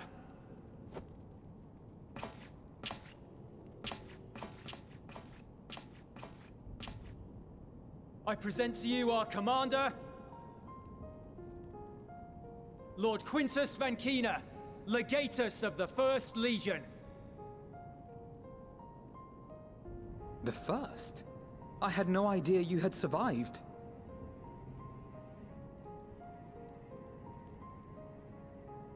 We lost our Emperor, our city, more than half our troops. For my wounds, I may never take the field again. But we survived, aye. In a manner much to your liking, I dare say. We have no intention of adding to your misfortunes, nor do we bear you any ill will. spare me. Though you children may speak in earnest, overtures of peace ever ring hollow in my ears. So long as man stands to profit from his neighbor's suffering, war is inevitable. Driven from our ancestral homeland into this blasted waste. Yet still you yearned to rob us of our paltry scraps. 'Twas only with Magitech that you learned to keep your distance. Though we knew it was only a matter of time before you regrouped and returned. Conquest and Empire were our only defenses. Emperors Solus and Varys understood this, and through their campaigns saw us grow and prosper. Much blood has been spilled in Garlemald's name, aye. But if it is a choice between yours and mine, then it is hardly a choice at all. I do not deny that a great many conflicts throughout history were driven by the desire or necessity to gain by another's loss. That is not why we are here. Nor have we come to petition your aid in the war with the Telophoroi, grave though that threat may be. Our purpose is simply this. We wish to help you. Let us help you. If there is aught that can be done to ease your plight, we would be glad to do it. Perhaps you would.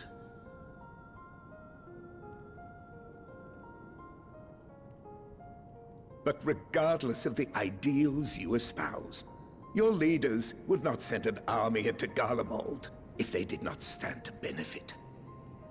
If we accept their aid, they will expect their efforts to be rewarded once the Telophoroi are no longer a threat. And after compensation and concessions, the great empire would be brought to heel. Her enemies rejoice at her downfall. Our third eye, a mark of shame. We won't stand idly by and let your people be humiliated. And we're not alone in that. We only want to make a difference, to make this world of ours better. Surely you can understand that. What I'm trying to say is, there are so many people who just don't care about making you suffer. And maybe that's almost insulting after all the suffering you feel the world has subjected your people to, but believe it or not, that's the truth. And now we're here, and all we're asking is for you to tell us what you want, what you hope for.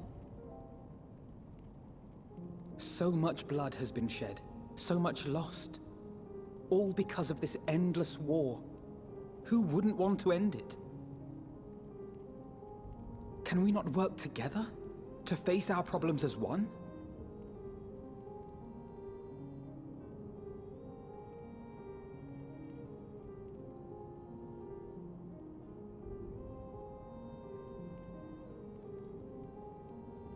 Answer me this, young peacemakers. If a world without conflict is your desire, why reject the unity and prosperity of Garlemald? Is it because we do not share your faith? That we do not share your heritage? That our ideals and virtues differ? That we cherish and hold in the highest that which you do not? Disparity is the root of discord, and peace built on compromise is flawed and fleeting. Happiness for one and all is a dream, and the reality is that to the victor go the spoils. That is why we Garleans will never submit nor surrender. For freedom and for pride, we will remain true to ourselves until the bitter end. That is my hope.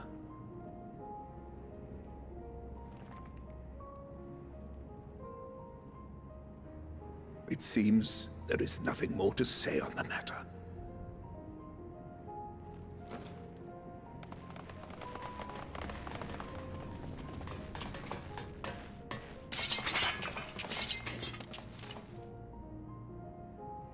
You will remain here while I decide what is to be done with you. Do not be alarmed. No harm will come to you, if you cooperate.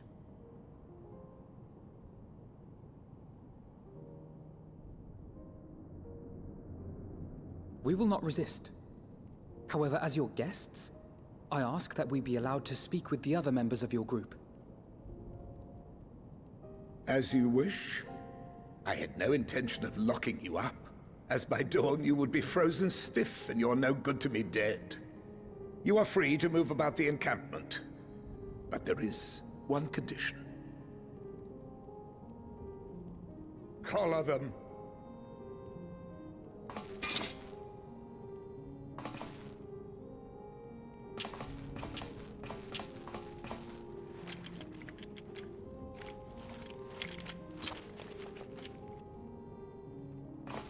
What are these?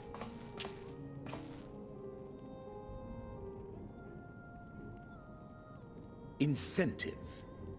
You'll be watched at all times. Stray too far or act suspiciously, and we will administer a rather painful shock. Stop. Keep away from that one.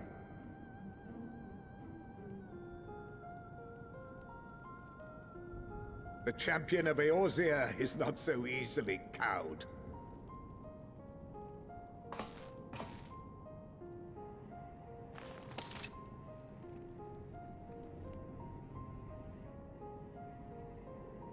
Even if he allowed himself to be collared, the shock would be no more than an itch. No. If he refuses to obey, we will activate the twins' restraints instead.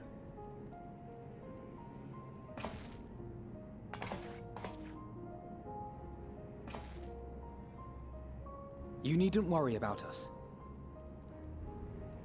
We'll forget we're even wearing them soon enough. Even now, you still... Why go to such lengths? What is it all for?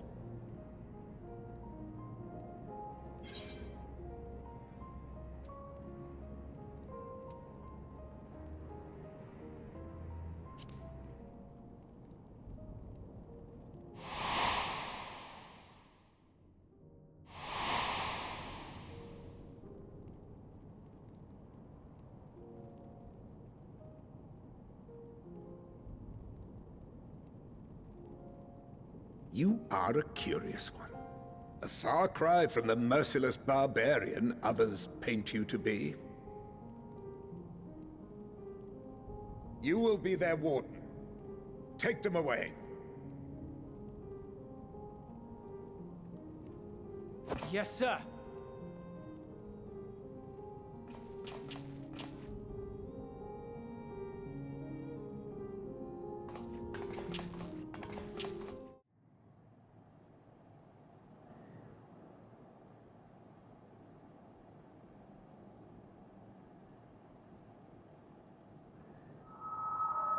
Finally escaped the watchful gaze of your keepers, have we? Don't react. You'll only draw attention to yourself. Just carry on as you are and listen.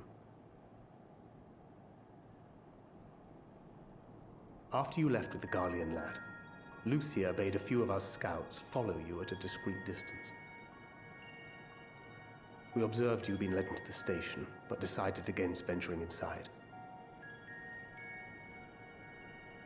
When you emerged sometime later, and we saw that the twins were sporting Magitech collars, it was clear what had taken place.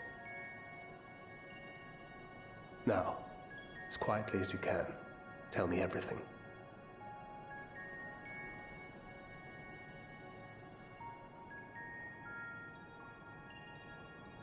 The Legatus himself, eh? Now there's a surprise. This is also the first I've heard of a plan to join forces with the 10th and storm the Tower of Babel. An interesting development, and perhaps the opportunity we've been waiting for. Our comrades back at the camp also received some rather promising news, but it's still too early to get our hopes up. For now, Keeping yourselves out of harm's way comes before all else. Whatever demands the Garleans make, indulge them.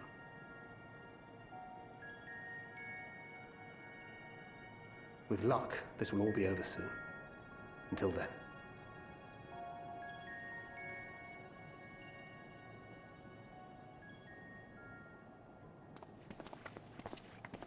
They had not gone far.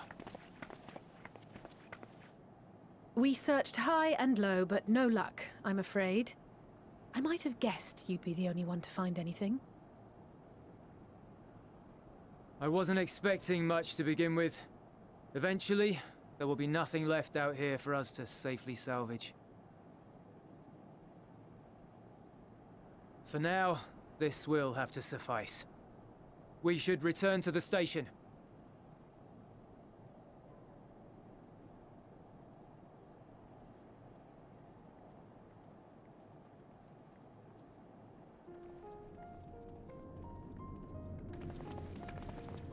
Ah, there you are.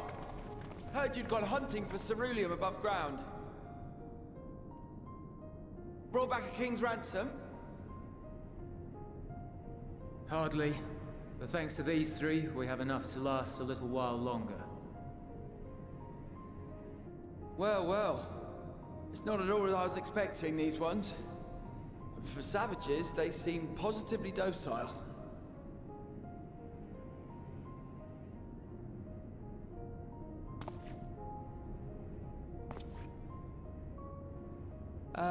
It's a poor attempt at humor. In all honesty, I'm grateful for your efforts. But even with another night of warmth, there are those among us who may not live to see the morrow.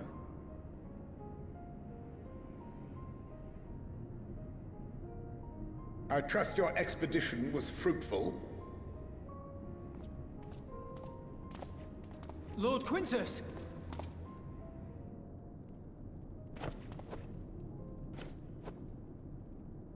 Use what you procured to refuel the armor.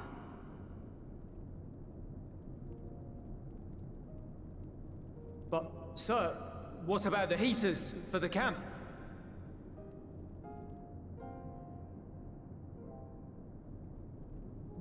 The time for action is upon us.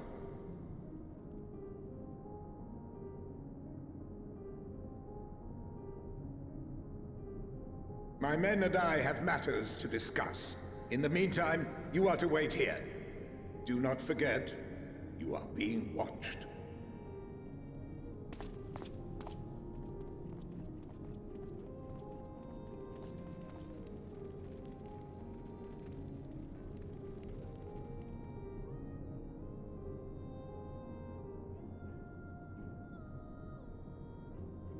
The time for action. What did he mean by that? I can only speculate. Clearly something requiring their magitech, given what we just heard. Whether they plan to utilize it now, or after they join with the 10th, is another question.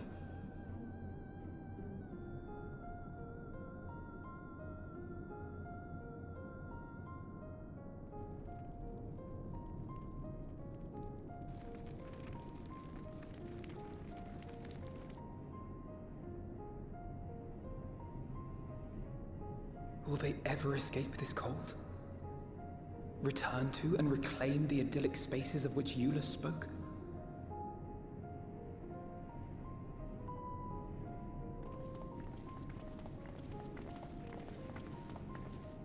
Finished your war, Council?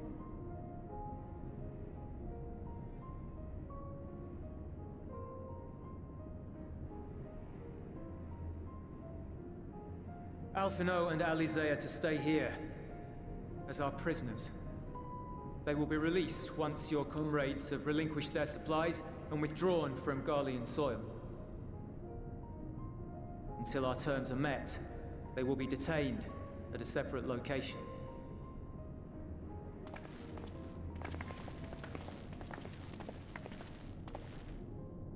After everything we've said and done, this is how you treat us. Our allies have but limited supplies. They may stave off cold and starvation for a short while, but what then?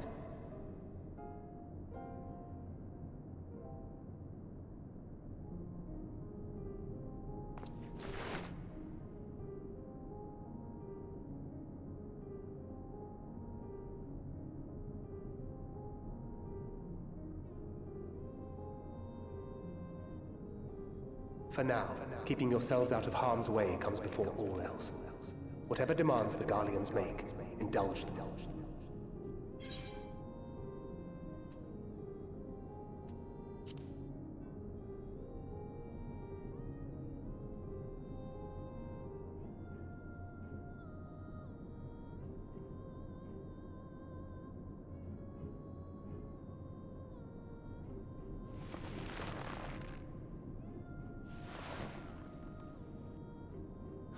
Get them out of here.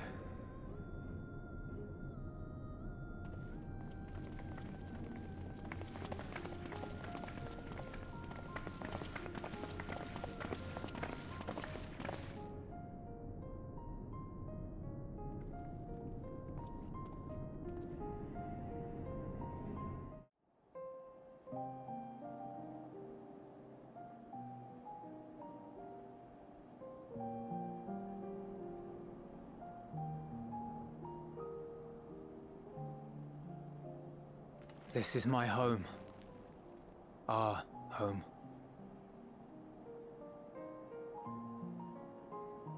At least it was, until that night. I was with Lord Quintus when the capital fell, and thus spared. My family, who did not own a radio, were less fortunate. When dawn came, I made my way here. My parents, my little brother and sister, they were still inside. But they weren't themselves, and they tried to. And I had to.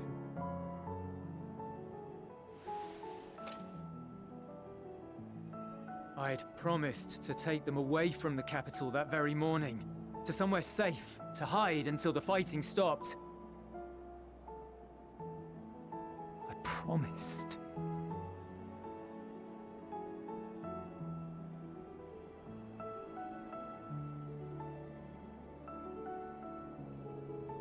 The Garlean flag bears a chain, the bonds between our countrymen.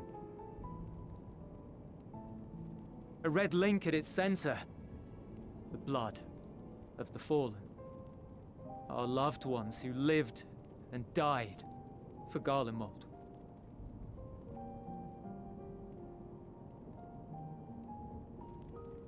But if she too fell, who would be left to remember them and their sacrifice? What enduring proof would there be that they were ever here? If we had turned to your gods, would they have saved us?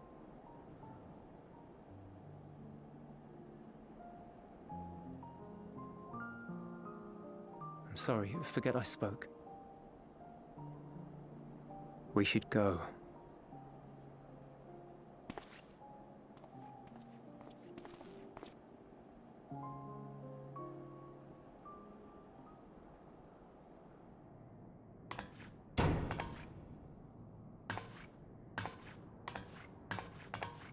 It's no use. Believe me, I do not enjoy being here any more than you. But he wanted us to play along, so that is what we will do.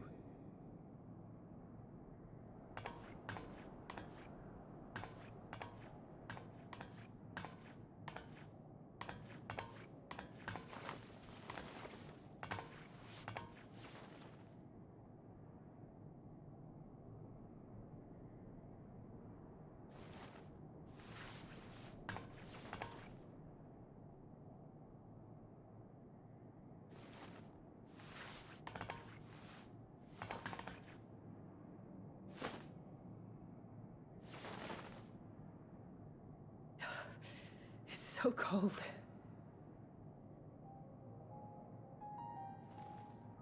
Painfully so. Unbearably.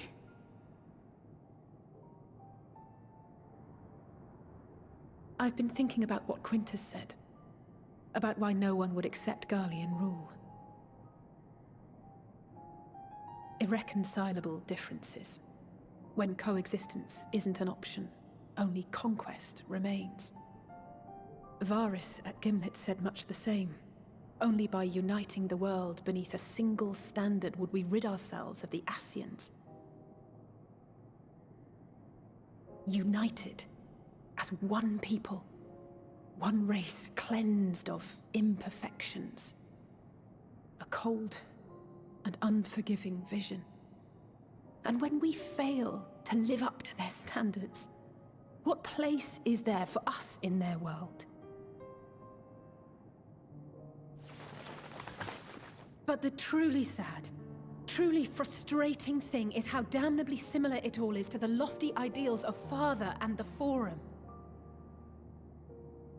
Non-intervention.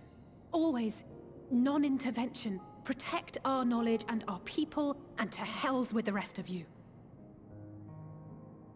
And yet, I can see how it happened. Varys and Father looked to their elders for guidance and took their virtues as their own. But for this world was of their making. In who else could they place their trust? All of us lost in a sea of chaos, searching desperately for purpose and meaning. But it shouldn't just be an extension of another's. It has to be ours. It has to be. We all have a stake in this world. No one should be silenced. I won't deny that we lack the experience of people such as Father or Quintus.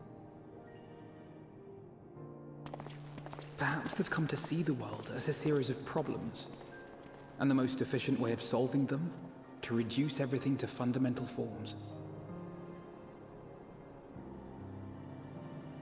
A stone is a stone, a cloud, a flower, no more than that. Simple descriptions that strip the subject of distinguishing characteristics.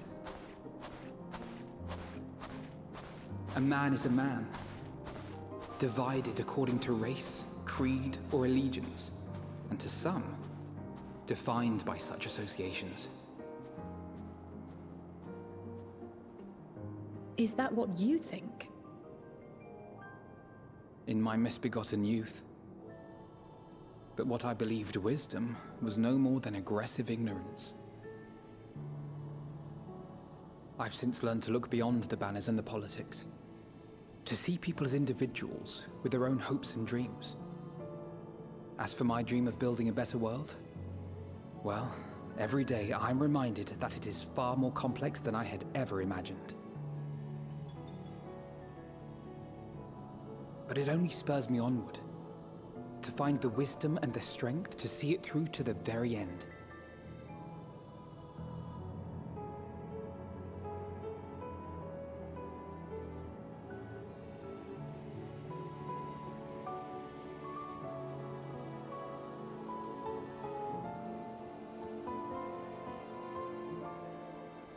All of our supplies and an immediate withdrawal.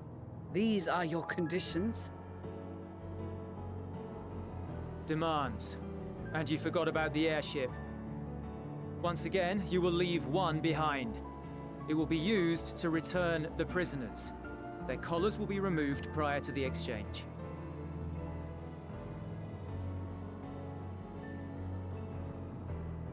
So in the end, not even Father's expertly worded rhetoric could deter you from your chosen course.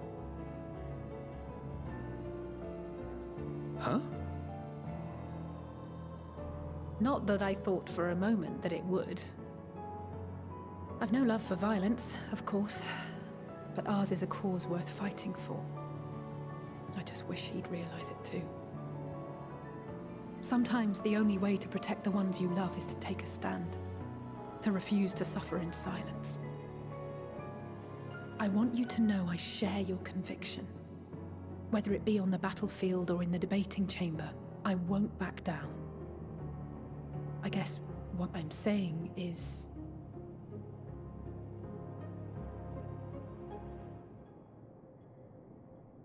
You've found your own reason to fight. Yes.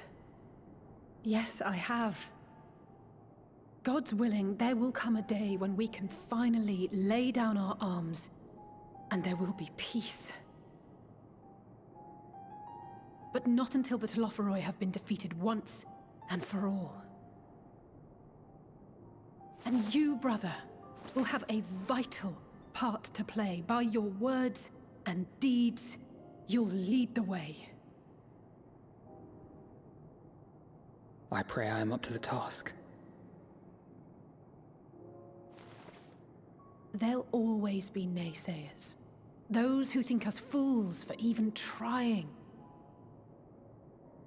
It's easy for learned elites to criticize earnest efforts and assert their moral superiority, all without offering alternatives. Not that their sophistry has ever wounded you. So stubborn and strong. Stronger than you even know. Don't ever change, you hear me? If you stumble, I'll be there to catch you. Or give you a thick ear. Maybe both, for good measure.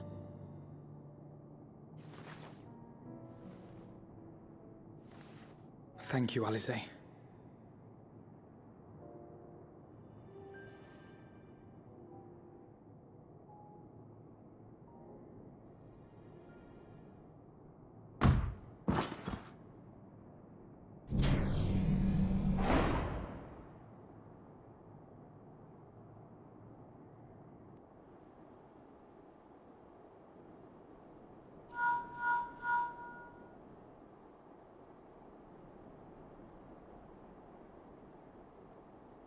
The scouts have secured Alize and Alphino. Their collars were removed without complication as well. They report no casualties, not for their party nor the guards, who will wake from their premature slumber in due course.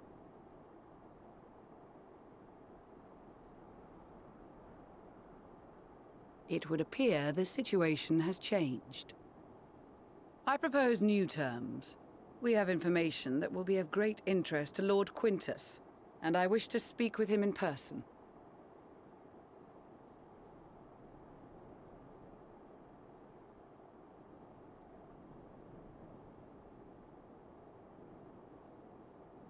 No. In the event you rejected our first proposal, we came prepared with a second.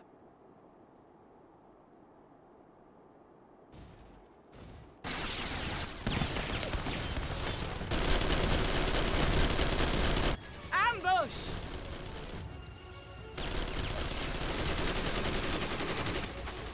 More are coming! Make ready! We, the loyal soldiers of the First Legion, proud servants of Garlemald, of the fallen Emperor Varys, shall safeguard these lands from the barbarian hordes until our countrymen return!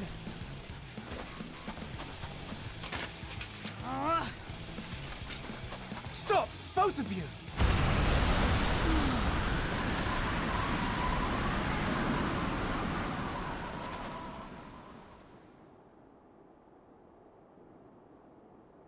This child may be the worst emissary I have ever seen.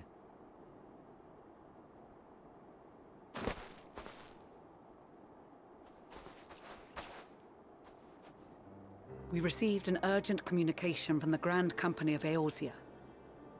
Envoys from the Imperial Army, led by members of the 10th Legion, came to Alamigo and requested an audience. They explained that their efforts to coordinate the reclamation of the capital with the aid of the 4th, 5th, 8th, and 12th had ended in failure. Communication between most legions has broken down entirely. Most of the 10th's conscripts have deserted, leaving their forces severely depleted. That is why, unable to continue the fight on their own, they and their allies turned to the Grand Company of Eorzea for aid. Lies! Every word! It is the truth, and I have not finished. The 10th has requested that we deliver a message to Lord Quintus. Have the ill stand down.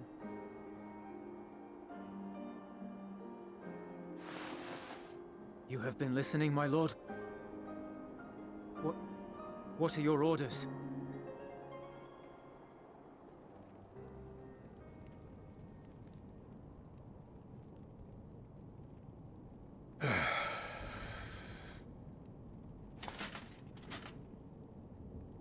Inform her that we will honor the 10th's decision.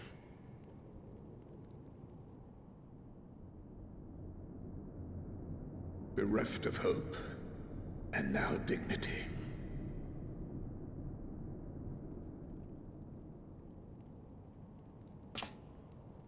I release you from your duty. All of you.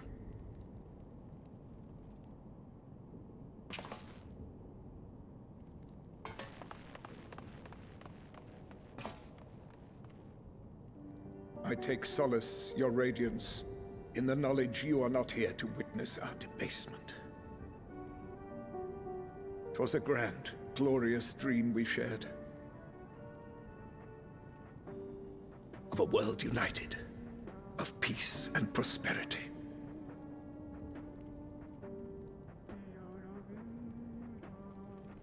We are ghosts, you and I, memories of days gone by.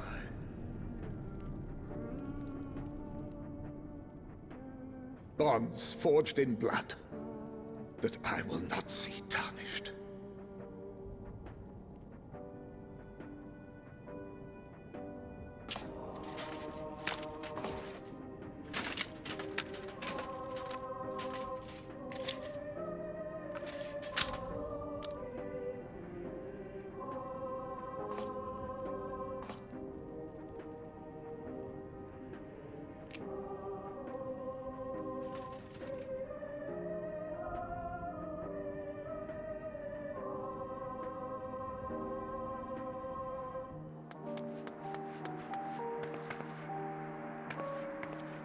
Quickly!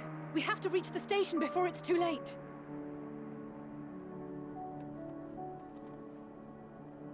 If there is still a chance that Quintus will agree to a truce, we must take it. I just hope we get there before he and his men do something rash.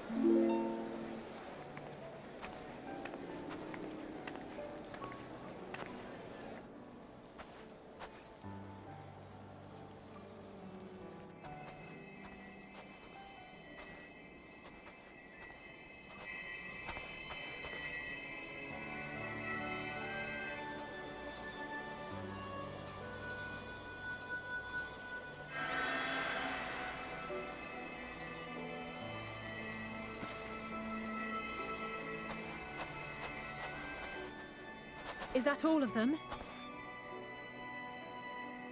The last of those who agreed to join us, yes. We left heaters and provisions for those who wish to stay behind. They won't last forever, but hopefully they'll last long enough. For now, I think everyone's earned a rest. We'll see to those in need of medical attention, so take the others with you and get yourselves some hot soup.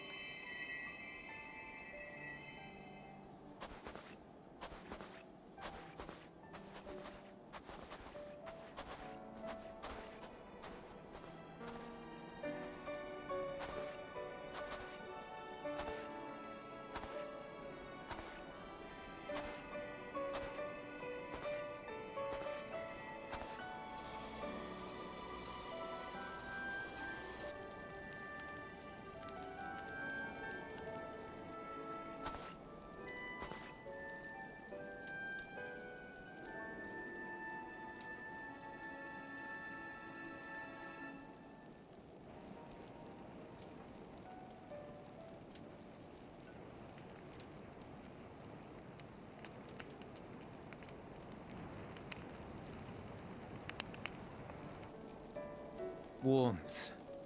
At last. Marvelous, isn't it? All thanks to the resourceful machinists of Ishgard, I might add. On their behalf, I bid you warm yourself to your heart's content. Hold on. Your people might have scribbled a few things on a piece of parchment, but it was our Leminson Smiths that put the bloody things together. Well, be that as it may, we single-handedly got the interior heating up and running again, didn't we? The hells you did! We were there every step of the way. We? You barely raised a finger to help, you ale-sodden reprobate. I did a damn sight more than you lily-livered bilge rat. Take that back! Make me. I will not stoop to your level. Here.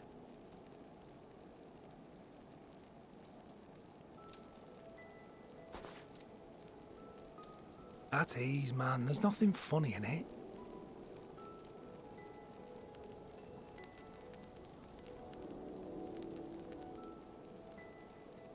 I'm from Alamigo, but was a conscript until recently.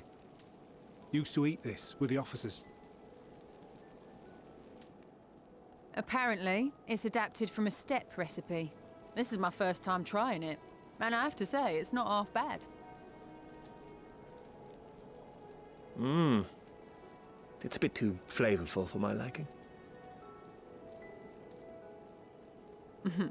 Perhaps compared to what you're used to.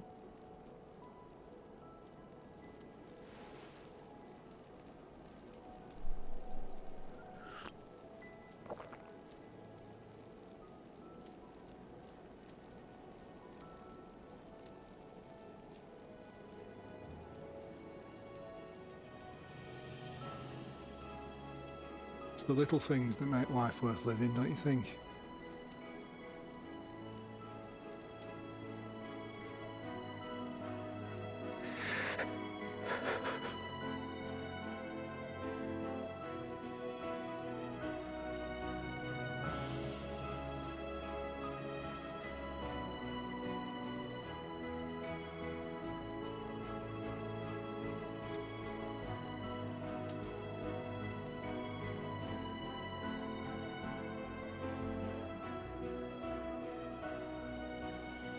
I know this is not a dream, and yet...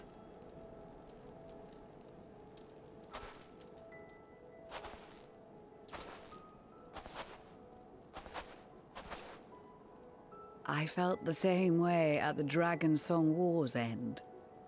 Every morning I would step outside and need to be reminded that it wasn't my imagination, that my world had been forever changed.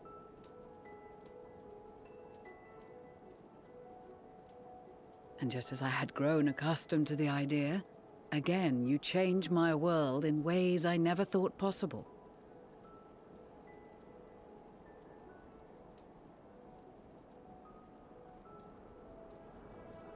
Were it not for you and your fellow scions, the rifts between man and dragon and myriad tribes might never have been bridged. The Grand Company of Eorzea, the Ilsabard contingent. We owe it all to you. We've shed many tears in recent days, of pain and sorrow, triumph and joy. I much prefer the latter.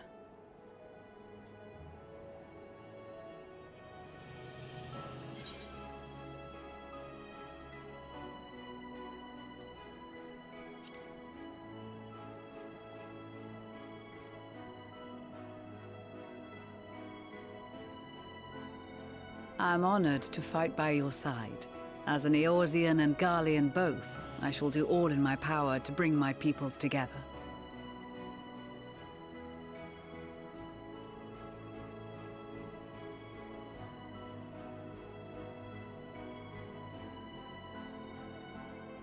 It is a remarkable achievement. Everything that I and the Populares had hoped for, and more. Would that it had come sooner.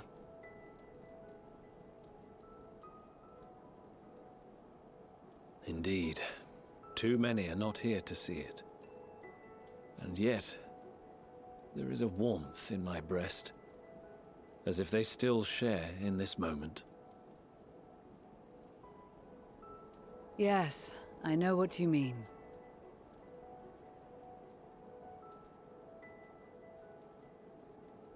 On a night like tonight, the wind and cold seem to pass me by.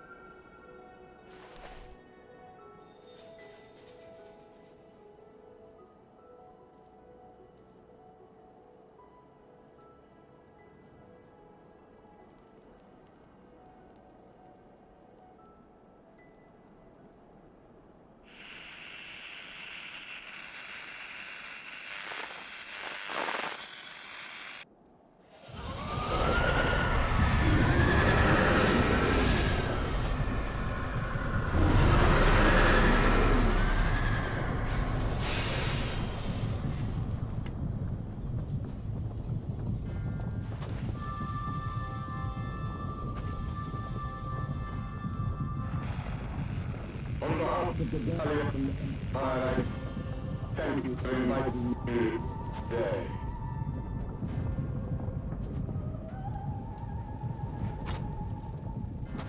What?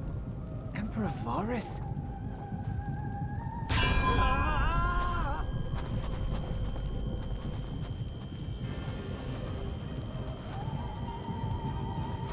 They are being tempered. The talismans! Quickly!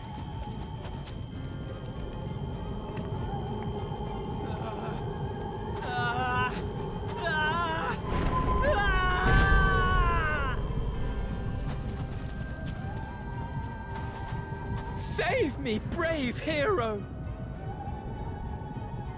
Ahem. My lord has requested your presence, and I would hate to disappoint him.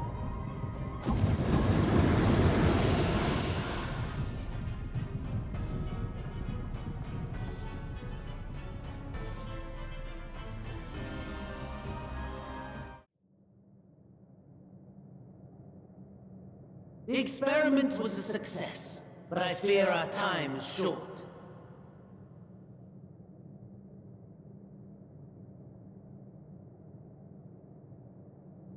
I shall begin the preparations.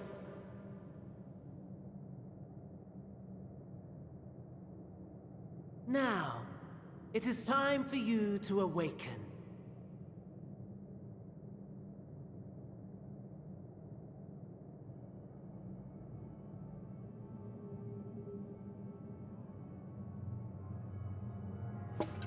Good morrow to you. Here, have a taste before it gets cold. Oh, but be sure to remove your helmet. Take a moment, too, to familiarize yourself with that borrowed flesh.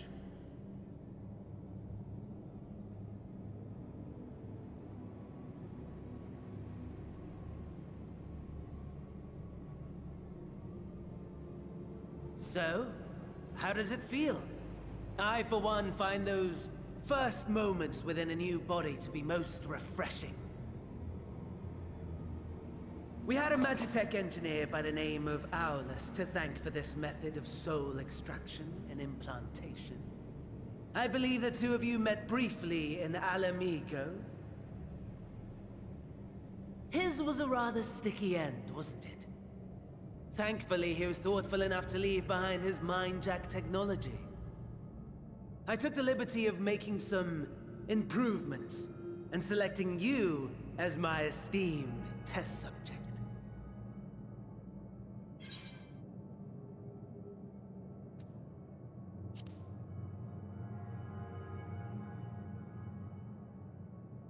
And permit you to go on a righteous rampage instead of partaking in this delicious meal?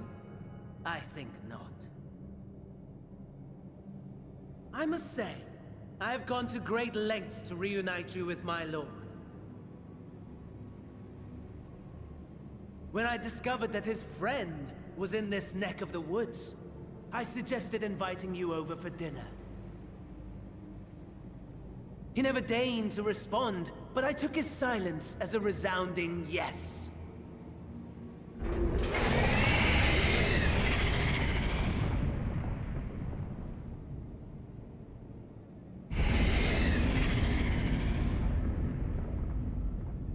Oh my! Daddy is pleased his grumpy little boy has finally found his playmate.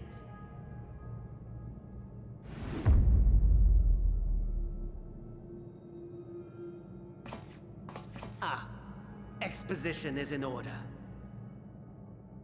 The Garlean Empire has long outlawed all forms of religion. No gods to worship, no risk of summoning. Brilliantly simple. But people being people must turn to something or someone in their hour of need. Who then? Why, His Radiance the Emperor, of course.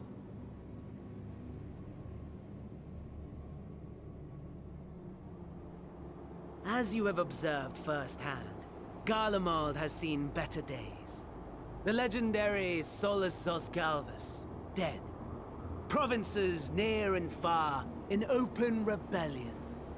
Our bold new emperor assassinated. And that last one even sparked a civil war. What rotten luck. The people cried out for salvation.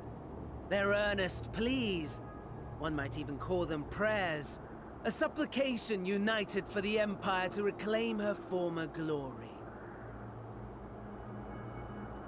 And so their will did manifest, channeled through the corpse of none other than Emperor Varus himself.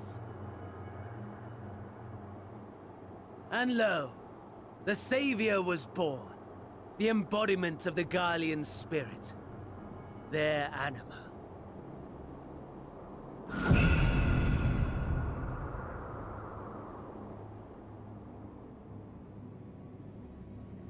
It calls to its subjects, compelling them to take up arms and fight.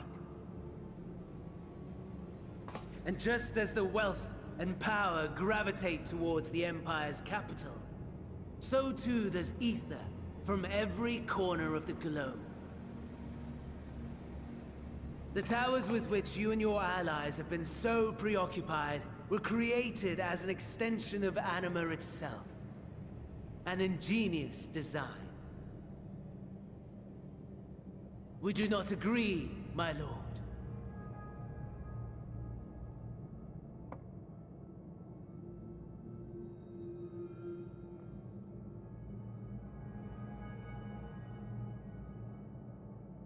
Does the pursuit of prey you have bested before excite you?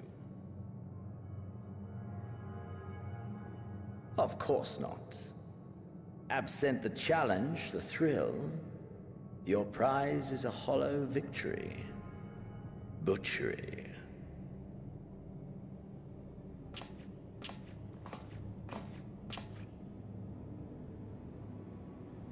Perhaps you think that to be the extent of my promise. I have no doubt fallen in your estimation since Alamigo. Fair enough. But do not let your disdain deprive us, of an opportunity to craft an even more majestic moment of euphoria. I have been honing my craft as I set the stage for our reunion.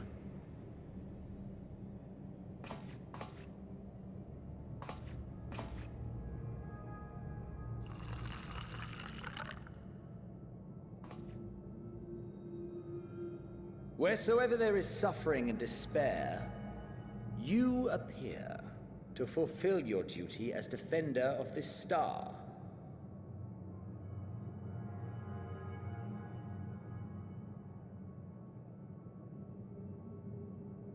The chaos and destruction that my hordes have wrought are my gifts to you alone.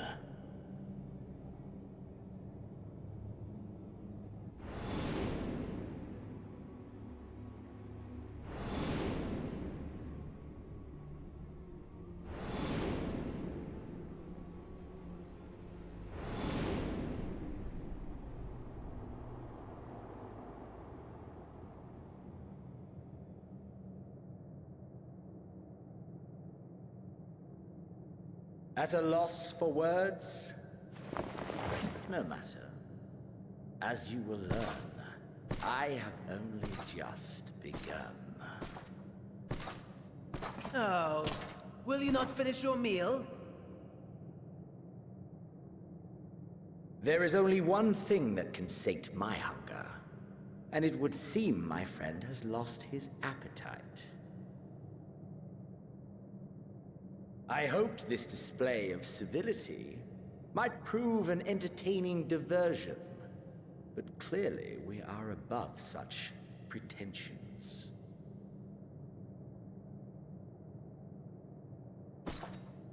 While my lifeless body was in the possession of the Ascian, I too claimed another's as my own. It was an enlightening experience to fight in an unfamiliar form. Flaws and failings in my technique were plain to see.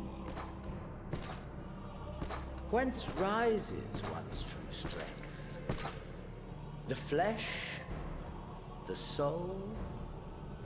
Perhaps you should like to discover the answer for yourself.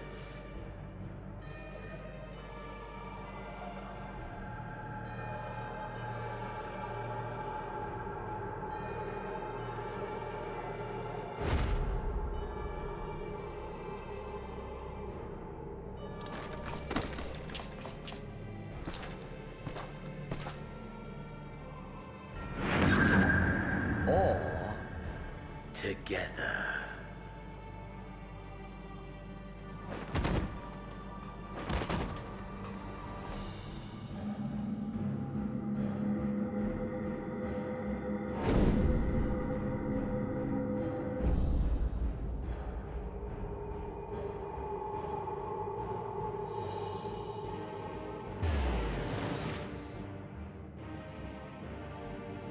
Oh dear!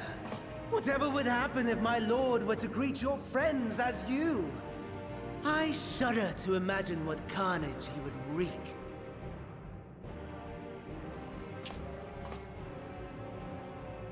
We'd better hurry if we want to avert the bloodbath.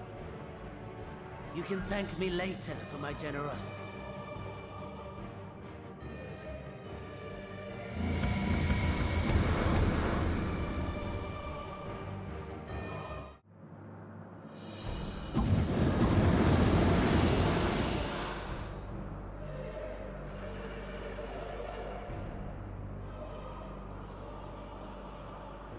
Ah, there it is. Your camp, I believe.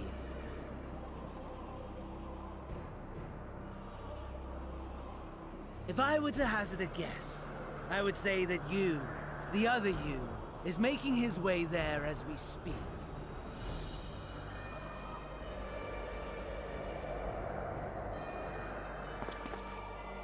Alas, this you will have to walk from here.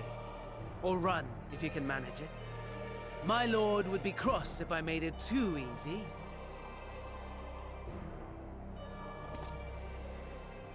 Such ingratitude. I'd not squander this fighting chance. After all, you've obstacles enough to overcome. Right on cue.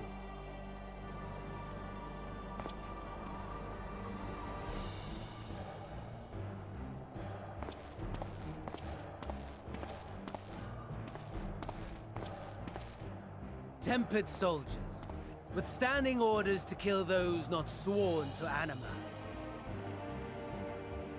Under normal circumstances, you would make short work of them. But on this occasion, the odds are not so heavily stacked in your favor.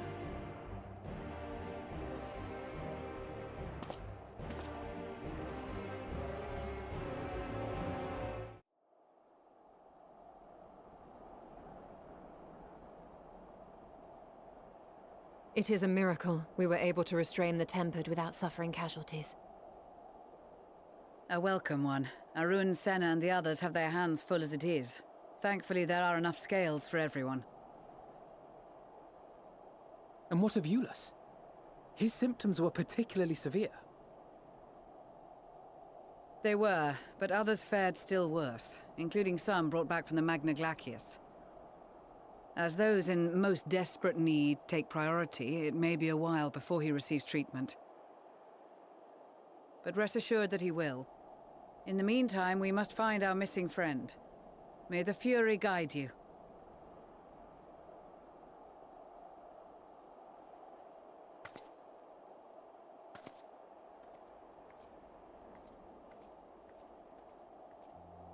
Of all the bloody times for a disappearing act.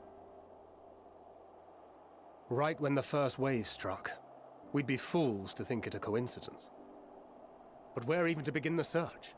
No one saw him leave in the chaos, and we've no trail to follow. While I know full well he can handle himself, I worry all the same.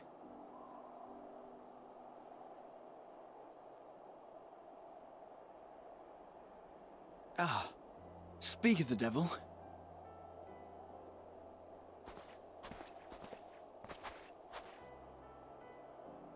Well, time to call off the search.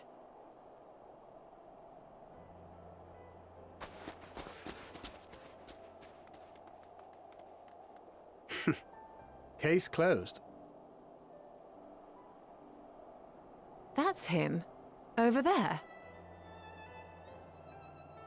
Aye, 'twould appear so.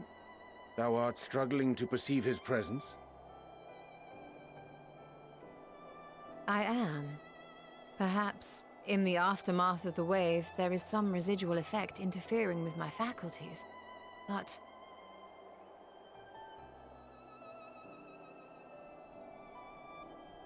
Where have you been? We've been worried sick. Now, all's well that ends well. Are you all right?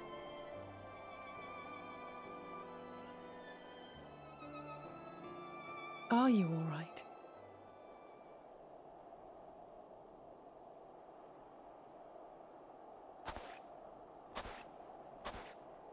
Who are you?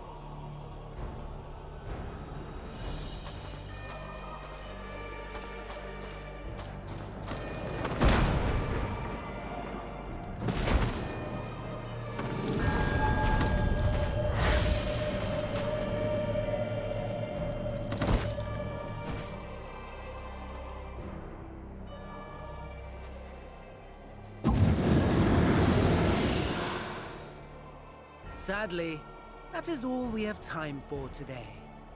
The effect has run its course, and back to your own bodies you must go.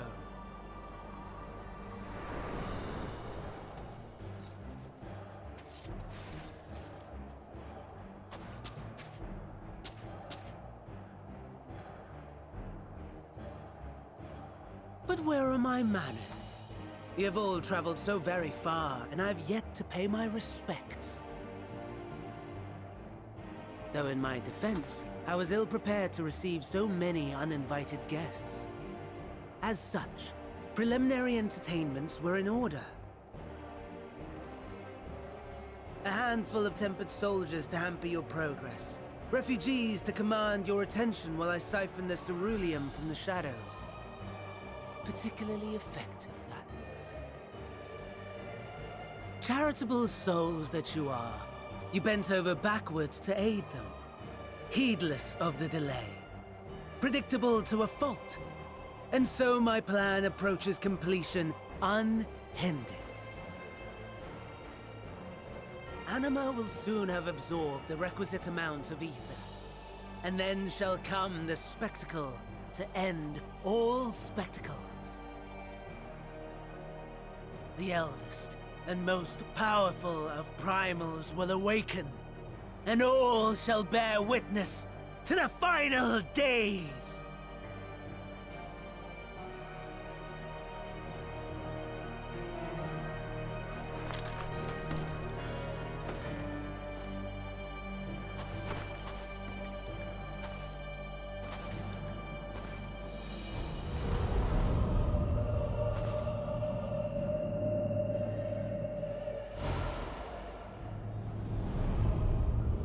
The gods themselves will be my meal. Your dear companions my dessert. Upon this world I'll feast, and death shall follow in my wake.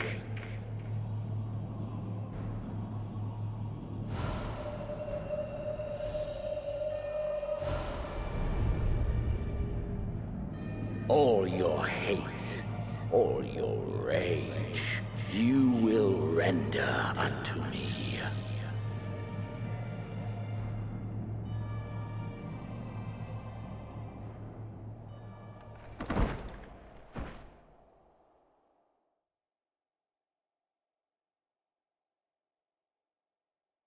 For upon thy life's reel wind too many threads of fate, power, weal enmeshed with woe.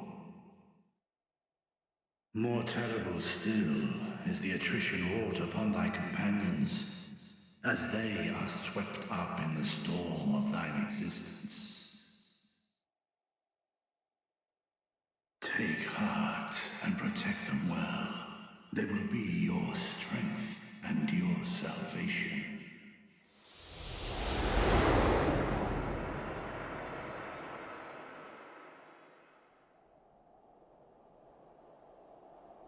Thank goodness. He's awake.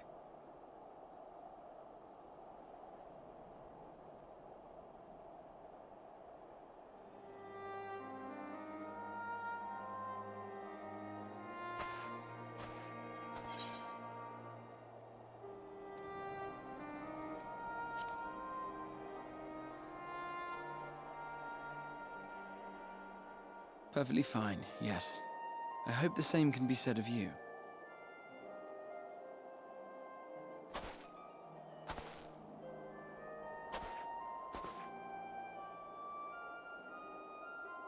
Everything in working order?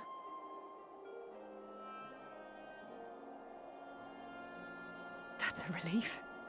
Oh, and before I forget, thanks for coming to our rescue.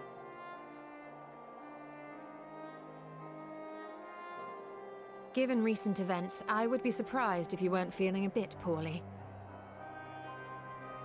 A hearty meal and a long rest would be my recommendation under normal circumstances, but these are anything but. If Van Daniel's boasts are to be believed, we must act quickly. Once you've blown away the cobwebs, we can discuss preparations for our assault on the Tower of Babel.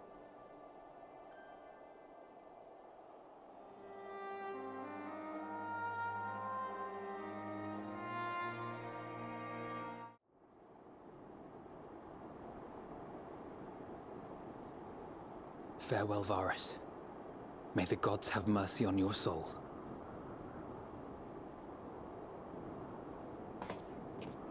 Come. The other two await.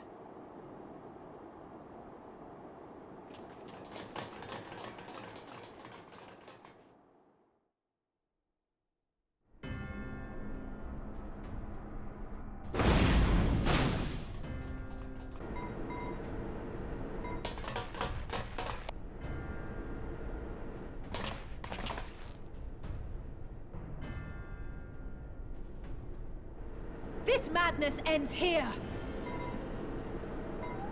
Oh, hush. This is the best part.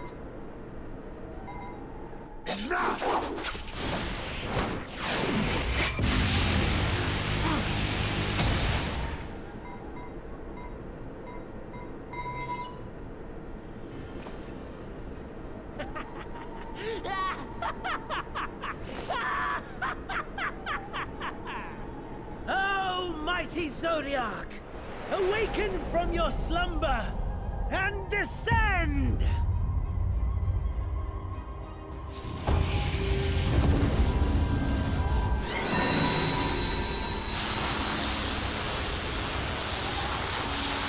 Some manner of magical defense?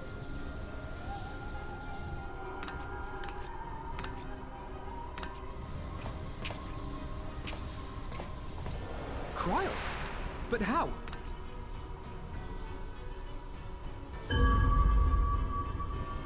The shackles that bind my adversary will not be so easily broken. Hydaelyn!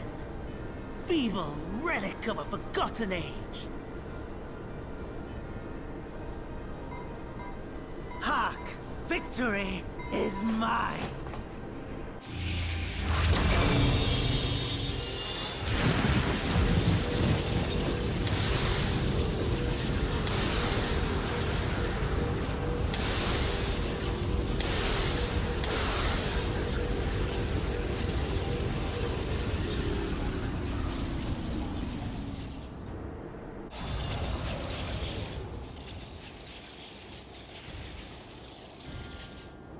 No more ether.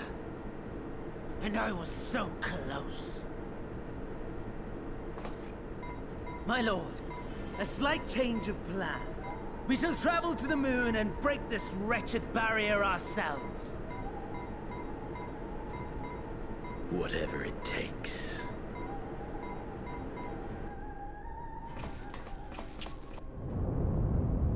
What was that?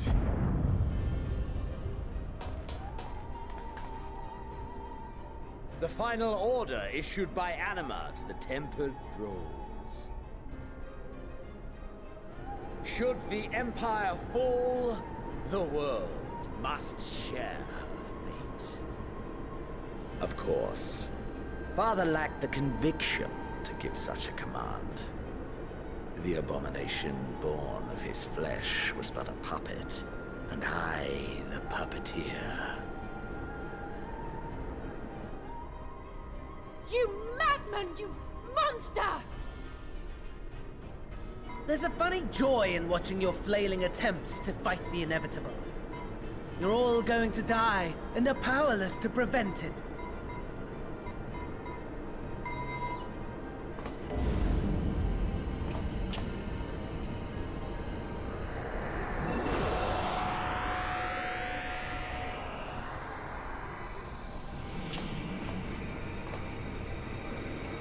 We really must be on our way. You're welcome to give chase, provided you are content to leave comrade and tempered alike to die screaming.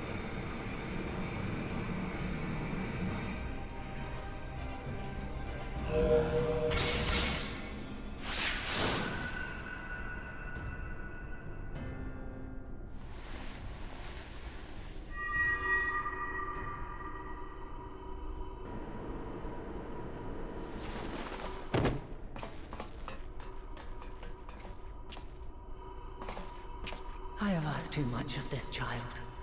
Tend to her.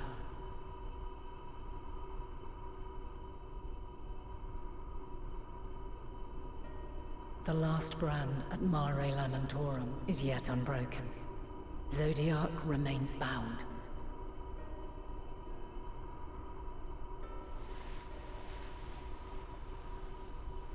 I have shifted the flow of ether and sent the enemy far from their destination.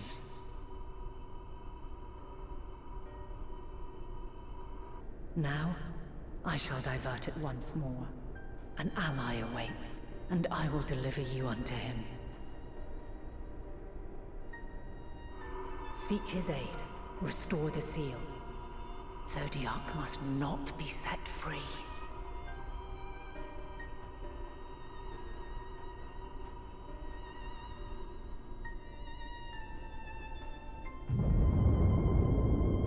The Tempered are running wild. Not only those at the tower, but those back at the camp. The others are doing their best to contain them, but the situation is growing beyond our control. Leave them to die or give up the chase. Just like Van Daniel said.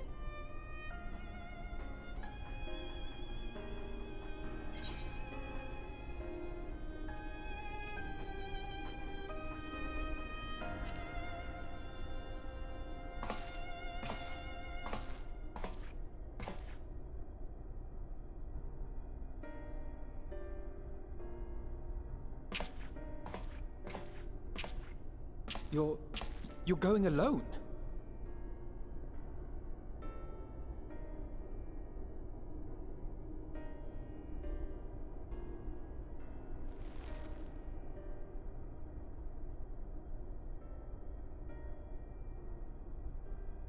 You have our trust and our faith.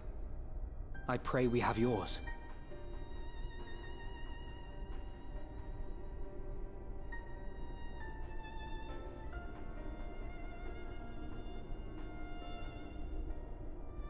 Our friends in the Tempered need our help. We will save as many as we can, I swear. Once we have matters well in hand, we'll join you on the moon. Until then, be careful. There's no telling what you'll find.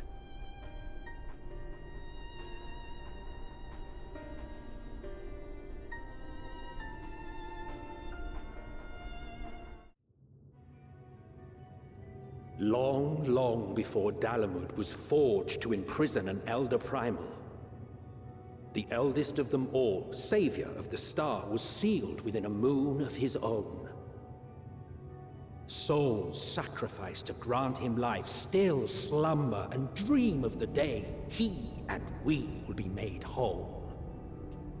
Here he waits, in this cold, barren place, his cradle and his grave. Silent lamentations and prayers of hope echo soundlessly to a sundered star, adrift and alone.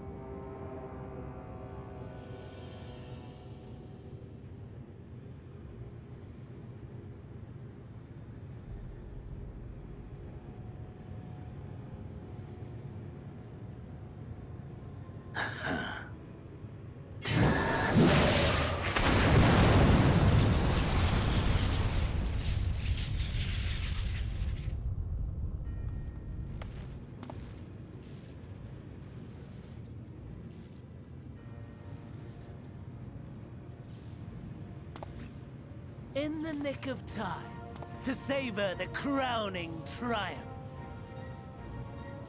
Unbound and free at last. Arise, Zodiac!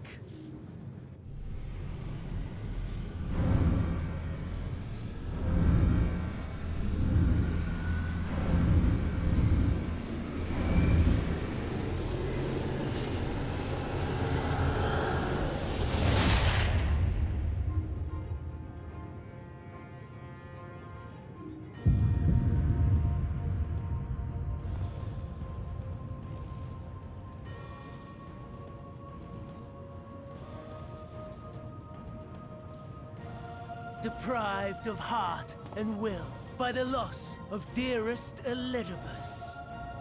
A creature of pure instinct, wanting for guidance.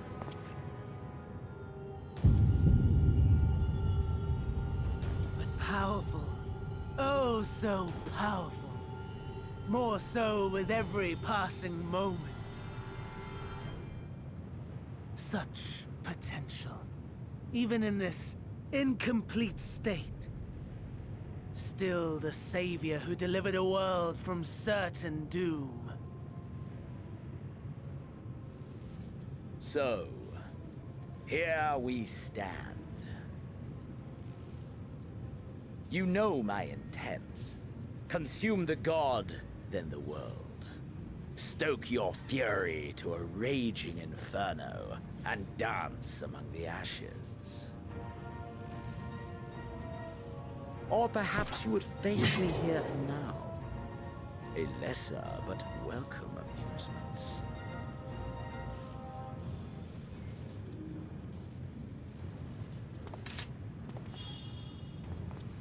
Yes. A taste to whet the appetite.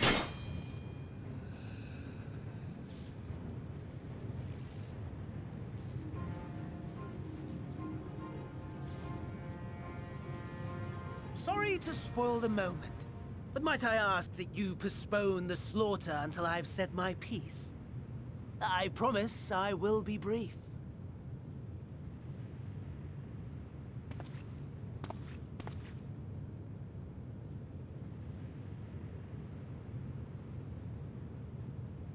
Do you remember when I told you that I wanted to die and take everyone with me?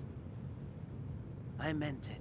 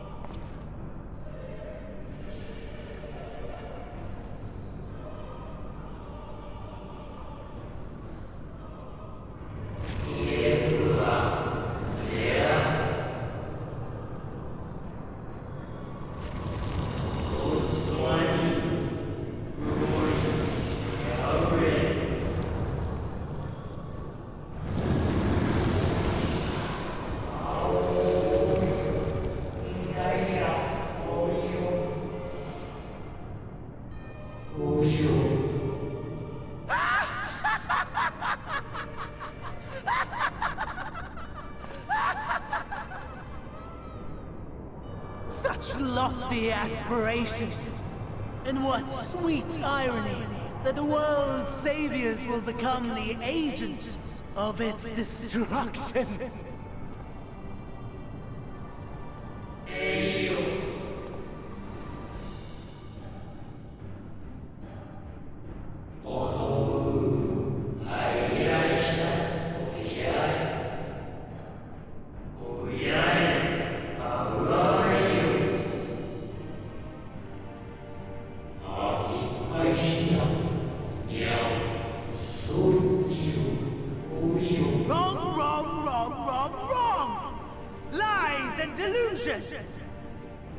The dead have no power over me.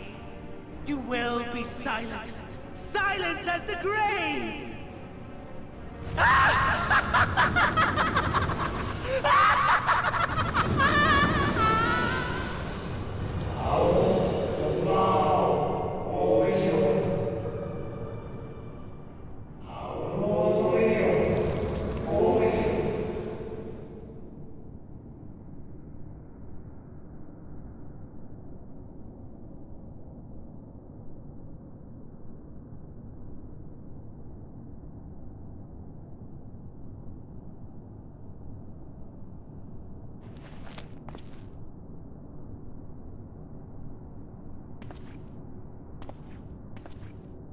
Believe and walk in faith. Let the light of your soul shine for all to see. Not quite the outcome you'd imagined, but a fitting one nonetheless. Don't you think so, Hades?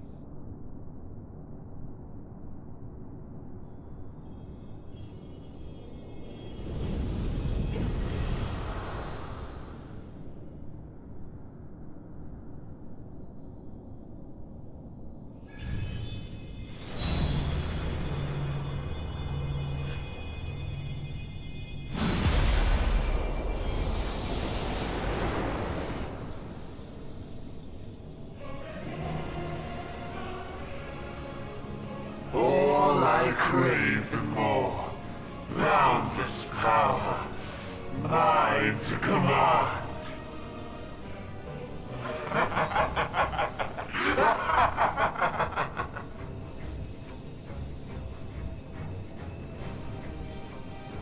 I had intended to pit my fractured divinity against Xenos. But a more tempting option presents itself. The greatest obstacle to my ambition. You will trouble me no longer.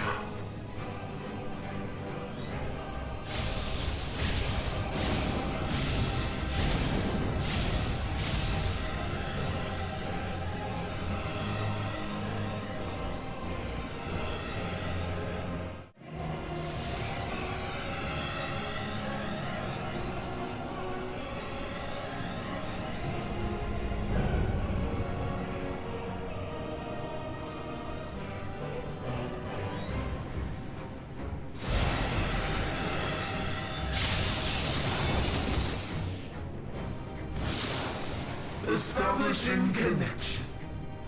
All creation shall bend to my will.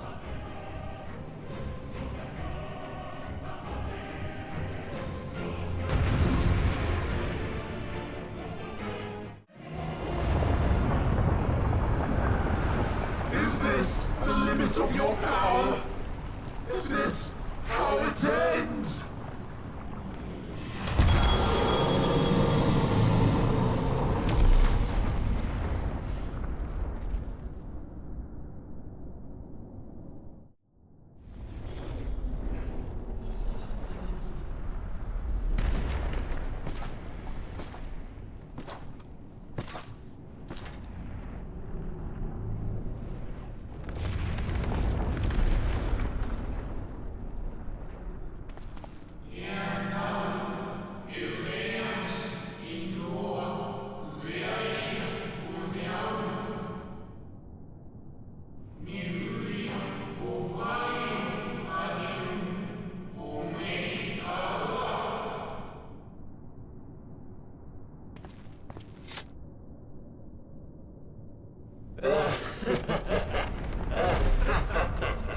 Incomplete and insufficient.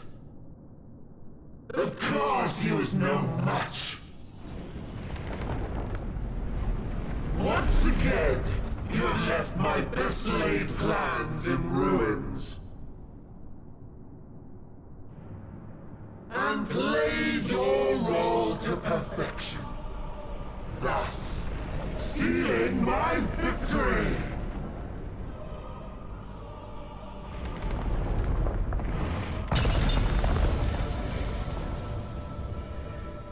From the first, all I wanted O Zodiac! 'Twas but one of many methods to achieve the desired effect. 'Twould have been the same had Xenos died in my place. But what better and more satisfying way to ensure success than to take control myself? My sole regret is that you lived to tell the tale. Even so, I have fulfilled my heart's desire.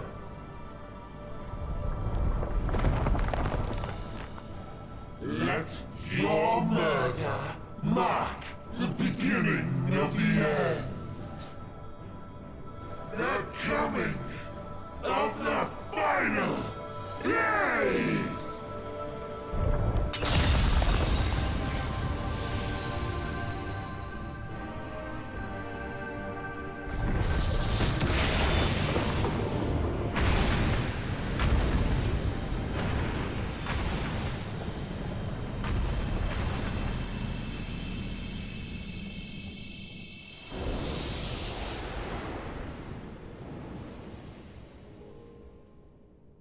How quickly strength fades, and blood cools. Old familiar sensations. So many lives, so many deaths. No different this. I close my eyes and slip into the dreamless slumber.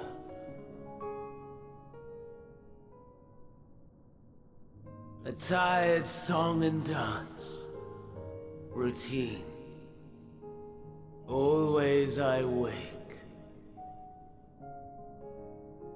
But not this time.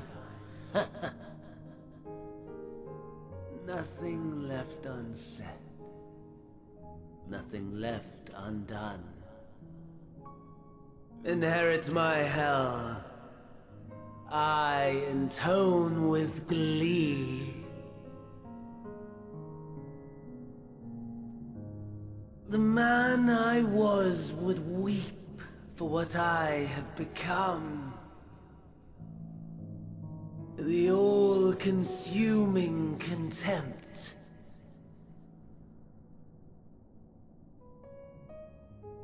But I've the wisdom of 10 millennia to justify my answer to the question.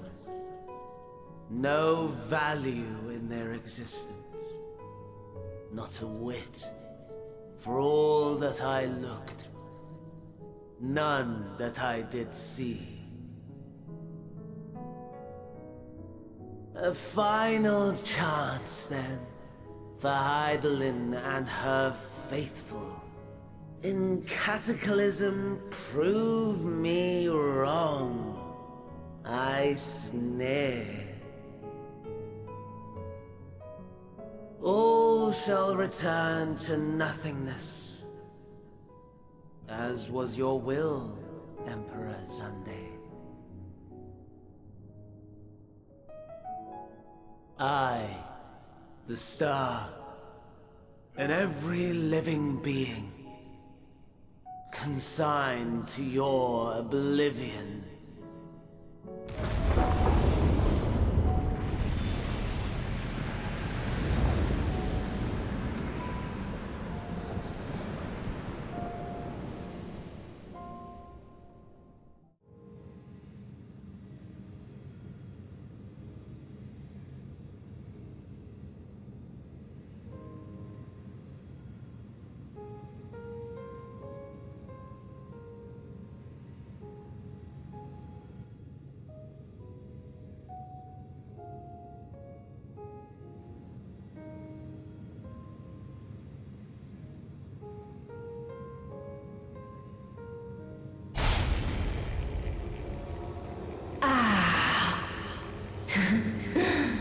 At last.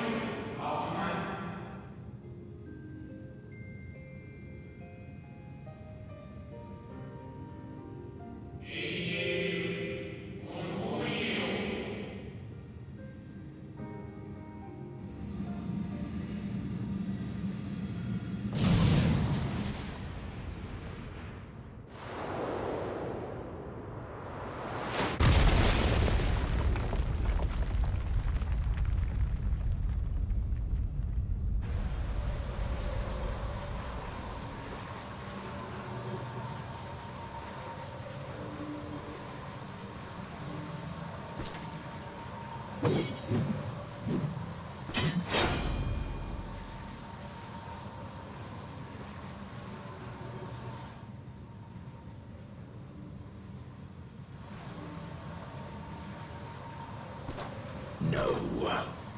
I'll find no fulfillment in a contest with you this day.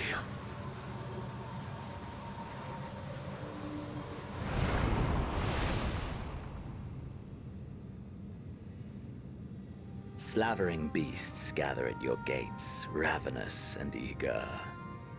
Already you turn to them and away from me.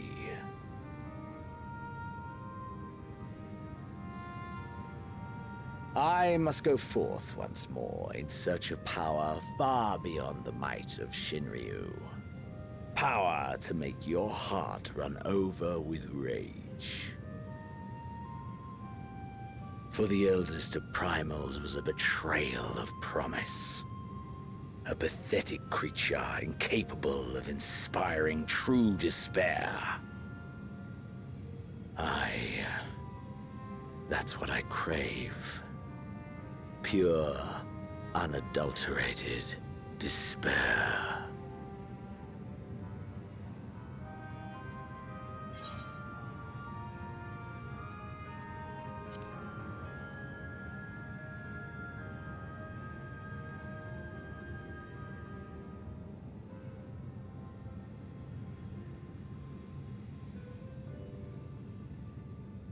We shall see.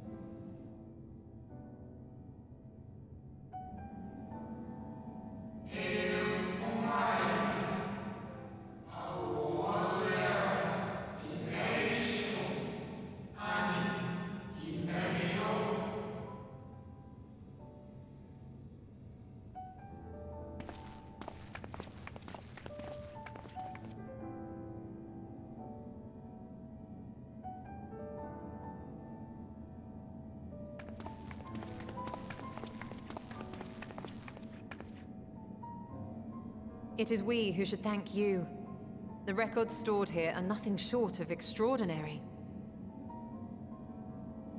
There is much we could learn of Zodiac and his imprisonment, but perhaps you could offer us more focused guidance.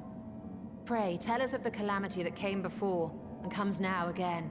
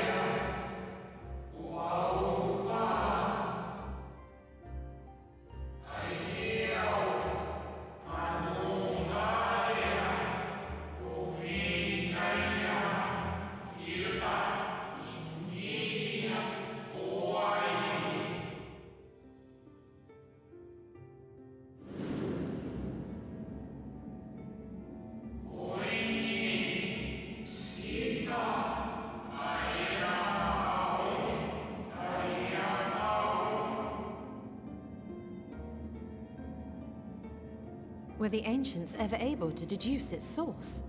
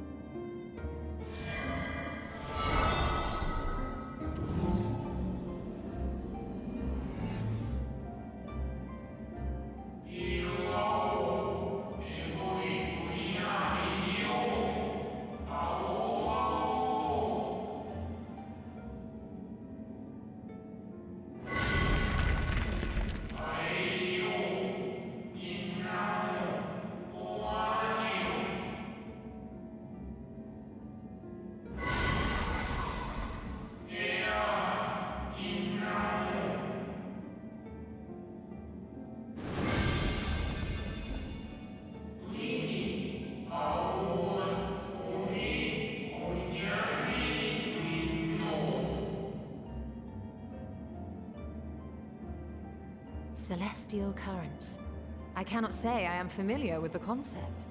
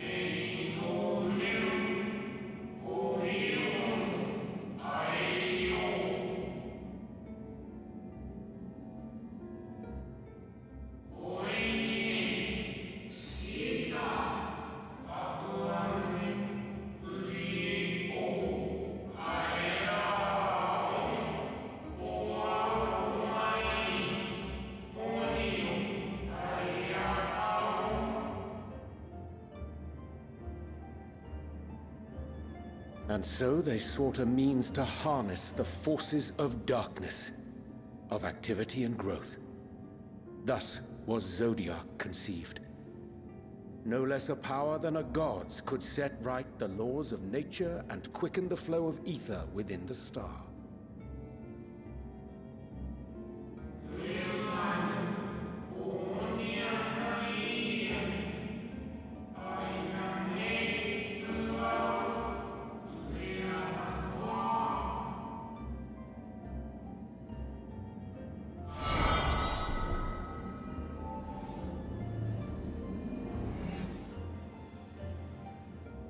Emmett Selk claimed that those who summoned Hydaelyn did so because they saw Zodiac's power as a threat.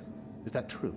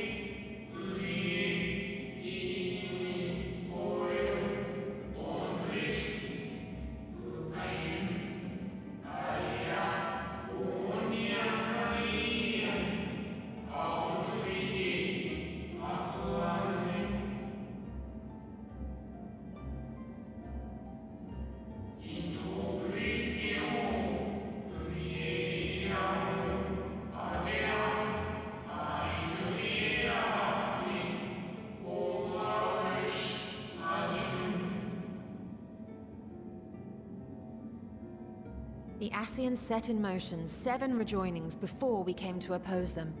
How many more worlds would have been lost had we not placed our faith in her? How many more souls living in the present would have been snuffed out for the sake of those long dead?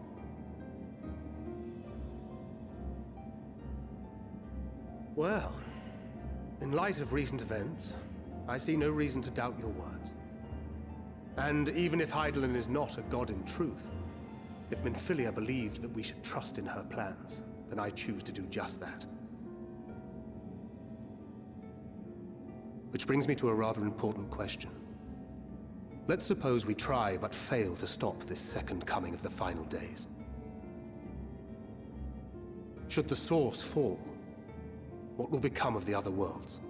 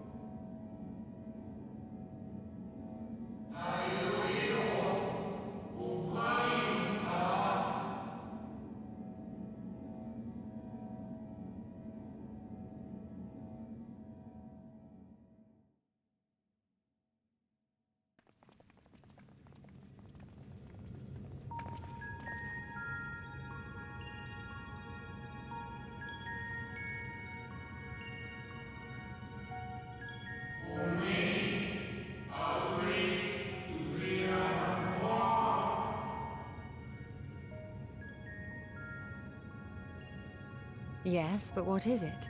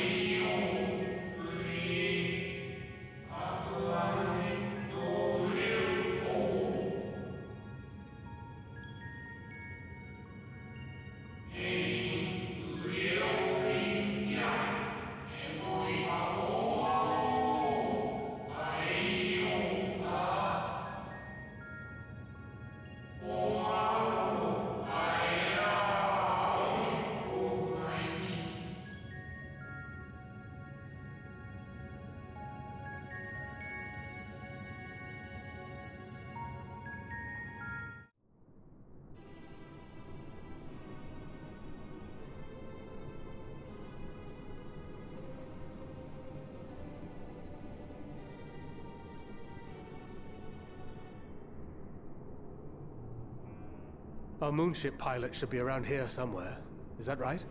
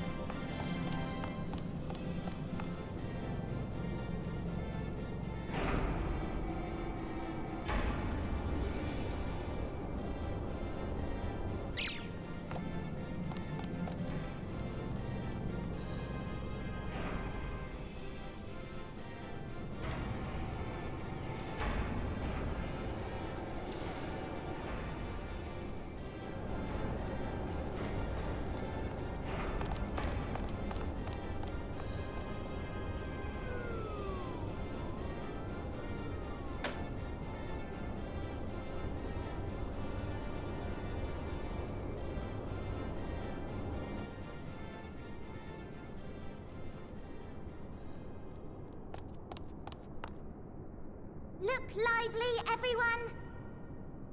I know, this 1243rd inspection is a mite ahead of schedule, but it is of the utmost importance, for Zodiac, alas, is no more.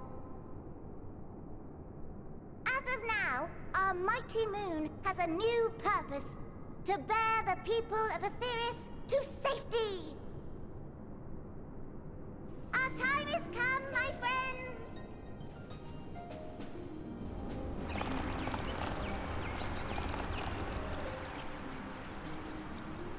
We must be swifter than swift. There is much to do before our guests arrive.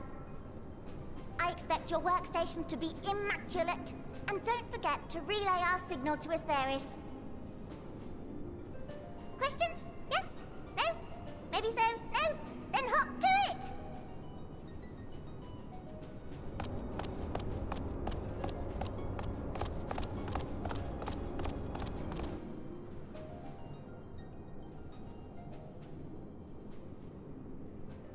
"'Tis a rather curious crew she hath chosen.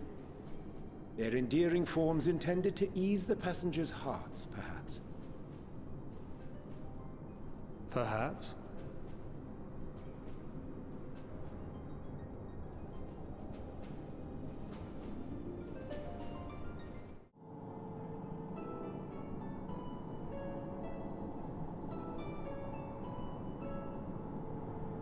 Right, of course.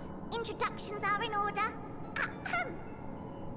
My name is Livingway, and we are the Loporrits, created for the express purpose of commanding this ship and bearing the people of Aetheris to a brave new world.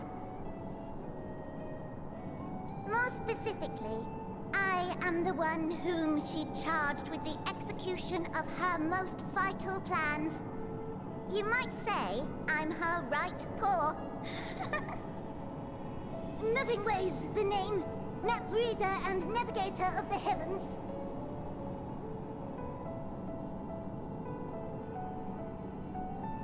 Pleasure to meet you all, but I'm still trying to make sense of this. Confusion and bewilderment are completely understandable. Fear not, I shall walk you through it. The people of Aetheris, through no fault of your own, I'm sure, set in motion a series of events that, unfortunately, culminated in Zodiac's obliteration. Acutely aware of the imminent crisis, your parents sent you little ones on ahead while they began the necessary preparations.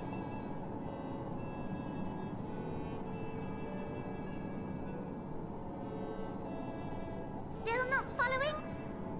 No? Very well, I shall elaborate further.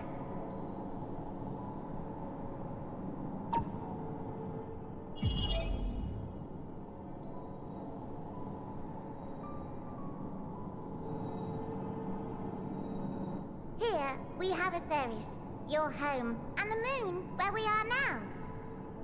Without Zodiac around to keep things lively, so to speak, the celestial currents of the star have doubtless begun to degrade. A calamity of apocalyptic proportions will be visited upon Aetheris, bringing an end to all life. Very sad, that. So too hath the Watcher claimed. By thine unperturbed countenance, I gather this eventuality was anticipated. The doom and gloom. Oh yes, quite expected. Imagine, if you will, that Aetheris is a delicious carrot that I've forgotten to eat and left out in the midday sun. The most earnest wishes or prayers will not stop it from rotting to the core. So sadly, there's nothing to be done but to abandon said carrot, Aetheris, in case the metaphor is lost on you, to its grisly fate. And this moon will serve as the vessel to deliver us to a new home. Just so! We will gather up as many people, supplies, and resources as our stores will hold. And then then, once everyone is aboard, it's off to another star. Easier said than done, admittedly, for one does not simply hop from star to star on a whim, which is precisely why we've spent countless years constructing the most propulsive of propulsion systems. We ought to make it to our destination in 2 shakes of a rabbit's tail.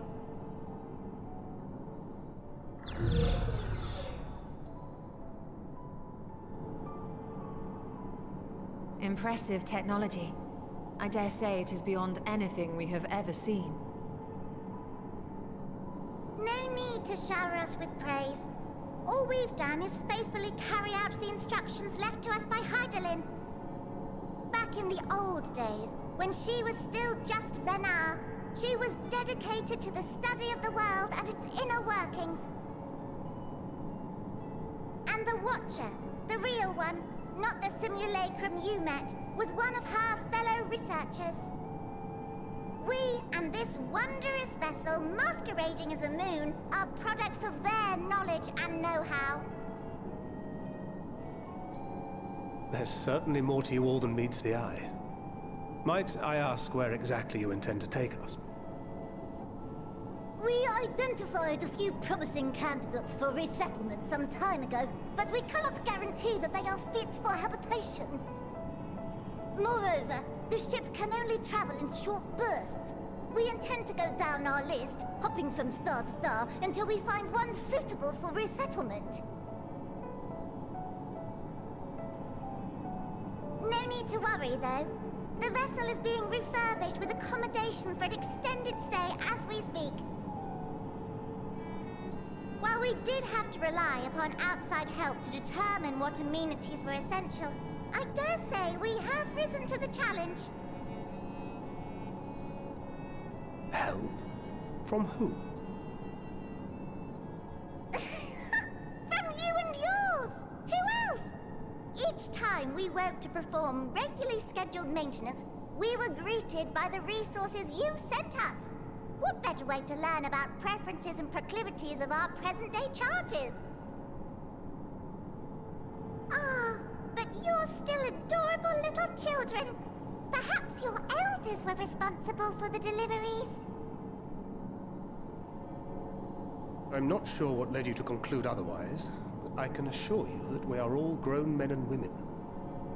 And I very much doubt my elders know this place exists, much less how to send you so much as a starlight missive. What? Then who in blazes let you on my moon?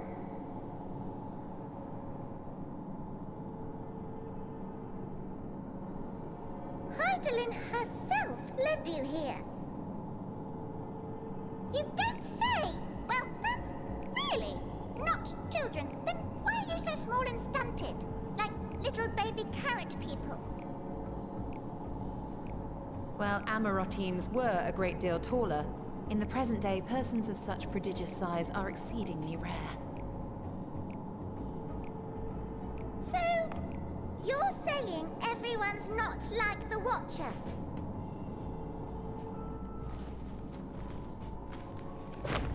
Oh, confound it all! Someone could have at least scribbled a note about your profound miniaturization.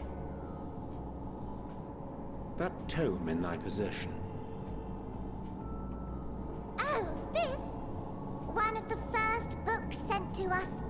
A compendium of the people of Aetheris, with a few blank pages at the back for minor corrections and updates as needed. The sum total of our knowledge of your kind is contained in these pages. I thought it was abridged and made small for our benefit, but this isn't a regular-sized book, is it?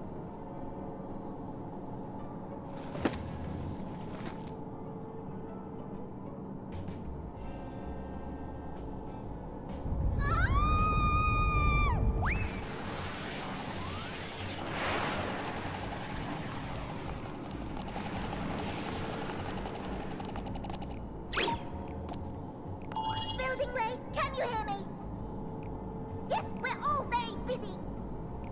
Change of plans. I need you to rebuild the domiciles at 1/3 the scale.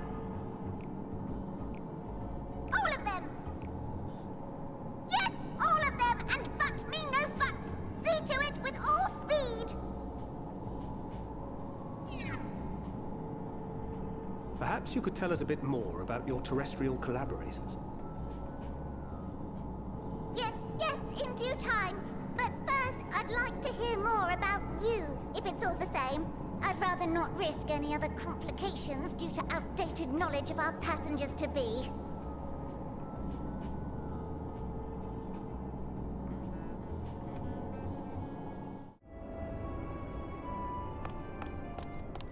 Ready in the teleporter.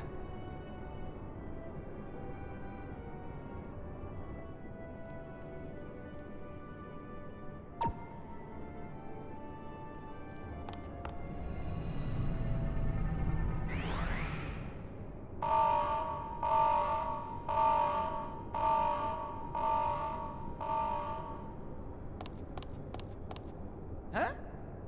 Access to living quarters restricted due to reconstruction. Then where is it? Oh no!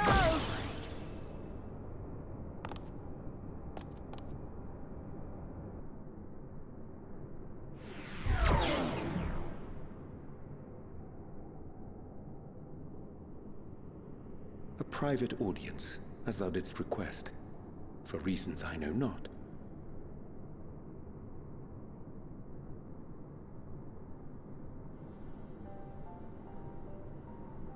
Just a precaution. I'd rather I didn't have to ask the question at all, but I take my responsibilities very, very seriously. Do you and your friends, by any chance, find our accommodation wanting? Be honest, brutally even. 'Twould be ungracious of me to belittle the efforts of thee and thine. Lovely sentiment, really. But the disappointment is writ plain on your comrades' faces. It's all the more frustrating since no one will come out and say what they find wanting.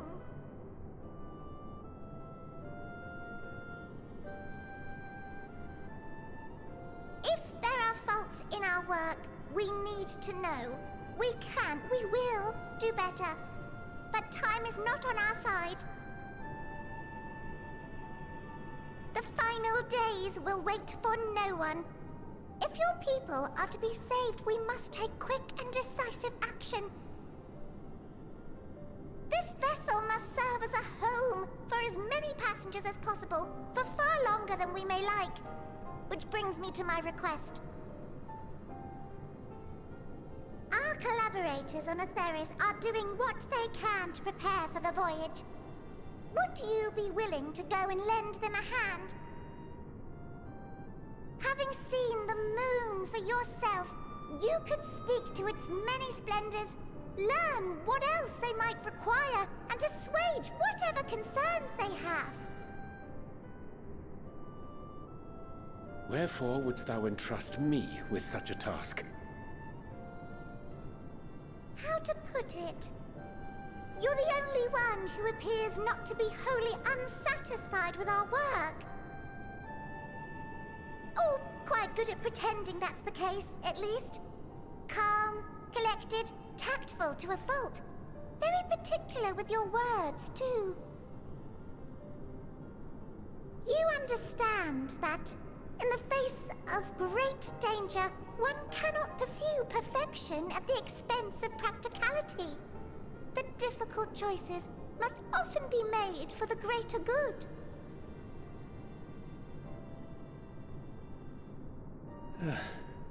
And so fate doth conspire to set my feet upon this path once more. Come again?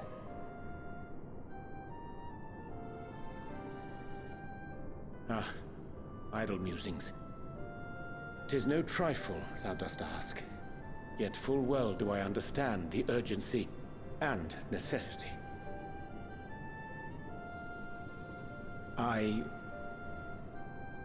Oh, dear me! Dear me! I was terribly sorry for the mix-up. It's a bit of a malfunction. I hadn't realized the residential quarters were inaccessible, you see. But you're still in one piece. So, all's well that ends well, yes? Won't happen again. I promise.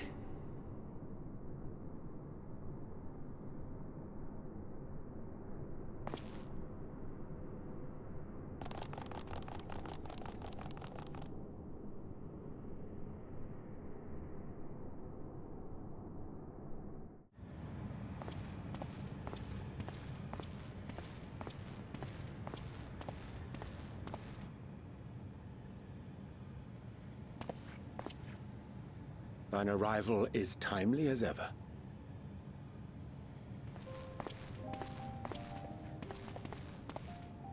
Thou didst chance to overhear my conversation with Livingway, I presume?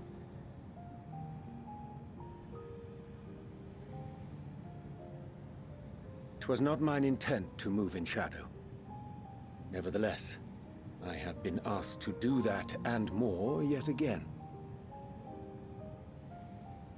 Is it so plain that these strangers could intuit it at a glance? My capacity for silence and secrecy and duplicity. When Grahatir did contrive to deliver the first at the price of his own life, I was complicit in the scheme. A sacrifice averted for a mercy. Would that I could say the same for Menphilia. One life for one world. And by that bloody bargain, brokered by my hand, were the scions robbed of a dear comrade, and Flamine her beloved daughter.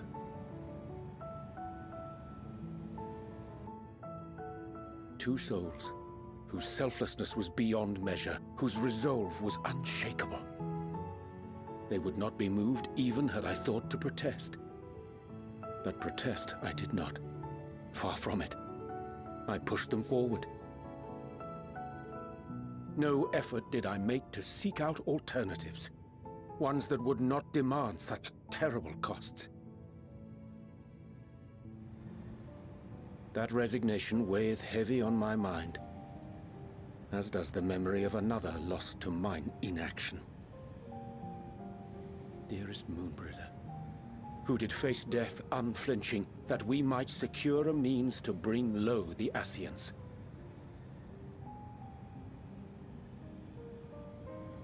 In her hour of need, I did naught. Dutiful disciple of Louisoix, ever looking to the greater good. Had I shut mine eyes and bid her live instead, mayhap she would be with us today.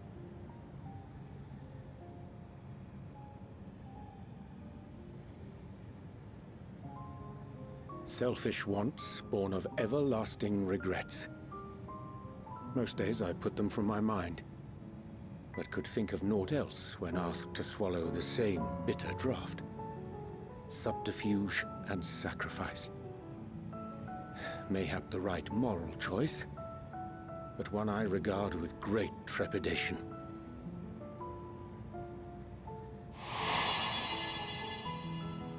The calamity of Amarot was a tragedy beyond reckoning, one which must never again come to pass.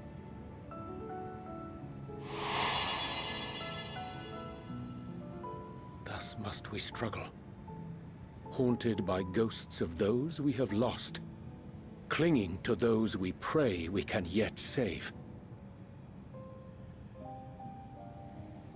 But what of those we cannot? How do we make peace with the dreadful algebra of necessity?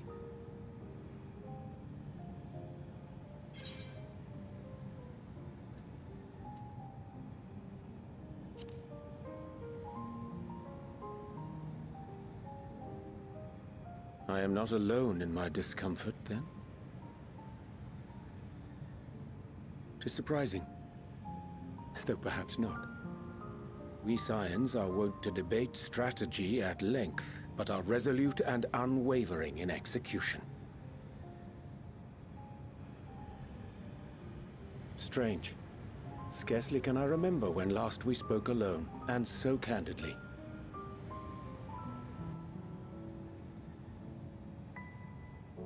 I thank thee.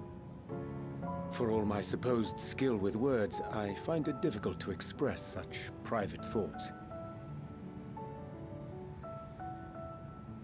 As for the Loporrit's proposition, I will take time and consider how to respond. 'Twould be to our mutual benefit if we could converse more openly with our aspiring caretakers. A concern I should be glad to address on the Scion's behalf. To dispense with all pretense and bare one's heart to another is a frightening thing indeed. But we cannot move forward ere we take that bold first step. A lesson I have learned many times before. And today.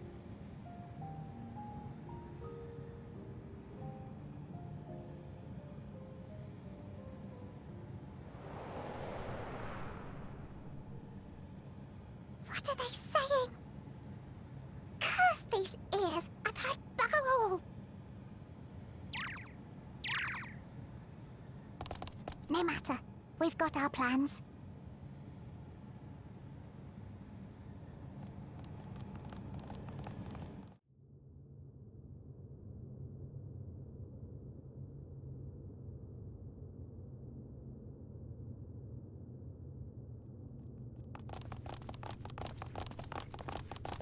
And what, pray tell, do we seek at the Watcher's Palace? Oh, come off it, friend! You know full well why we're here. The time has come for you to return to Aetheris and help your brethren prepare for their journey here and beyond. Forgive me, Living Way, but I cannot in good conscience proceed with this plan. Huh? But what about the final days? The death and the doom? Oh, we have to hurry before it's too late!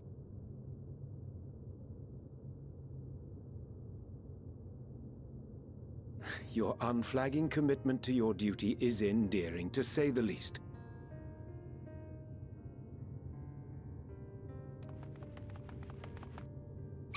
Oh, bugger!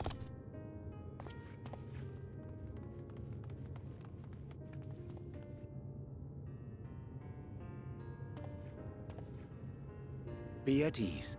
They bear you no grudge, nor do I.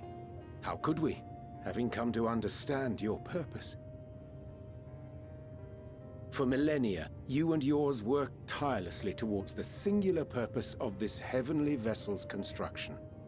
An arduous feat by any measure. It is clear you have spared no effort. Why, your very names are a testament to your dedication.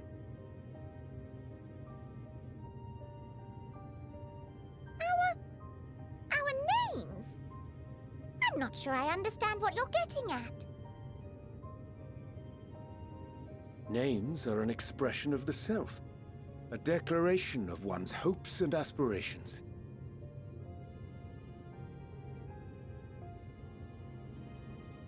Your use of contemporary, uncomplicated nomenclature doth ensure clarity of purpose. There can be no doubt that your love for the people of Aetheris is boundless and pure.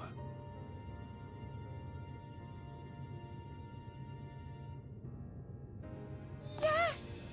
Yes! A most mellifluous phrasing! We Loperids were born of Hydaelyn's love for Aetheris.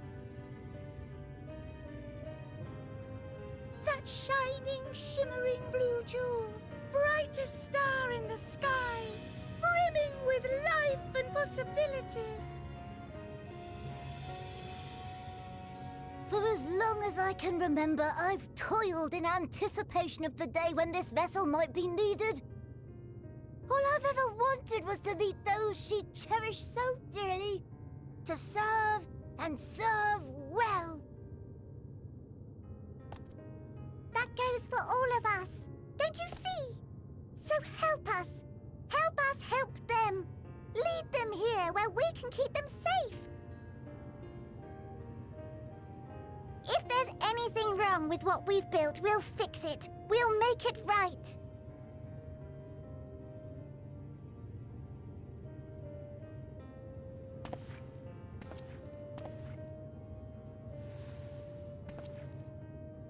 Your works want not for repair. Yet there remaineth much for you to learn of men, and your own kin besides. Singing Way, thy name bespeaketh more than the simple marriage of rhythm and rhyme. The songs of Aetheris are beyond counting, and span the length and breadth of emotion. Maps are monuments to man's pioneering spirit and his devotion to charting the furthest reaches of our star. Many have devoted their lifetimes to exploratory pursuits, to venture unto the highest mountains and the deepest oceans in search of unknown frontiers. And thou, my friend, Oh, I do not think we've met. My name is Puddingway.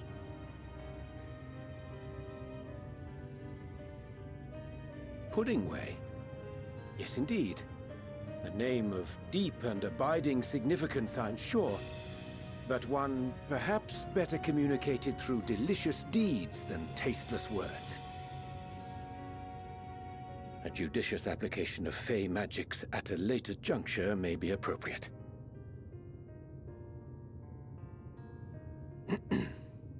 And Living Way. 'Tis no easy feat to convey the significance of thy moniker. When I was a bookish boy, a dear friend of mine was fond of peppering me with questions as I read, to my occasional annoyance. One day, I posed to her a question of mine own. What doth it mean to live? After much contemplation, she proffered this answer.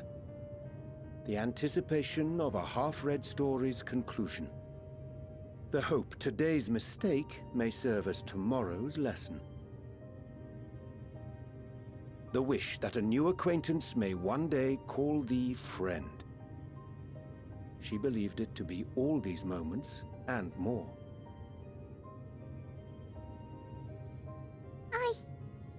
I want to understand, but... I, too, still labor to find mine own answer.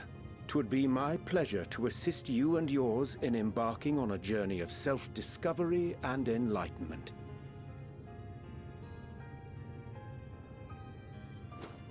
For thee.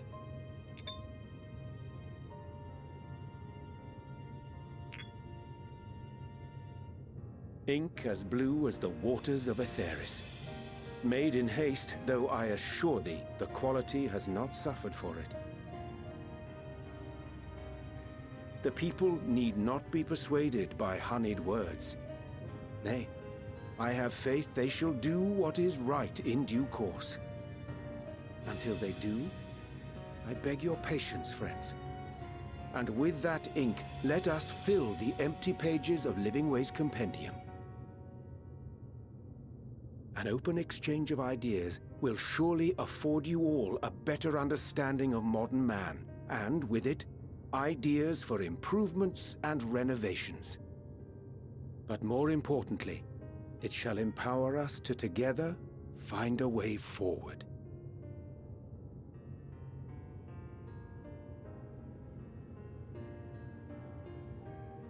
I hope you're right. Thank you for this lovely gift.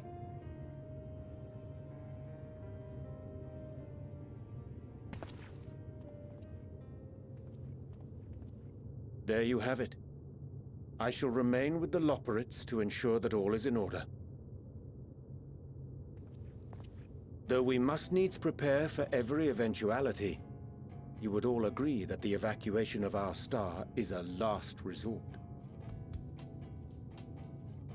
To accept failure is to accept the demise not only of our star, but that of Reen's, of all reflections, and the souls that call them home. Which is why I have every faith that you shall fight to the last, that such drastic measures may prove unnecessary. Should the worst come to the worst, and I pray deeply that it won't, I'll take comfort in knowing preparations were made under your watchful eye. Aye, thou mayest be assured that if calamity cometh, not a soul will be left behind, if being the operative term.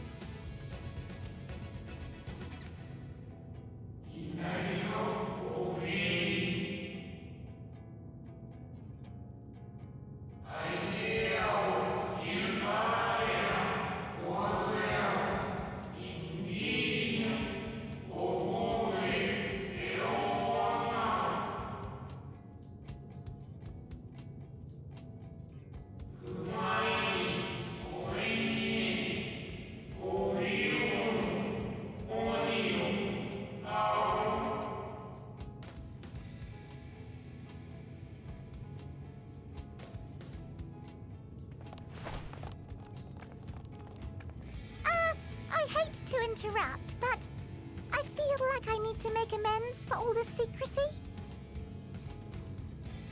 Think nothing of it. We haven't been the most gracious of guests. Do convey our apologies to Growingway and the others. But of course! And when next we welcome more guests from Atheris, we'll have learned to be much more hospitable hosts. Oh, and circling back to the matter of inappropriate secrecy, we ought to discuss our benefactors. Agreed. The Sharlayan Forum, yes? What? How did you know? The more I heard, the more obvious it became. The Forum's aims align closely with those of your anonymous patrons. A telling coincidence would be an understatement. Though had we not taken it upon ourselves to peruse certain restricted tones in Labyrinthos, we might still be unaware of their plans. But let us continue this discussion upon our return. I dare say we have kept Alphino and the others waiting long enough.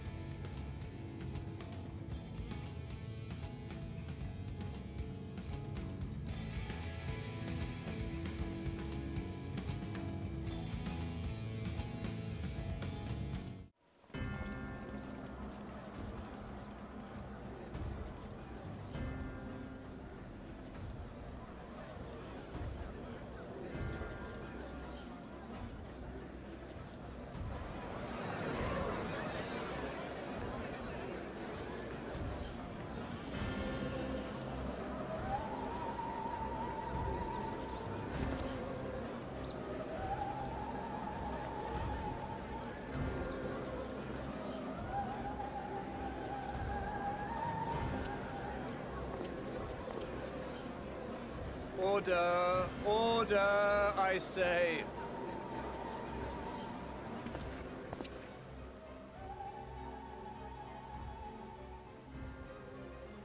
I thank you all for gathering here on such short notice. This day we must speak of grave affairs and their implications for the future of Sharlayan, nay, of this very star. Said affairs concern all citizens, and so we have called for a public assembly.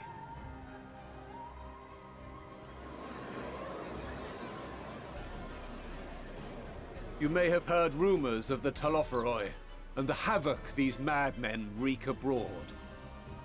Under normal circumstances, we would pay little heed to petty disturbances outside our borders. The final days, however, are another matter altogether. For we dare not ignore these prophetic words of Eld. The Endbearers will come, ushering chaos and calamity. The final days descend and devour the very star.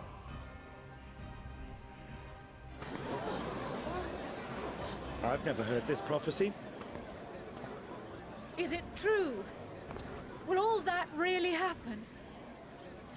Calm yourselves. The time has come to speak of the Forum's most sacred duties. But first...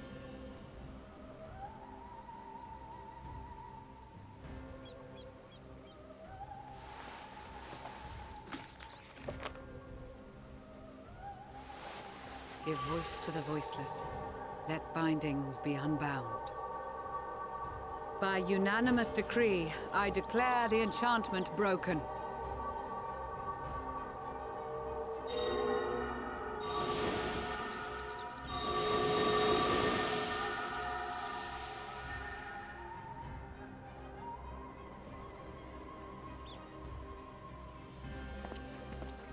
Master Leveilleur, if you would. Very well.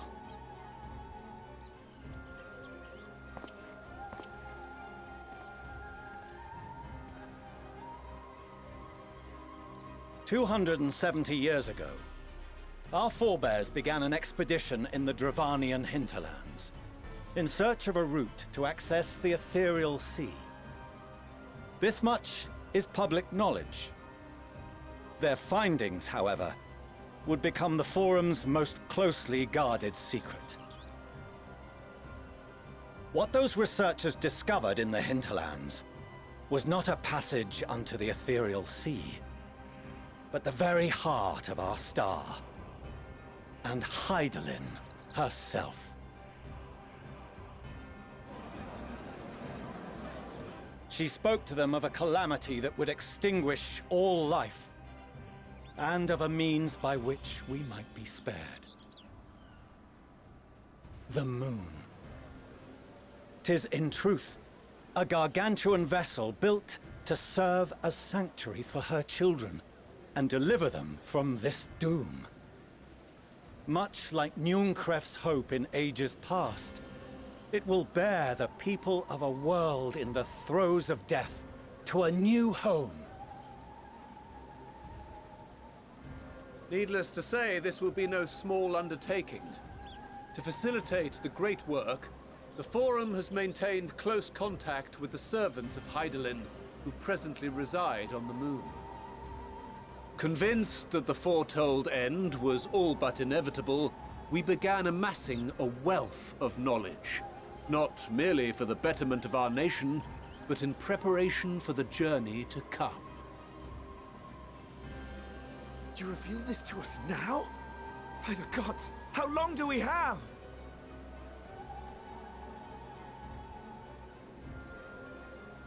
While we cannot say with certainty, we believe the hour to be nigh. We received a transmission from the moon suggesting as much not long ago. Which is why we must in earnest begin preparations for the great exodus. For his impressive contributions and the leadership he demonstrated during our withdrawal from Dravania, we have elected Master Leveilleur to oversee this initiative.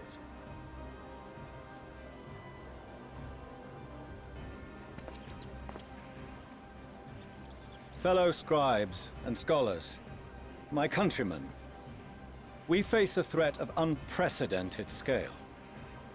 We must challenge the trials before us with composure and conviction if we are to find salvation. The wisdom of Sharlayan has ever been a shining beacon in the darkness, and so it shall continue to be. It is our solemn charge to see our heritage preserved for future generations. For those who will come after, we will brave a new frontier.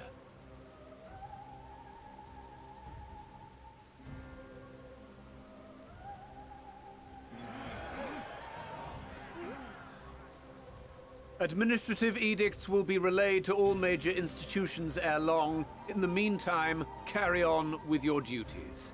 With that, I hereby call this assembly to a close.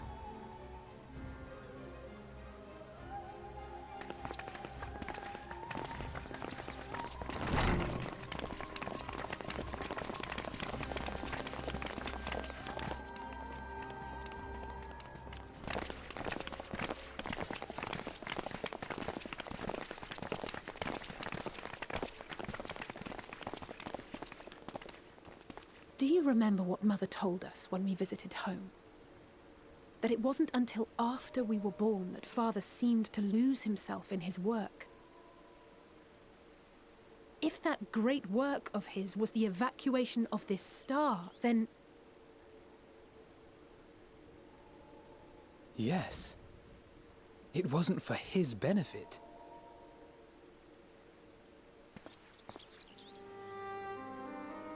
Would you mind waiting here a moment? I wish to speak with Father before we leave.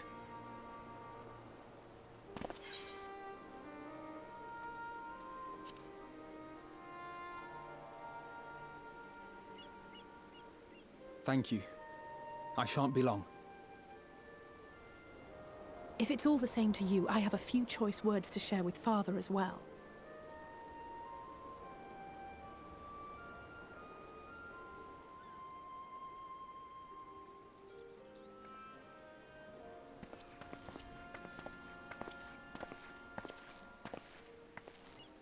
So, come to call us cowards and bid us join your fruitless battle against the inevitable.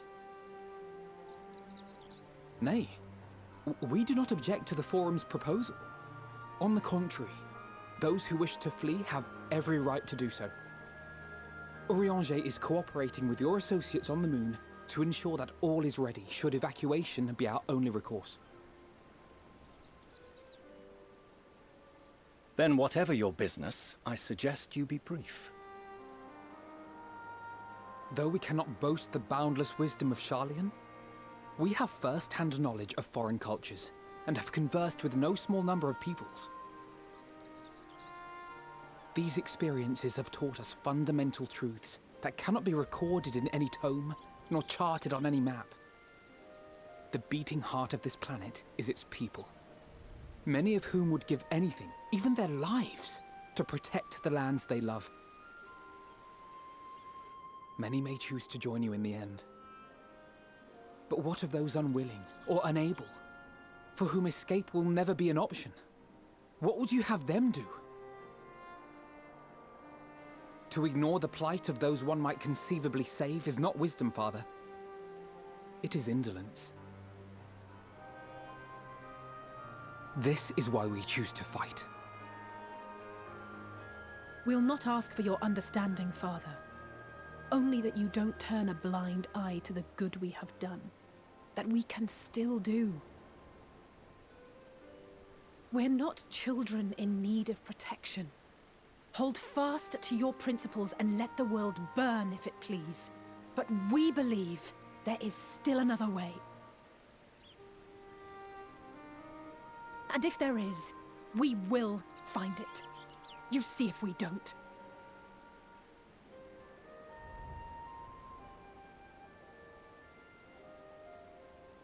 Do as you will. Just stay out of our way.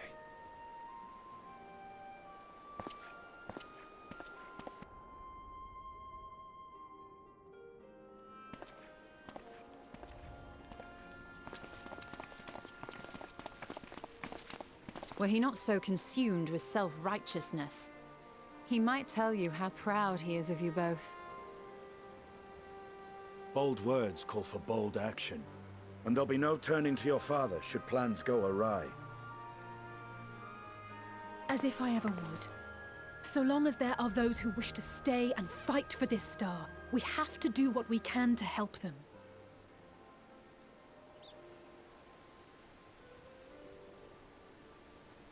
And if we're to do that, we'll need to be well rested. Wouldn't you agree? And having triumphed over what we once thought to be the source of all evil, I can think of no one in greater need of at least a dozen winks.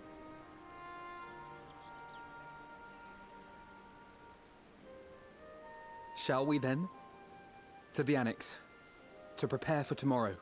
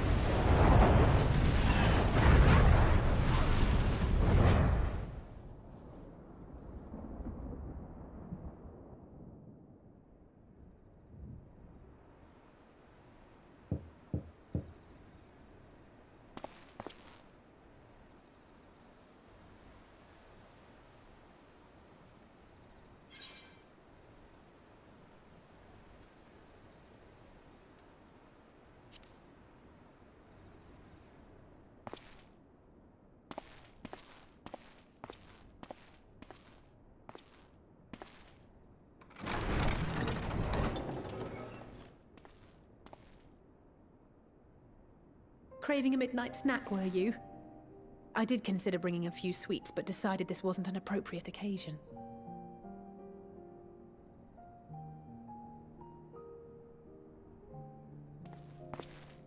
I couldn't sleep. Had a few things on my mind. I know it's late, so I'll try not to talk your ear off. It's Xenos. I keep thinking back to Garlemald when he'd taken control of your body. An altogether terrifying experience, to say the least, and one that served as a harsh reminder. No one, no matter how strong or quick or clever, is invincible. Not even you. And as much as it might seem at times that you are, one misstep, one mistake, and that's that. Which is why, even though I know you've heard it 1,000 times before, I'm going to tell you to take better care of yourself. Because you really, really should. It goes without saying that we're all committed to this fight. But that doesn't mean that we need to throw our lives away. You know how I feel about noble sacrifices.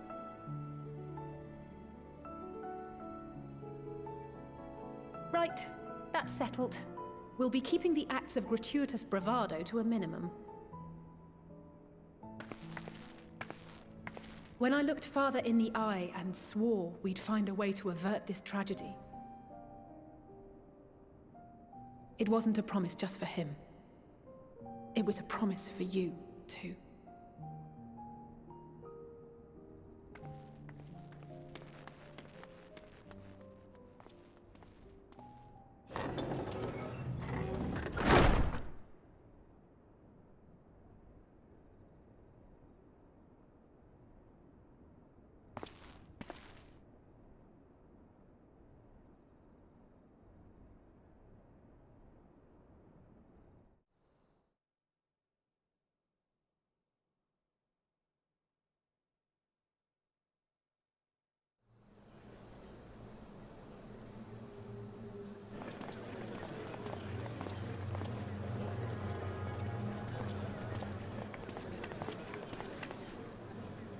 Thank the gods that tower is gone. The sight of it was enough to make me sick. Thank the Ilsebar contingent, more like. Word is, they fought their way into Garlemald and toppled the bloody thing themselves. Not just the one, neither. All the towers have up and vanished. Aye, I heard the same. Commander Aldin and his troops helped keep casualties to a minimum, too.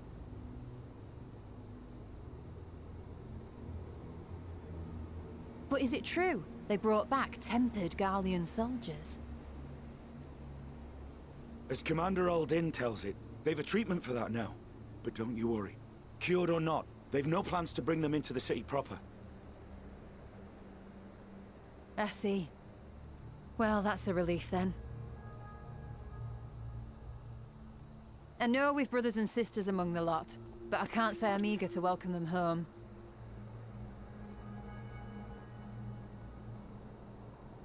Wanted to think about it for a while yet. They're to be looked after in Alagana for the time being.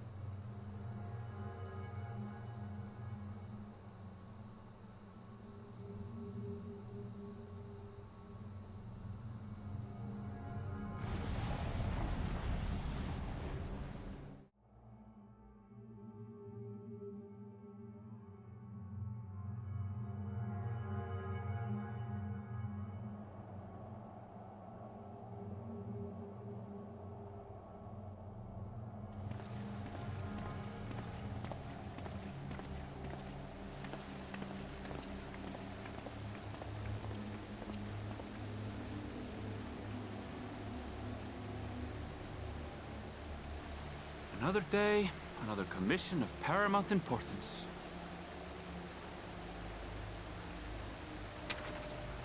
Well, what have we here?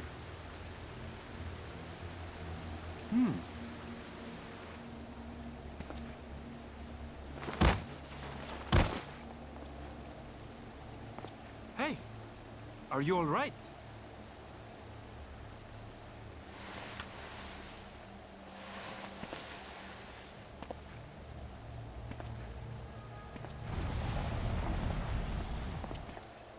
Was that? No. The shadows play tricks, nothing more. .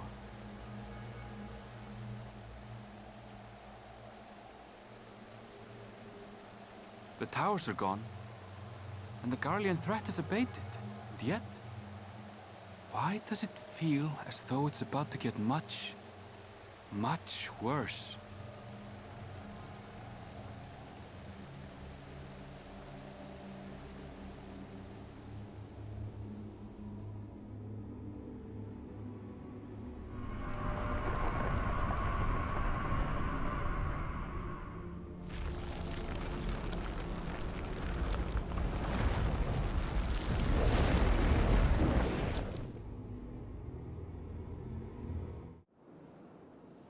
And lo, vile beasts did rise.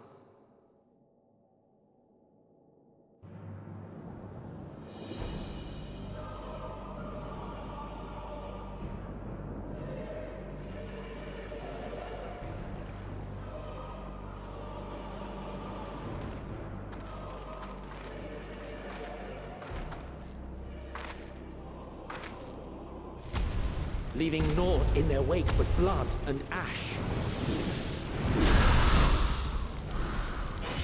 The sun scorches earth and boils seas.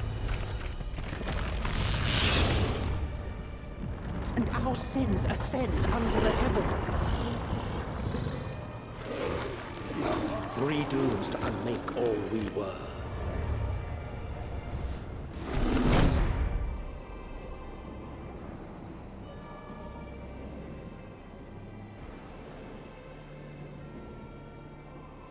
The sky burns. The final days are truly upon us. My friends, I trust you have heard the news. We have. What can you tell us of the situation, Your Excellency?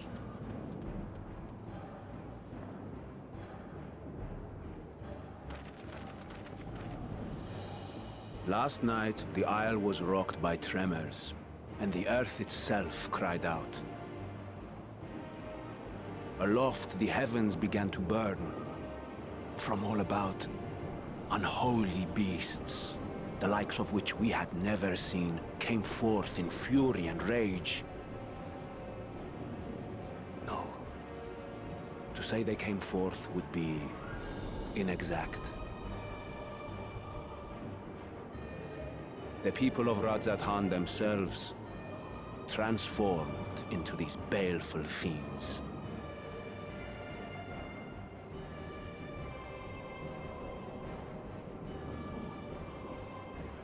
Though the phenomenon was observed throughout our lands, the first creature, the largest and most dreadful of the lot, wrought havoc upon us here in our fair city.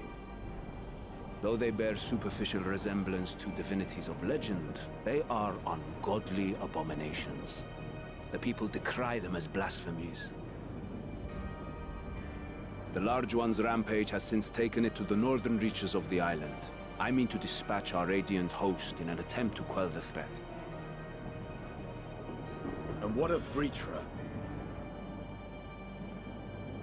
Vritra too makes for the north of his own accord, and yet he knows the blasphemy and its minions were but yesterday his beloved people. I pray his boundless compassion and mercy does not deter him from taking unenviable but necessary action.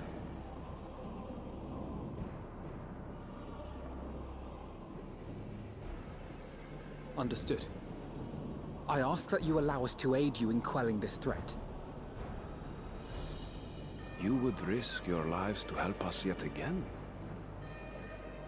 I have no words to express my gratitude. Our regiments approach the north from several directions, with a number of units set to depart from the docks of Yedlimat. They will make landfall in an area of dense jungle, where one can expect to encounter dangers even beyond the fell beasts we hunt. I leave you to your preparation. You will find me at the docks when you are ready to depart.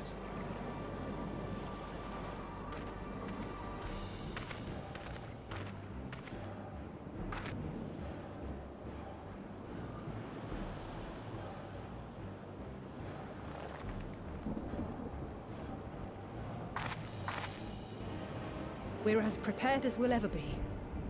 Let's go.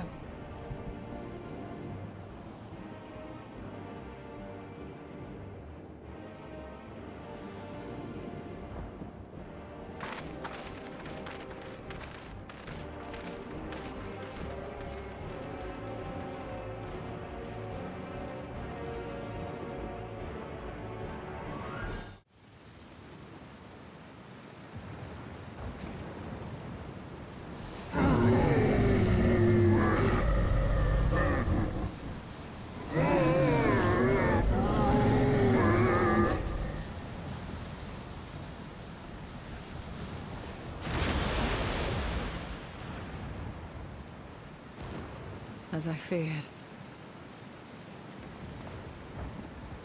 What is it? The beast was there, and now it is no more. Yes? Indeed. We saw it plain. But you didn't, did you? I saw nothing. Not the blasphemy that perished here, nor the other men turned beasts. And because of this, I now see all too well. There is no ether. Where the creatures should be, I saw naught but emptiness. Emptiness? But that would mean... Recall the words of the Watcher. 'Twas a stagnancy of ether, a cessation of flow, leading to decay and absence, that led the ancients to conclude their star was dying. This is the same phenomenon. The instant these people are seized by the transformation, their ether begins to rot and crumble away like dried mud. Until, from their corporeal forms to their very souls, naught remains. But the beast spoke with its dying breath. Surely at least a sliver of the man it was endured. Mayhaps so. But even if the process was incomplete, it was little more than a faint residue. Gods be good. You're saying they cannot be saved? Not by any means known to me. Or by any means at all, like as not. For there is naught left to save.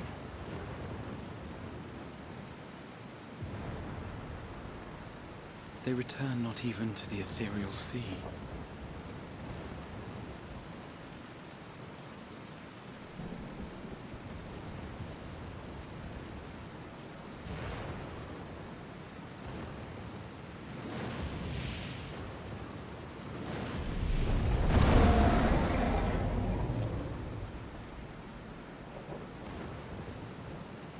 The beasts rage on, their hunger insatiable.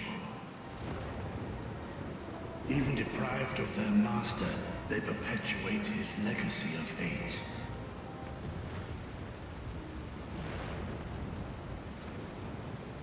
Once proud sons and daughters of Thavnir, all of them, and now I spill their blood.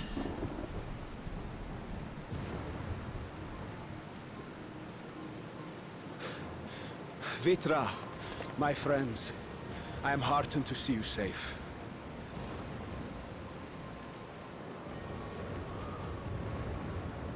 You put your secret at risk. Those closest to me already know the truth.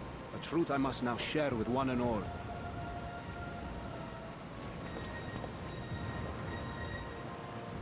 Vitra, calamity has come to Radzatan. Our fair nation is rent by screams of pain and despair.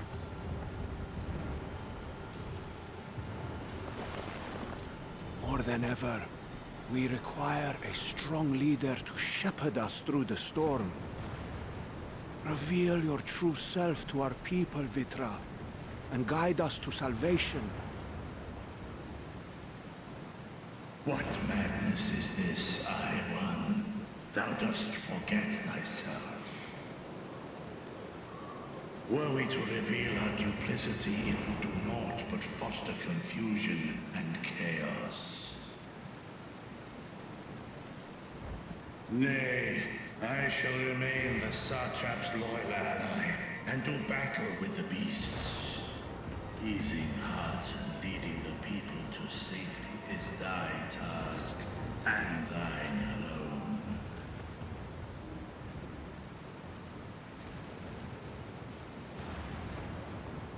I ask that you remain at Ahewan's side, and render unto him what aid you may. I know not what lies ahead, but without you, Radzatan will not survive.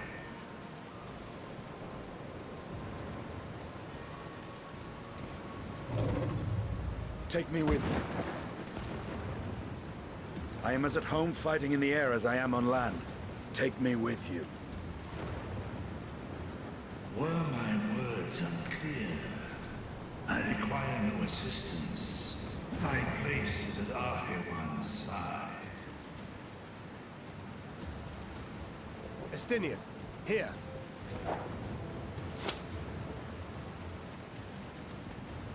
The last thing you ever wanted. A link pearl. We'd gain much from knowing your elevated perspective. And it'll keep you from getting lonely, which I know you loathe. You heard the man. Seems I'm coming with you after all.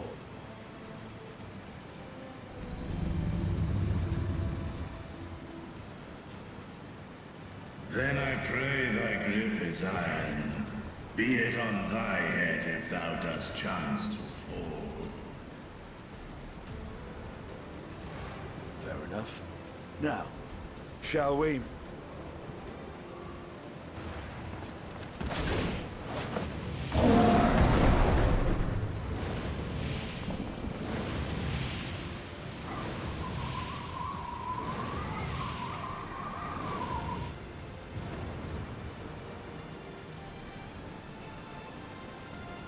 I fear it is as Vitra says. We will not survive this on our own. While I am loath to impose upon you again. I would insist if you did not. 'Tis the very reason we have come. Then once more I find myself without words to thank you properly. Let us return to the capital and plan our next course of action.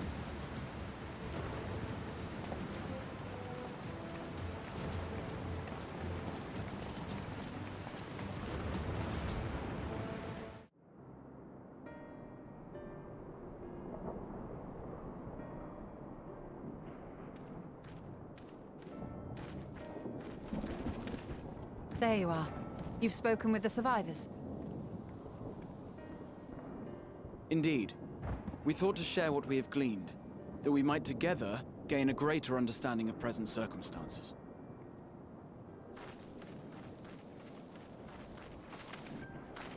Fortuitous timing. Alize and I completed our own investigations not long ago. Then we should take a moment to compare notes. Shall we begin with the two of you?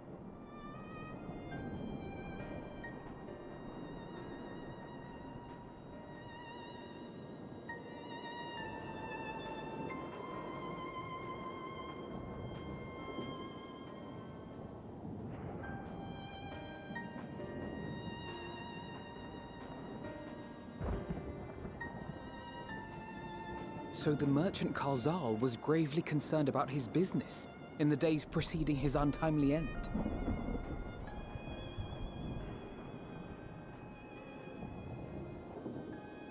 The tales we heard were much the same.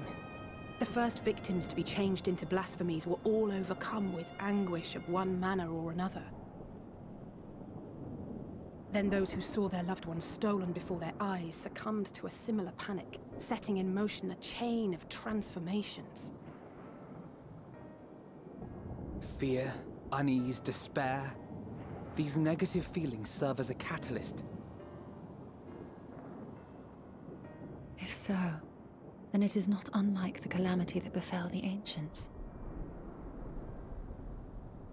With their creation magics, they unwittingly gave form to untold horrors.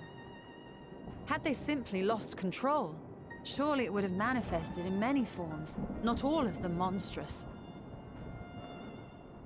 Yet somehow, this phenomenon is triggered solely by the darkness in their hearts, a common thread with what we now witness. Common, but not identical. While the beasts the ancients faced were forged with magic alone, those of today are born of sentient beings. Why remains to be seen, but there is one fundamental difference between us and our predecessors. Our souls are sundered, whereas theirs were not. Perhaps that single variable makes all the difference. If I may, There was another detail that troubled me. We have it on good authority that Karl Zahl's transformation took place before the skies began to burn.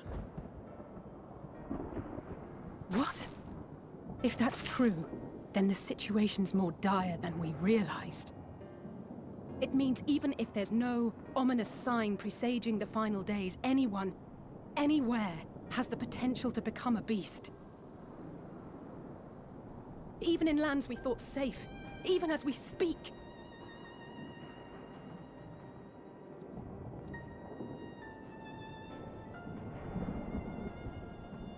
Look! It's the Satrap! The Satrap! Thank the heavens!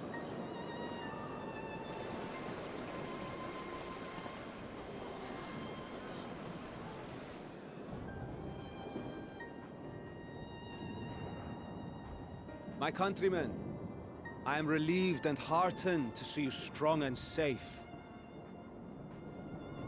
While the danger has not yet passed, far from it, allow me to assure you that the beasts that raged within the city walls have been exterminated to the last. Outside this sanctuary, the brave men and women of the Radiant Host and our dragon ally continue to battle our unholy foes. I pray these tidings put your minds at ease and help you calm your hearts. Have faith that we shall soon conquer this terrible trial. Your Excellency, is there any word from Balaga's stand? My grandson was bound for there yesterday, and I worry for his life. We are still awaiting a report, but I promise you, as soon as I have aught to share...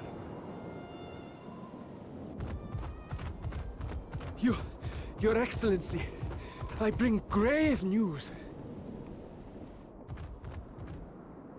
You are? I'm Matsya of Akyali, a humble fisherman. Ah, I remember you from our first visit. Wait, you're... But no, that can wait. When the skies turned red, I set off for Balaka's stand, fearing for the safety of a friend. But as I drew near the village, I saw dreadful beasts all about. No! Gods have mercy! Your Excellency! Save my grandson, I beg of you! We will spare no effort to save all we can, but you must remain calm. Calm? You tell me to be calm? You saw those beasts?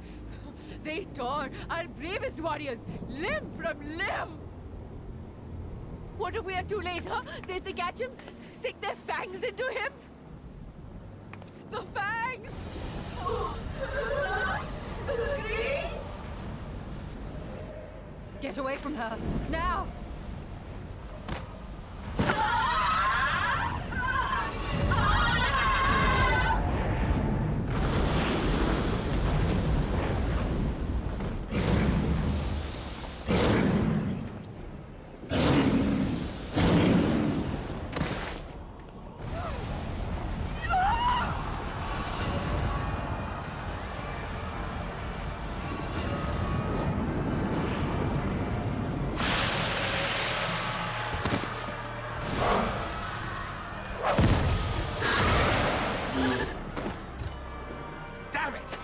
We've got to kill them before it spreads!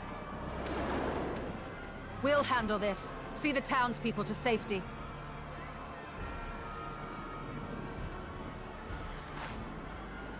Run! As fast as you can!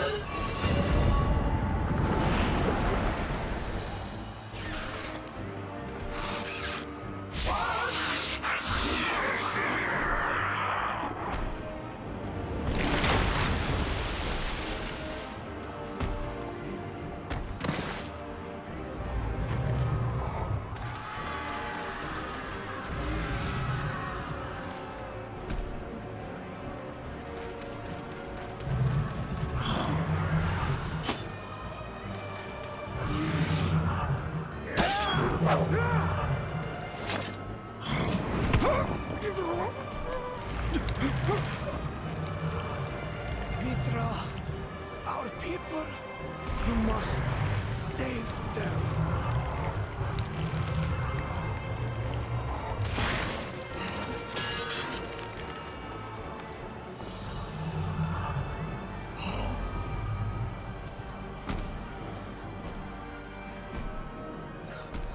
My son.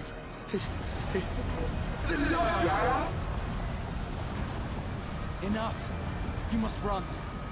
For their sake and your own.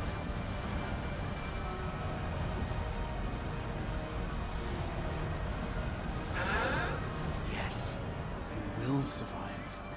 You must.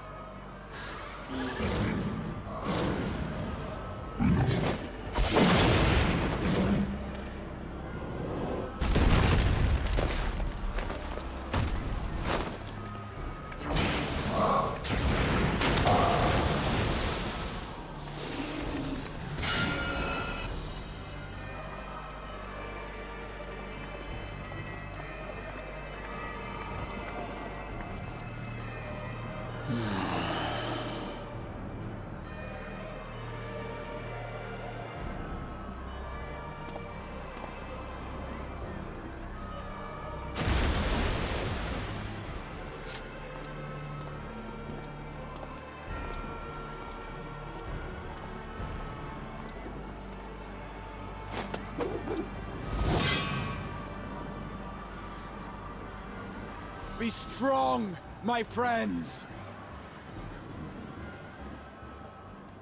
Fear not, for we will defeat these abominations!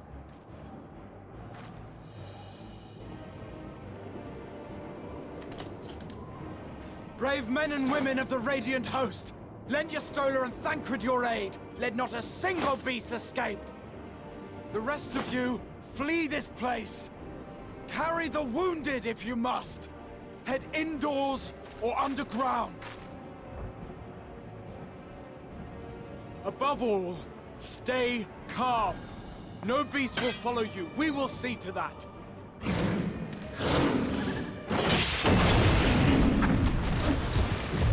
Alphino! Alizé! Leave the city to us, and make for Palaka's stand at once! Matsya, show my friends to the village! I promise you, they're more capable than the host's finest! Right! Go with them, will you? We will save these people. As many as we can.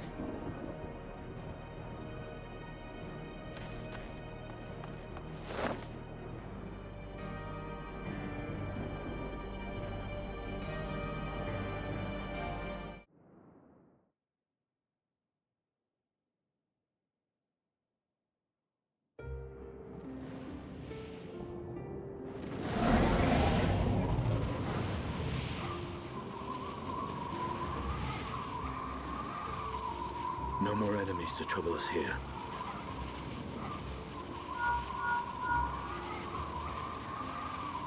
It's me. How fare you below?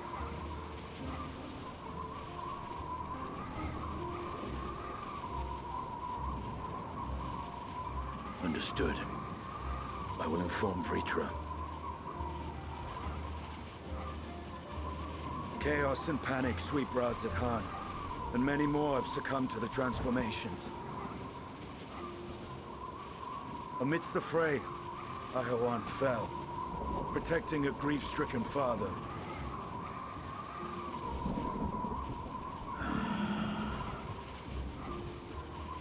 My friends fight alongside your Radiant Host to secure the capital. Beasts have been sighted in Palaka's as well. We have divided our forces in hopes of quelling the threat there. Of small solace is that we now know what triggers the transformation. As my companions tell it,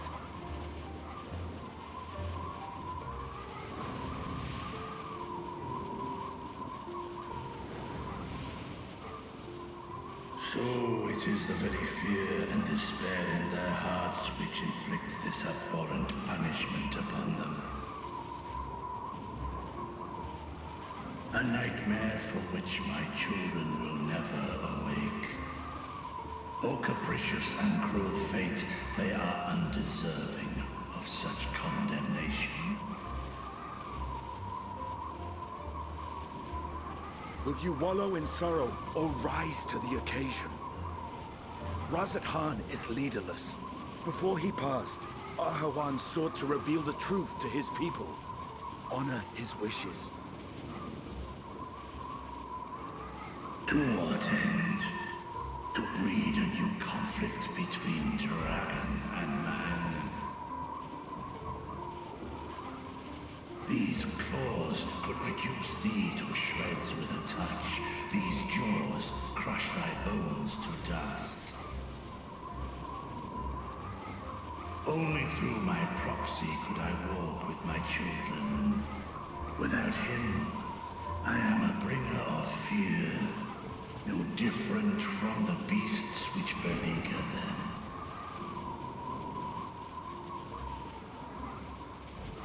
Perhaps so. Only in death were Hraesvelgr and Shiva united.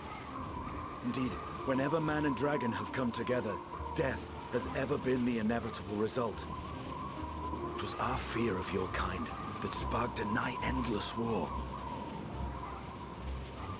Fear and hate of which Nidhogg drank deep as he laid waste to my homeland.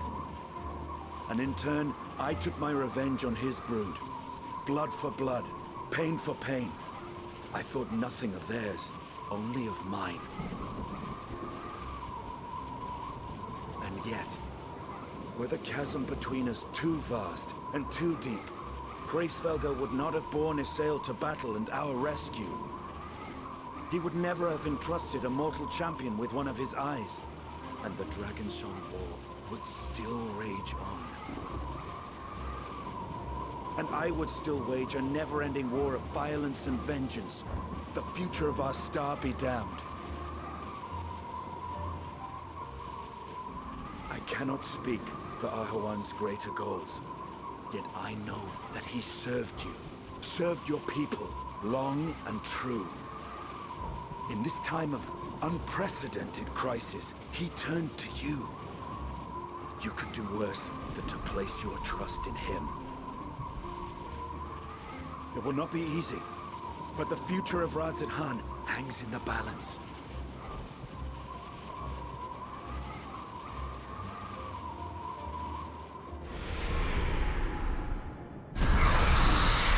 We have company.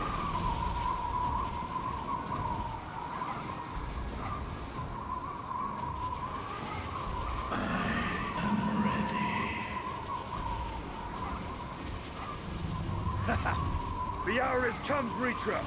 It's all or nothing!